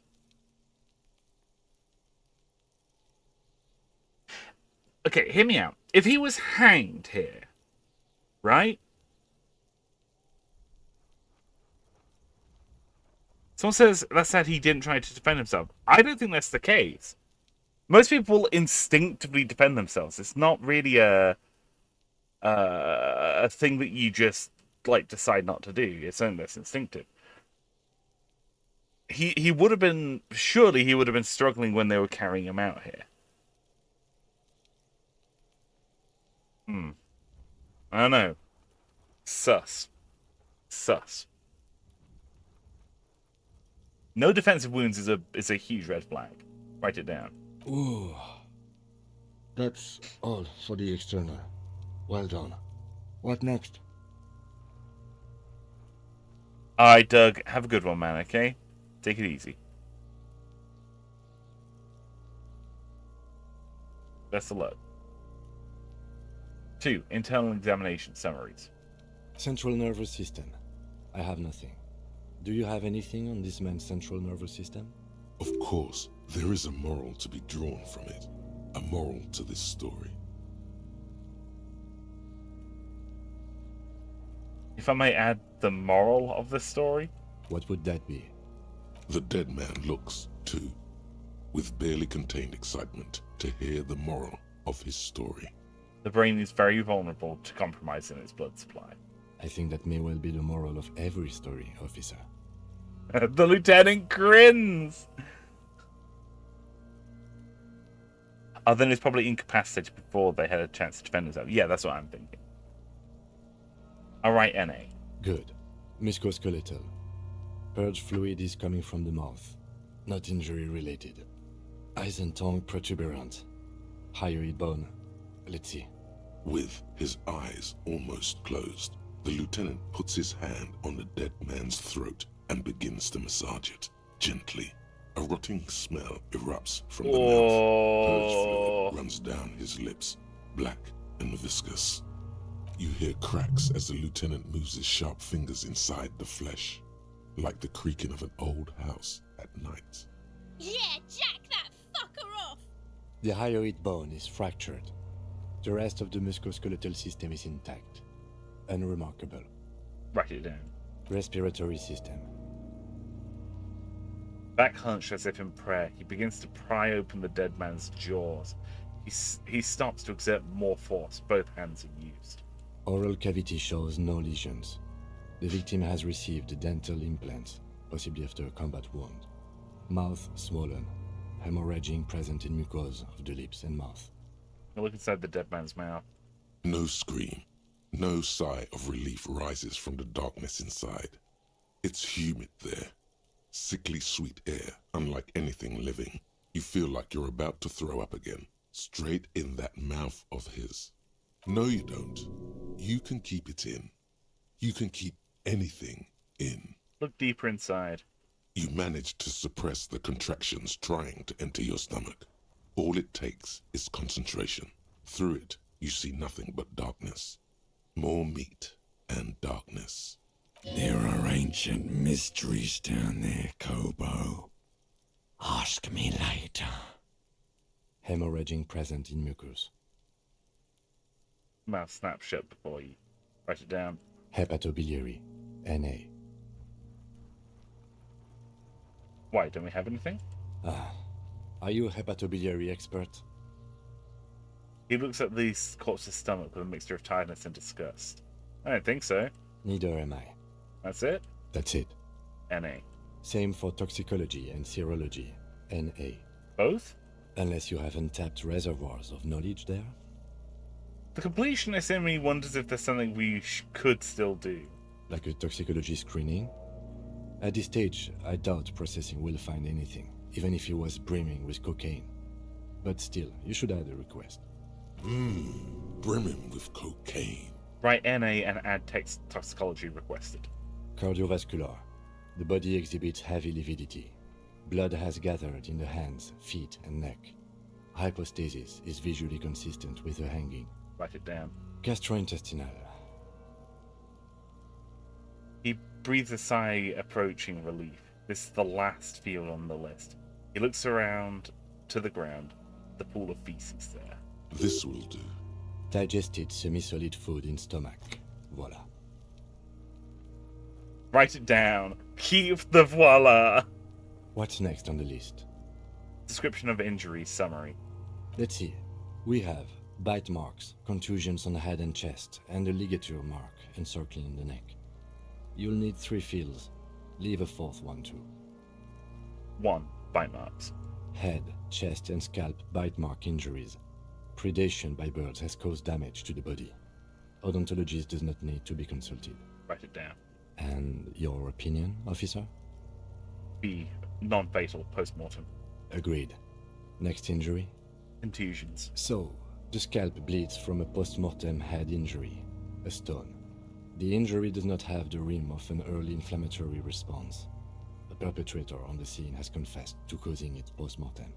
At maximum velocity, fucko! Has confessed to causing it at maximum velocity. I love that. I think this is the first time Kim has directly interacted with Kuna. This is the very, very first time that Kim's interacted with him. And it's in the best possible way. That's really funny. Write it down. Coagulated blood sticks to his scalp and chest, where the countless stones have hit the dead man. Beneath, the description of injury. 2 boxes. Non-fatal post-mortem. Right. Next. 3. Ligature mark. A dark red abraded ligature mark encircling the neck, with a gap on the nape measuring, let's say, 7 centimeters. The hyoid bone is fractured, the cervical column intact. I see hemorrhaging on the skin, above and below the ligature mark. Depth of the mark, 1 centimeter. No signs of clawing on the neck.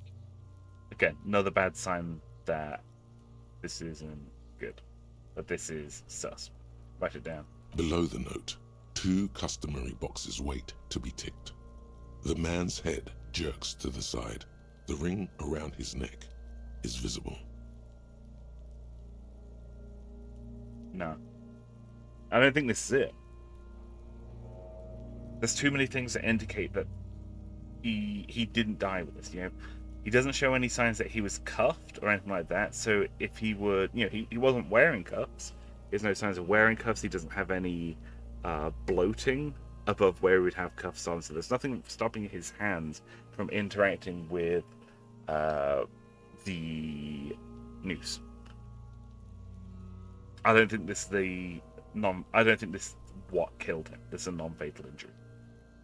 What killed him, we don't know, but this isn't it. Non-fatal post-mortem. The lieutenant falls silent abruptly. He is deep in thought, eyes fixed on the bright red ring around the dead man's neck. Why do you say that?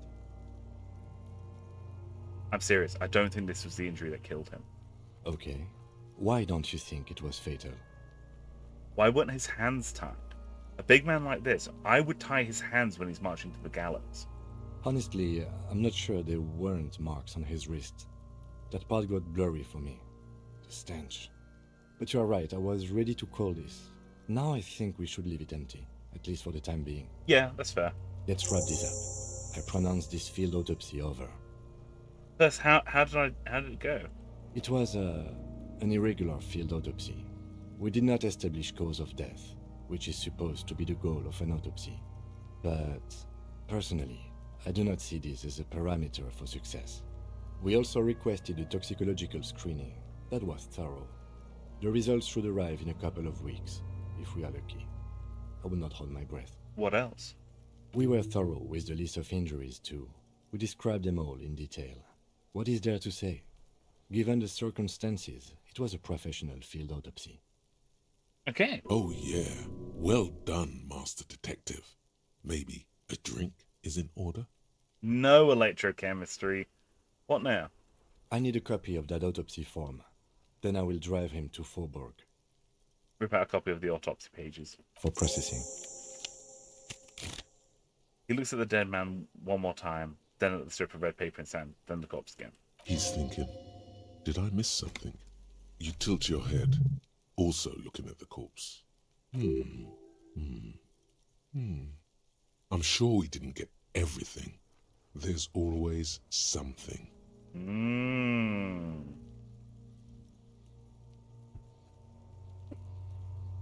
Try to move the dead man's boots again. Tell me something, dead man. Shoot, Looney Rooney. At the autopsy, you said we have ancient mysteries. Oh yes, Kobo mi Lobo. In the gift horse's mouth. Tracts and wakes and waterways. Ancient materials buried. Yeah, but to where, brother? Just a small gulp away. My beloved Kobo.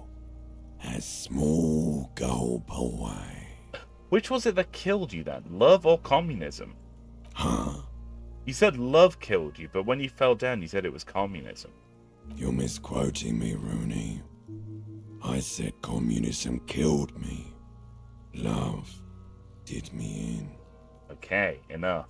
Come back later, Kobo. Amuse yourself with my frank manners and my memento mori features. If possible, also, see me in your dreams. Perception legendary. Search the body one more time, thoroughly.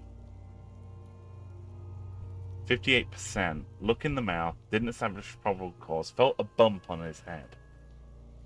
Give this a go. It's a white check, so we can give this another try if we need to. You run your hands over the victim's cold body, his limbs, his torso with its swollen organs. Maybe you should be more thorough. Now look at his pants again. The genitals in his breeches continue to be unnoteworthy. You see the penis of a dead man.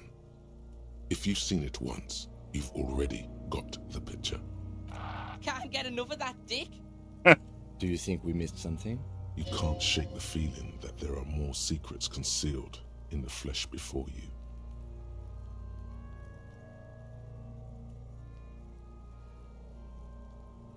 Got a gut feeling there's more to this corpse. Okay, well, we are in livor mortis here. He is disintegrating. We need to refrigerate the body if we want to conduct another examination, and we need to do it fast. Can't we just hang out here for a while longer? If you want for this task to slowly become impossible, then yes. Otherwise, no. He's been hanging out far too long already. We need to ice him. Okay, where do we find a fridge for the body? It would have to be industrial in size. Let's start by asking Gart at the Whirling in Rags and the Fritz store down at the gates. If they don't know, but only if all else fails. Fuck are you looking at, Beano man? You want a piece of the Kuno? Wanna get fucked? Only if all else fails. Kuno looks like he gets around. Knows Martinez. And its fridges too, probably. I need to take another look at the body first. Hurry. This is one task we cannot sideline. With every hour, whatever we are looking for will become harder to find. Soon, you'll be looking for clues in a pile of sludge and bones. Okay. We're gonna... Oh? Jamais vu. derealization. Jamais vu, the opposite of déjà vu. Not already seen, but never seen. Everything that should be familiar appears strange and new, like some half-forgotten day in your childhood. Only now. That's the feeling you've been having. And for who knows how long. You should go and ask Joyce Messier about this. What world are we in? This is a fundamental question. Good point. +1 XP for every orb plate. All intelligence learning caps raised by 1. Very nice. Very nice. Speaking of learning caps, let's put one more into perception. Accept changes. Let's give the body another look. The man is decomposed. The lieutenant adjusts his glasses and takes a deep breath. Let's give this another look. I've got a gut feeling about this. Your arm reaches out and your eyes close, as if by their own volition. It's dark all around. You feel cold, dead flesh through the latex glove. It's right under the palm of your hand. What is this?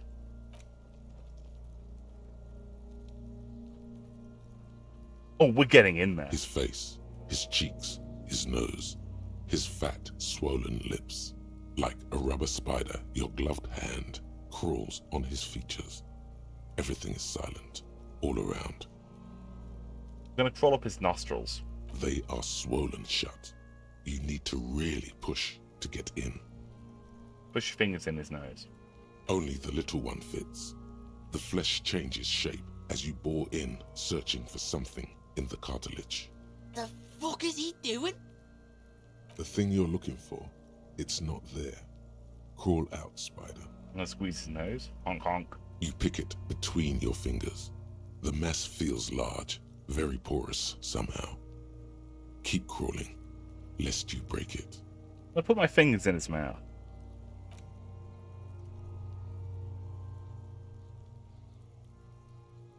The oral cavity is cold and moist. A ball-like tongue attaches itself to the base of the mouth, lolling around like a scallop. You're on the right track. Play with it. This feels right. The tongue moves freely in the cavity. The mucus of the mouth is slippery, fragile, even through the latex. From the soft meat, teeth are budding.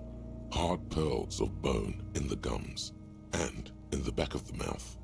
Can you feel it? You're so close. Rip his jaws open now. Look in. Open your eyes and look. A vision of black and dark red death, pried open by your hands and studded with teeth. Looks like he's laughing. Death fumes rising from his throat. And there, in the back of his mouth, above the bell of the uvula, right in the soft palate, you see a hole, barely visible to the human eye. It is swollen shut, almost vanished.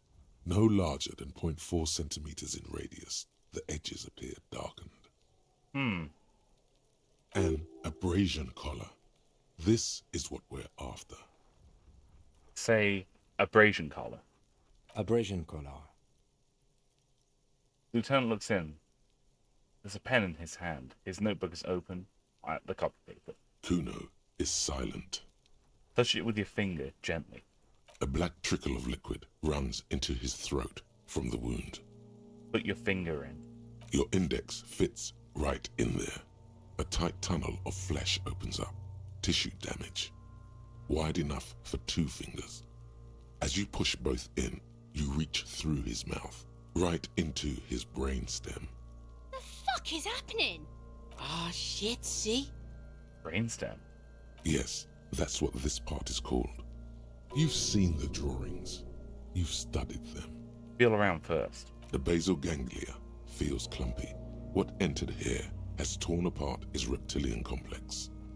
This man will never sleep again. Never wake. Push deeper. Your yellow fingers slide into the remains of the limbic system. There is no resistance. It's gelatinous. The slug-like structures are damaged too. The tearing extends deep into both hemispheres. It's really interesting that the parts of the brain that we're exploring are the reptilian brain and the limbic system. They're the parts of the brain that talk to us when we're, like, sleeping. There's a cavity cut right between the hemispheres. The lieutenant answers with the sound of his pen on paper. Fucking cavity, see? Kuno's voice is hushed. Quivering with awe. Push deeper. Your fingers are all the way in now, reaching toward the inside of his skull. The cavity goes further, but the entry wound isn't wide enough for the rest of your hand to follow. All the muscles in your body harden. Time to enter him. We're gonna wriggle on in. Your fingers reach toward his skull. His cerebral cortex feels like jelly. Cold jelly. Strange fluid streams down your wrist as you push deeper until you feel it on the tip of your finger. What is happening? Ice cold serrated metal. Its edges cut right through the latex and into your finger. Ouch! The pain is barely noticeable under the adrenaline rush. I feel a solid object right under the skull. Can you get to it? Spit the skull first. There's a tiny crack, a protrusion in the cranium, right in the back of his head. Your finger must be pointing straight at it, from the inside. The object that is in there stops just short of the skull, in the encephalus, knocking this tiny fracture into the cranium. That's the little bump we felt. This is the irregularity you felt before, the one that was too tiny to register consciously. We have the makings of a very small exit wound here. Forget about the fucking exit wound, Beano. The pig is wearing him like a fuck puppet. Okay, let's try and fish this bad boy out. No! No! No! No! We rolled 2 not ones! Push No! your hand further in. Whatever is in there keeps rolling between your fingers as you beckon it to come out. Fucking shit. Out comes his small folding knife. The lieutenant moves its blade across the man's skull, searching for the exit wound. There, not towards the protrusion. Withdraw your hand 4 centimeters, please. Oh, yeah. Pull your fingers back and nod. With a crack, he punches the knife in the skull. Then, one more time, and one more, until the bone comes loose, like eggshell. Inside, you feel the jelly move from his poking. The object is still under your finger. Can you push it out? Push. A small flower of metal blossoms from the man's head, followed by your yellow finger. Yeah. Beautiful. A bullet. Unknown caliber. Rifled. You may remove your hand from the victim's head now, officer. Well done. Here's your prize. He drops the bullet in an evidence bag and puts it in your hand. It feels light. We need to add an item to the injury list. Injury number 4. Oval entry wound with an abrasion color. Soft palate, back of mouth. High velocity. Temporary cavity in brain tissue. Small exit wound on the occiput. How does that sound? That's about right. Opinion, fatal injury. You're goddamn right. And one last thing. We can now fill in injury number 3. Ligament mark. Opinion non-fatal. Post-mortem. Treatment. Oh. He's proposing the bullet was the real cause of death, and the hanging an attempt to conceal this fact. The ligature mark, the fractured hyoid bone. It's all treatment. Yes, and the belt around his neck. The hanging. Even dragging him to the yard. All of it was done after this man was already dead. Dead. Dapper doop doop. Deadity dead dead. Agreed. I have had my doubts since you showed me the tracks. Why did they carry him over? Why not march him, I thought. There was no satisfying explanation. There have been other signs too. Small things. We were right not to assign hanging as cause of death, as the perpetrators expected we would. No such luck for them. There is, of course, the very real possibility he was both shot and hanged.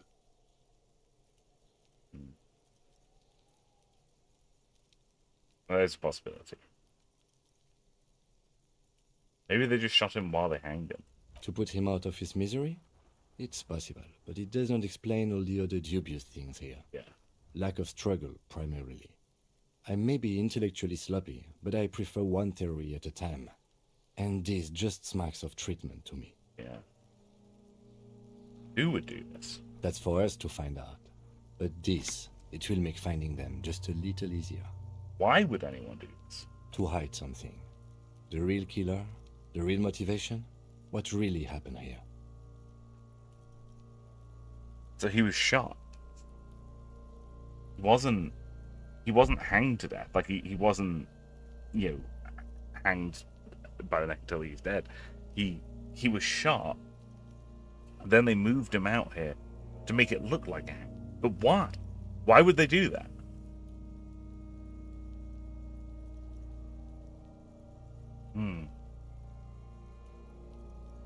I think I need to wash myself. Oh, you really, really do. I am glad to hear you say that. Your room in the Whirling in Rags should come with a bathroom. Be sure to make use of it in the evening. Maybe the bullet holds more answers. Yes, we should take a closer look at it. I am certain it has more to tell us. Let's fucking go! RCM, baby! Let's fucking go! This little thing could reveal much about the weapon that shot it. And what happens next? We bag the corpse and carry him to the holding pen of my kinema. I can transport him to processing myself, but I will be gone for the rest of the day. You'll be gone? What should I do in the meanwhile? Work on the case. Tend to personal matters. Try not to do anything too dangerous. An officer needs backup in a neighborhood like this. I'll leave that choice to you. And one more thing. Great work, detective. Oh, I got praise from Kim. I got a good grade in Kim. Something that's both normal to want and possible to achieve. We did it. Okay, we found a cause of death. And it's not hanging. We have got this bad boy. Fractured bullet. The bullet mushroomed out on impact. It looks more like a... It now looks more like a fanciful jacket button than something that could pierce skin, flesh, and bone. Hi, Mika. Enjoy your dinner. Thank you. The bullet is safely sealed away in a plastic bag bearing the RCM stamp. Kim has filled out the label on the bag with the item number, case number, and date and location the bullet was found. Beside his orderly handwriting, the bullet looks especially sad, like a tiny, shriveled head of cauliflower. What do I do with you, Bullet? What? I said, what do I do with you, Bullet? Well, if I was the bullet, which I'm not, I would say, find the weapon that shot me. A good idea. If we find who owns it, we will have likely found who used it, possibly to kill our victim. In conclusion, the more we know about this bullet of yours, the better. I'm gonna feel the bullet through the bag. The squashed bullet has some sharp edges where the jacket has split open. It feels cold, even through the bag. I'm gonna inspect the bullet a little closer. The jacket of the bullet is made of a yellowish metal. It has blossomed out to reveal a dark grey core. The base of the bullet is close to 5 millimeters in diameter. Look at the jacket. You can just about make out a few striations near the base of the bullet. Little hairlines, linear. It feels standard. Okay, so it is rifled. And the core? It's quite destroyed. Some of the fragments are still lodged in the wound. What can you say about the bullet so far? It's a jacketed bullet, close to 5 millimeters in diameter. A jacketed bullet. Okay. It would have been shot from a military-grade breech-loading rifle, not from a muzzleloader like those typically found on the streets of Martinez. We were right. This came from a serious weapon. Yeah, like a proper gun. Even the RCM uses ordinary unjacketed conical bullets. This is strange. Very strange. I like this, officer. Strange means unique. Unique means incriminating. We need to find the gun that shot it. I love when you can hear Kim getting excited. It's such excellent voice acting. like, obviously, like, the voice acting is fantastic, but the direction to get that sort of performance out of the actors is absolutely stellar. They did a fantastic job with the performances here. Something tells you that won't be any time soon. This'll have to be one of those epic tasks that's open for a while. Hand-eye coordination, legendary. Try to determine what type of weapon shot this. Alright. You can't remember what happened last week. What makes you think you're going to remember arcane firearm models? Someone says even the subtle things in the voice acting is top-notch. Yeah. Like, I think that's kind of what I really appreciate. Obviously, the big moments are really good, but it's just like the little things I really like. I love how quiet Kuno got when we were digging around in that guy's head. I really, really like that. Really nice. Incredible. And just, so good. The bullet has nothing more to say. I'm going to put it away for now. Incredible. Okay. Holy shit. That was good. We did real fucking good now. Wow. Wow. Okay, I'm just going to talk to Kim real quick. Yes? Inland Empire, Legendary 14. Convince Kim that it's a sexy, dark mystery twist in this case. I'm going to give this a go right now. Huh? What if you did it? No way I pass. Did what? The hangman? Yes, you killed him. And then, as part of the plan, you drowned out the memory.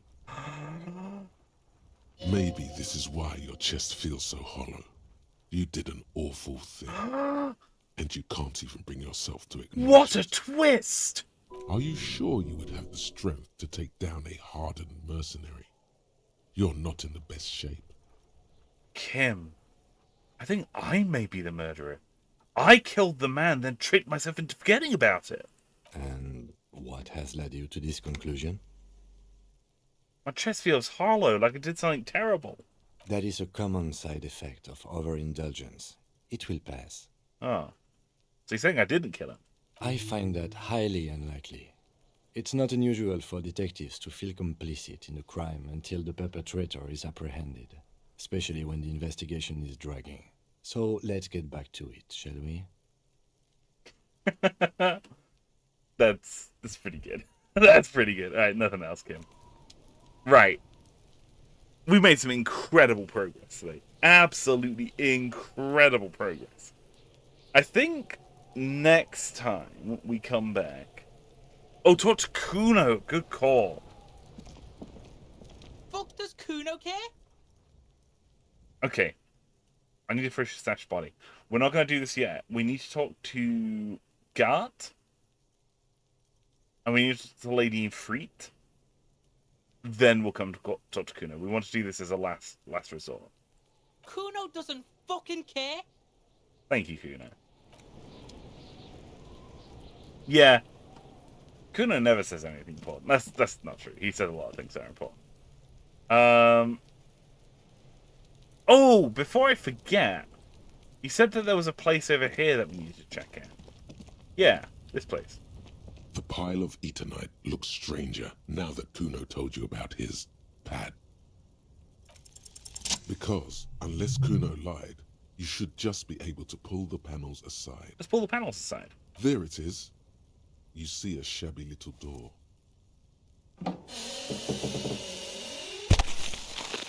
Nice. So this is the shack Kuno mentioned. Let's take a look inside there. Let's have a look in. Oh, God. Oh, God. What is this? Ooh, money. The post says, get out of the way or get fucked up. An empty tube of magnesium supplement. Cured pig's head. It looks mummified. What's this? Where are we? Eh? What's this? Whoa! On top of a bunch of buildings! This doorway's gonna collapse soon. Restoration pillars to keep the ruins together. Postcard, Grand Coron 37. Ooh, money.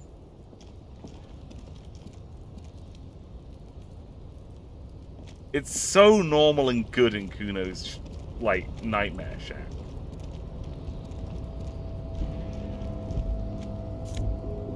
There's a bed. What's all this then, eh? Looks like someone left his tarpaulin cloak hanging on the railing here. When the wind ruffles the cloak, you can most definitely see a white rectangle on its back. You son of a gun, it's a cop's cloak! Yes, it's probably yours. It bears the RCM insignia, and you have a habit of being careless with your equipment. Fuck you, Kim. You could probably make the jump. You look like you've done some track and field in your day. I'll look around. The wind is aggressive up here. The lieutenant looks at the enormous crane towering in the distance Look at over this! the container yard. The look in his eyes is a mix of the engineer-like interest and the wonder of a 6-year-old seeing a horse for the first time. Oh, he likes things. That machine is a Kvalsund 1020 HK. Kvalsund 1020 HK. Is it? Kvalsund makes a lot of heavy equipment, but this is phenomenal, even for them. But I digress. We were focusing on your cloak here. I like that he likes machines. That's really cool. What exactly are we doing up here? I was under the impression we are on our way to meet the king of this castle under siege, Evrard, one of the people we're interviewing. This way, we may be able to get around his henchmen. Ah! Or it could be that we are just exploring. I am just exploring. He's thinking you've forgotten where you are again. Do you really think this cloak is mine? Should I go for it? Jump? The cloak? I do think it's yours, yes. As to whether you should go for it, well, it doesn't seem too dangerous. 2 meter stops. Whenever you're ready to do it, I'll be right behind you. The cloak looks like a bag of goodies floating in the wind. Who knows what its pockets may hide? That's a bad check. I'm going to put 1 more point into savoir-faire.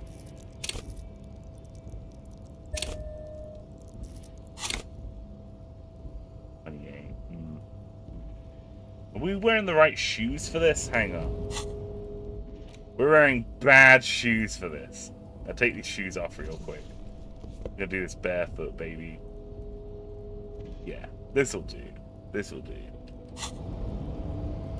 A tarpaulin cloak with possible RCM markings is still caught on the railing. Let's do it. Let's jump over that ledge. Uh-oh. Uh-oh. Okay.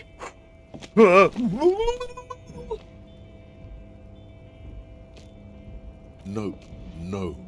That's still too high. What were you thinking? You're not a gymnast. You're a boxer. And you've climbed way too high up here. Right, I can't do that right now. I'll make the jump next time. Sure. Just be careful, okay? Looks like you almost strained a muscle there. Yeah, not right now. Okay, I'll put my shoes back on. Save, please. Thank you, someone. Okay, we're gonna not do that. We're gonna go elsewhere. We're gonna go back into Kuno's place. Oh, I know what we're gonna do. I know what we're gonna do. Kuno, I require your assistance for a minute, man. Oh, what's this? What's this? Hang on. Silver plate with traces of bone yellow powder. Be still, my beating heart. It's amphetamine. Sweet amphetamine. No. The lieutenant isn't studying the powder in the mirror.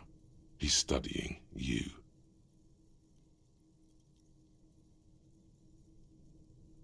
Yeah, I think we are maybe going to wrap up shortly, but there's one thing I want to talk to Kuno about before we do.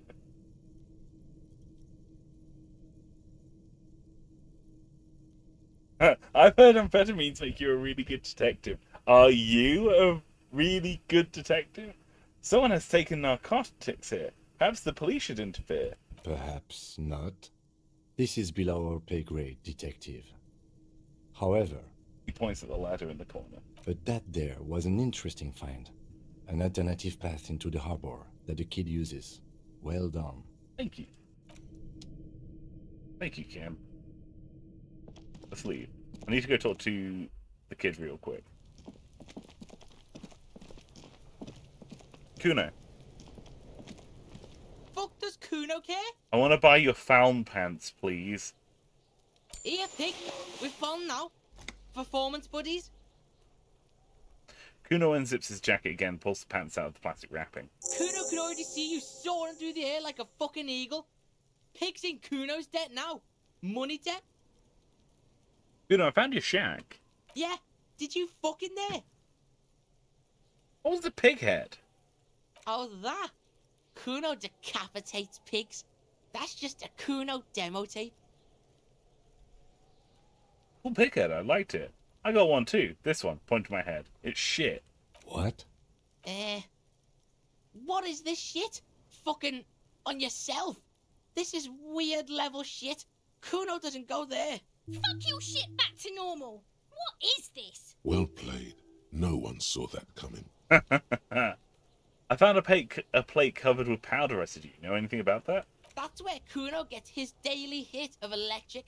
Kuno Shazam. Kuno rides the fucking lightning in there, pig. That's a shame. That's sad.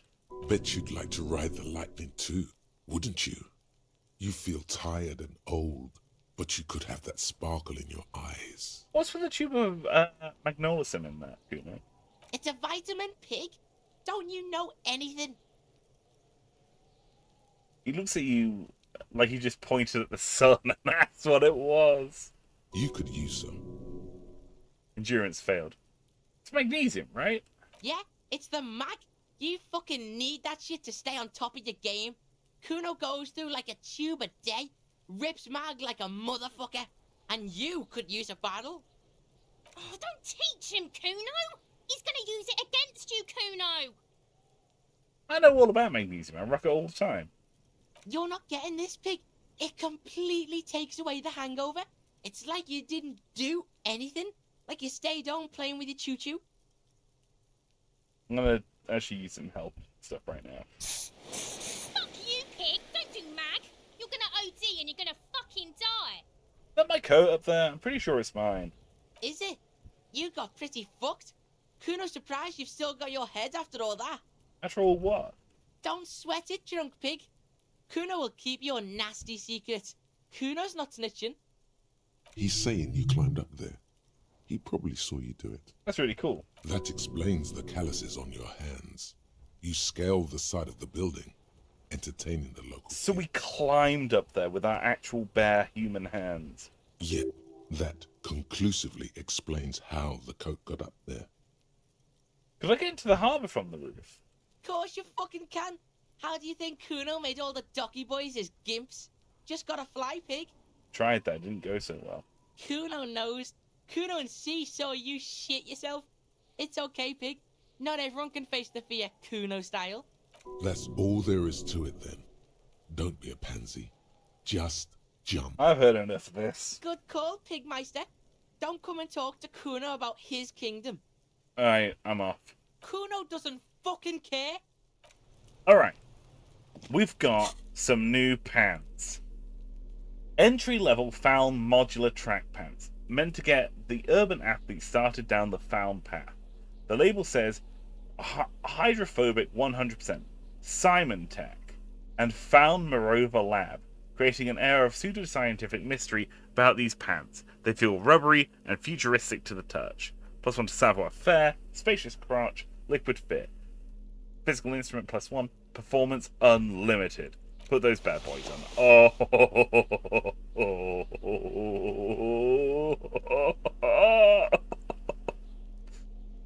Oh, Jesus Christ. Oh, no. Farewell, excellent ass. Hello. Hang on, this boosted electrochemistry. This is making me want to do drugs because of my god ass. Instead, hello, spacious crotch. Sounds like you need pants yourself, Missy. I do. Very good. We are so set. Still got a bit of ass going on. That's good. Nice. Look at us. We're elegant. We can frolic around like a gazelle.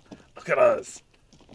And so, the raucous drunkard runs over the plains of Revachol. Alright, there we go. We're going to save now. And we're going to wrap up the stream for tonight. Thank you all so much for tuning in today. I've had a really, really good time. We'll pick up again on Wednesday, I think. I think we're going to pick up again on Wednesday for Disco Elysium. Tomorrow, we're going to do our regular Baldur's Gate 3 stream. We'll be playing some more of that. Looking forward to that.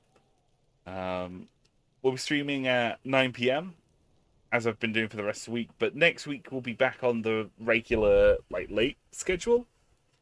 Thank you all for tuning in. I know you all have plenty of things that you could be doing with your Monday nights, but I'm eternally touched that you decided to come here today. I had a really, really good time. Thank you all so much for watching. We'll pick up again tomorrow, playing some more Baldur's Gate 3, and we'll be returning to the mean streets of Martinez on Wednesday. Okay, everyone. Sleep well, and I hope you all have a fantastic day. Okay? Love you all big, big many. Nighty night, everyone. Bye-bye.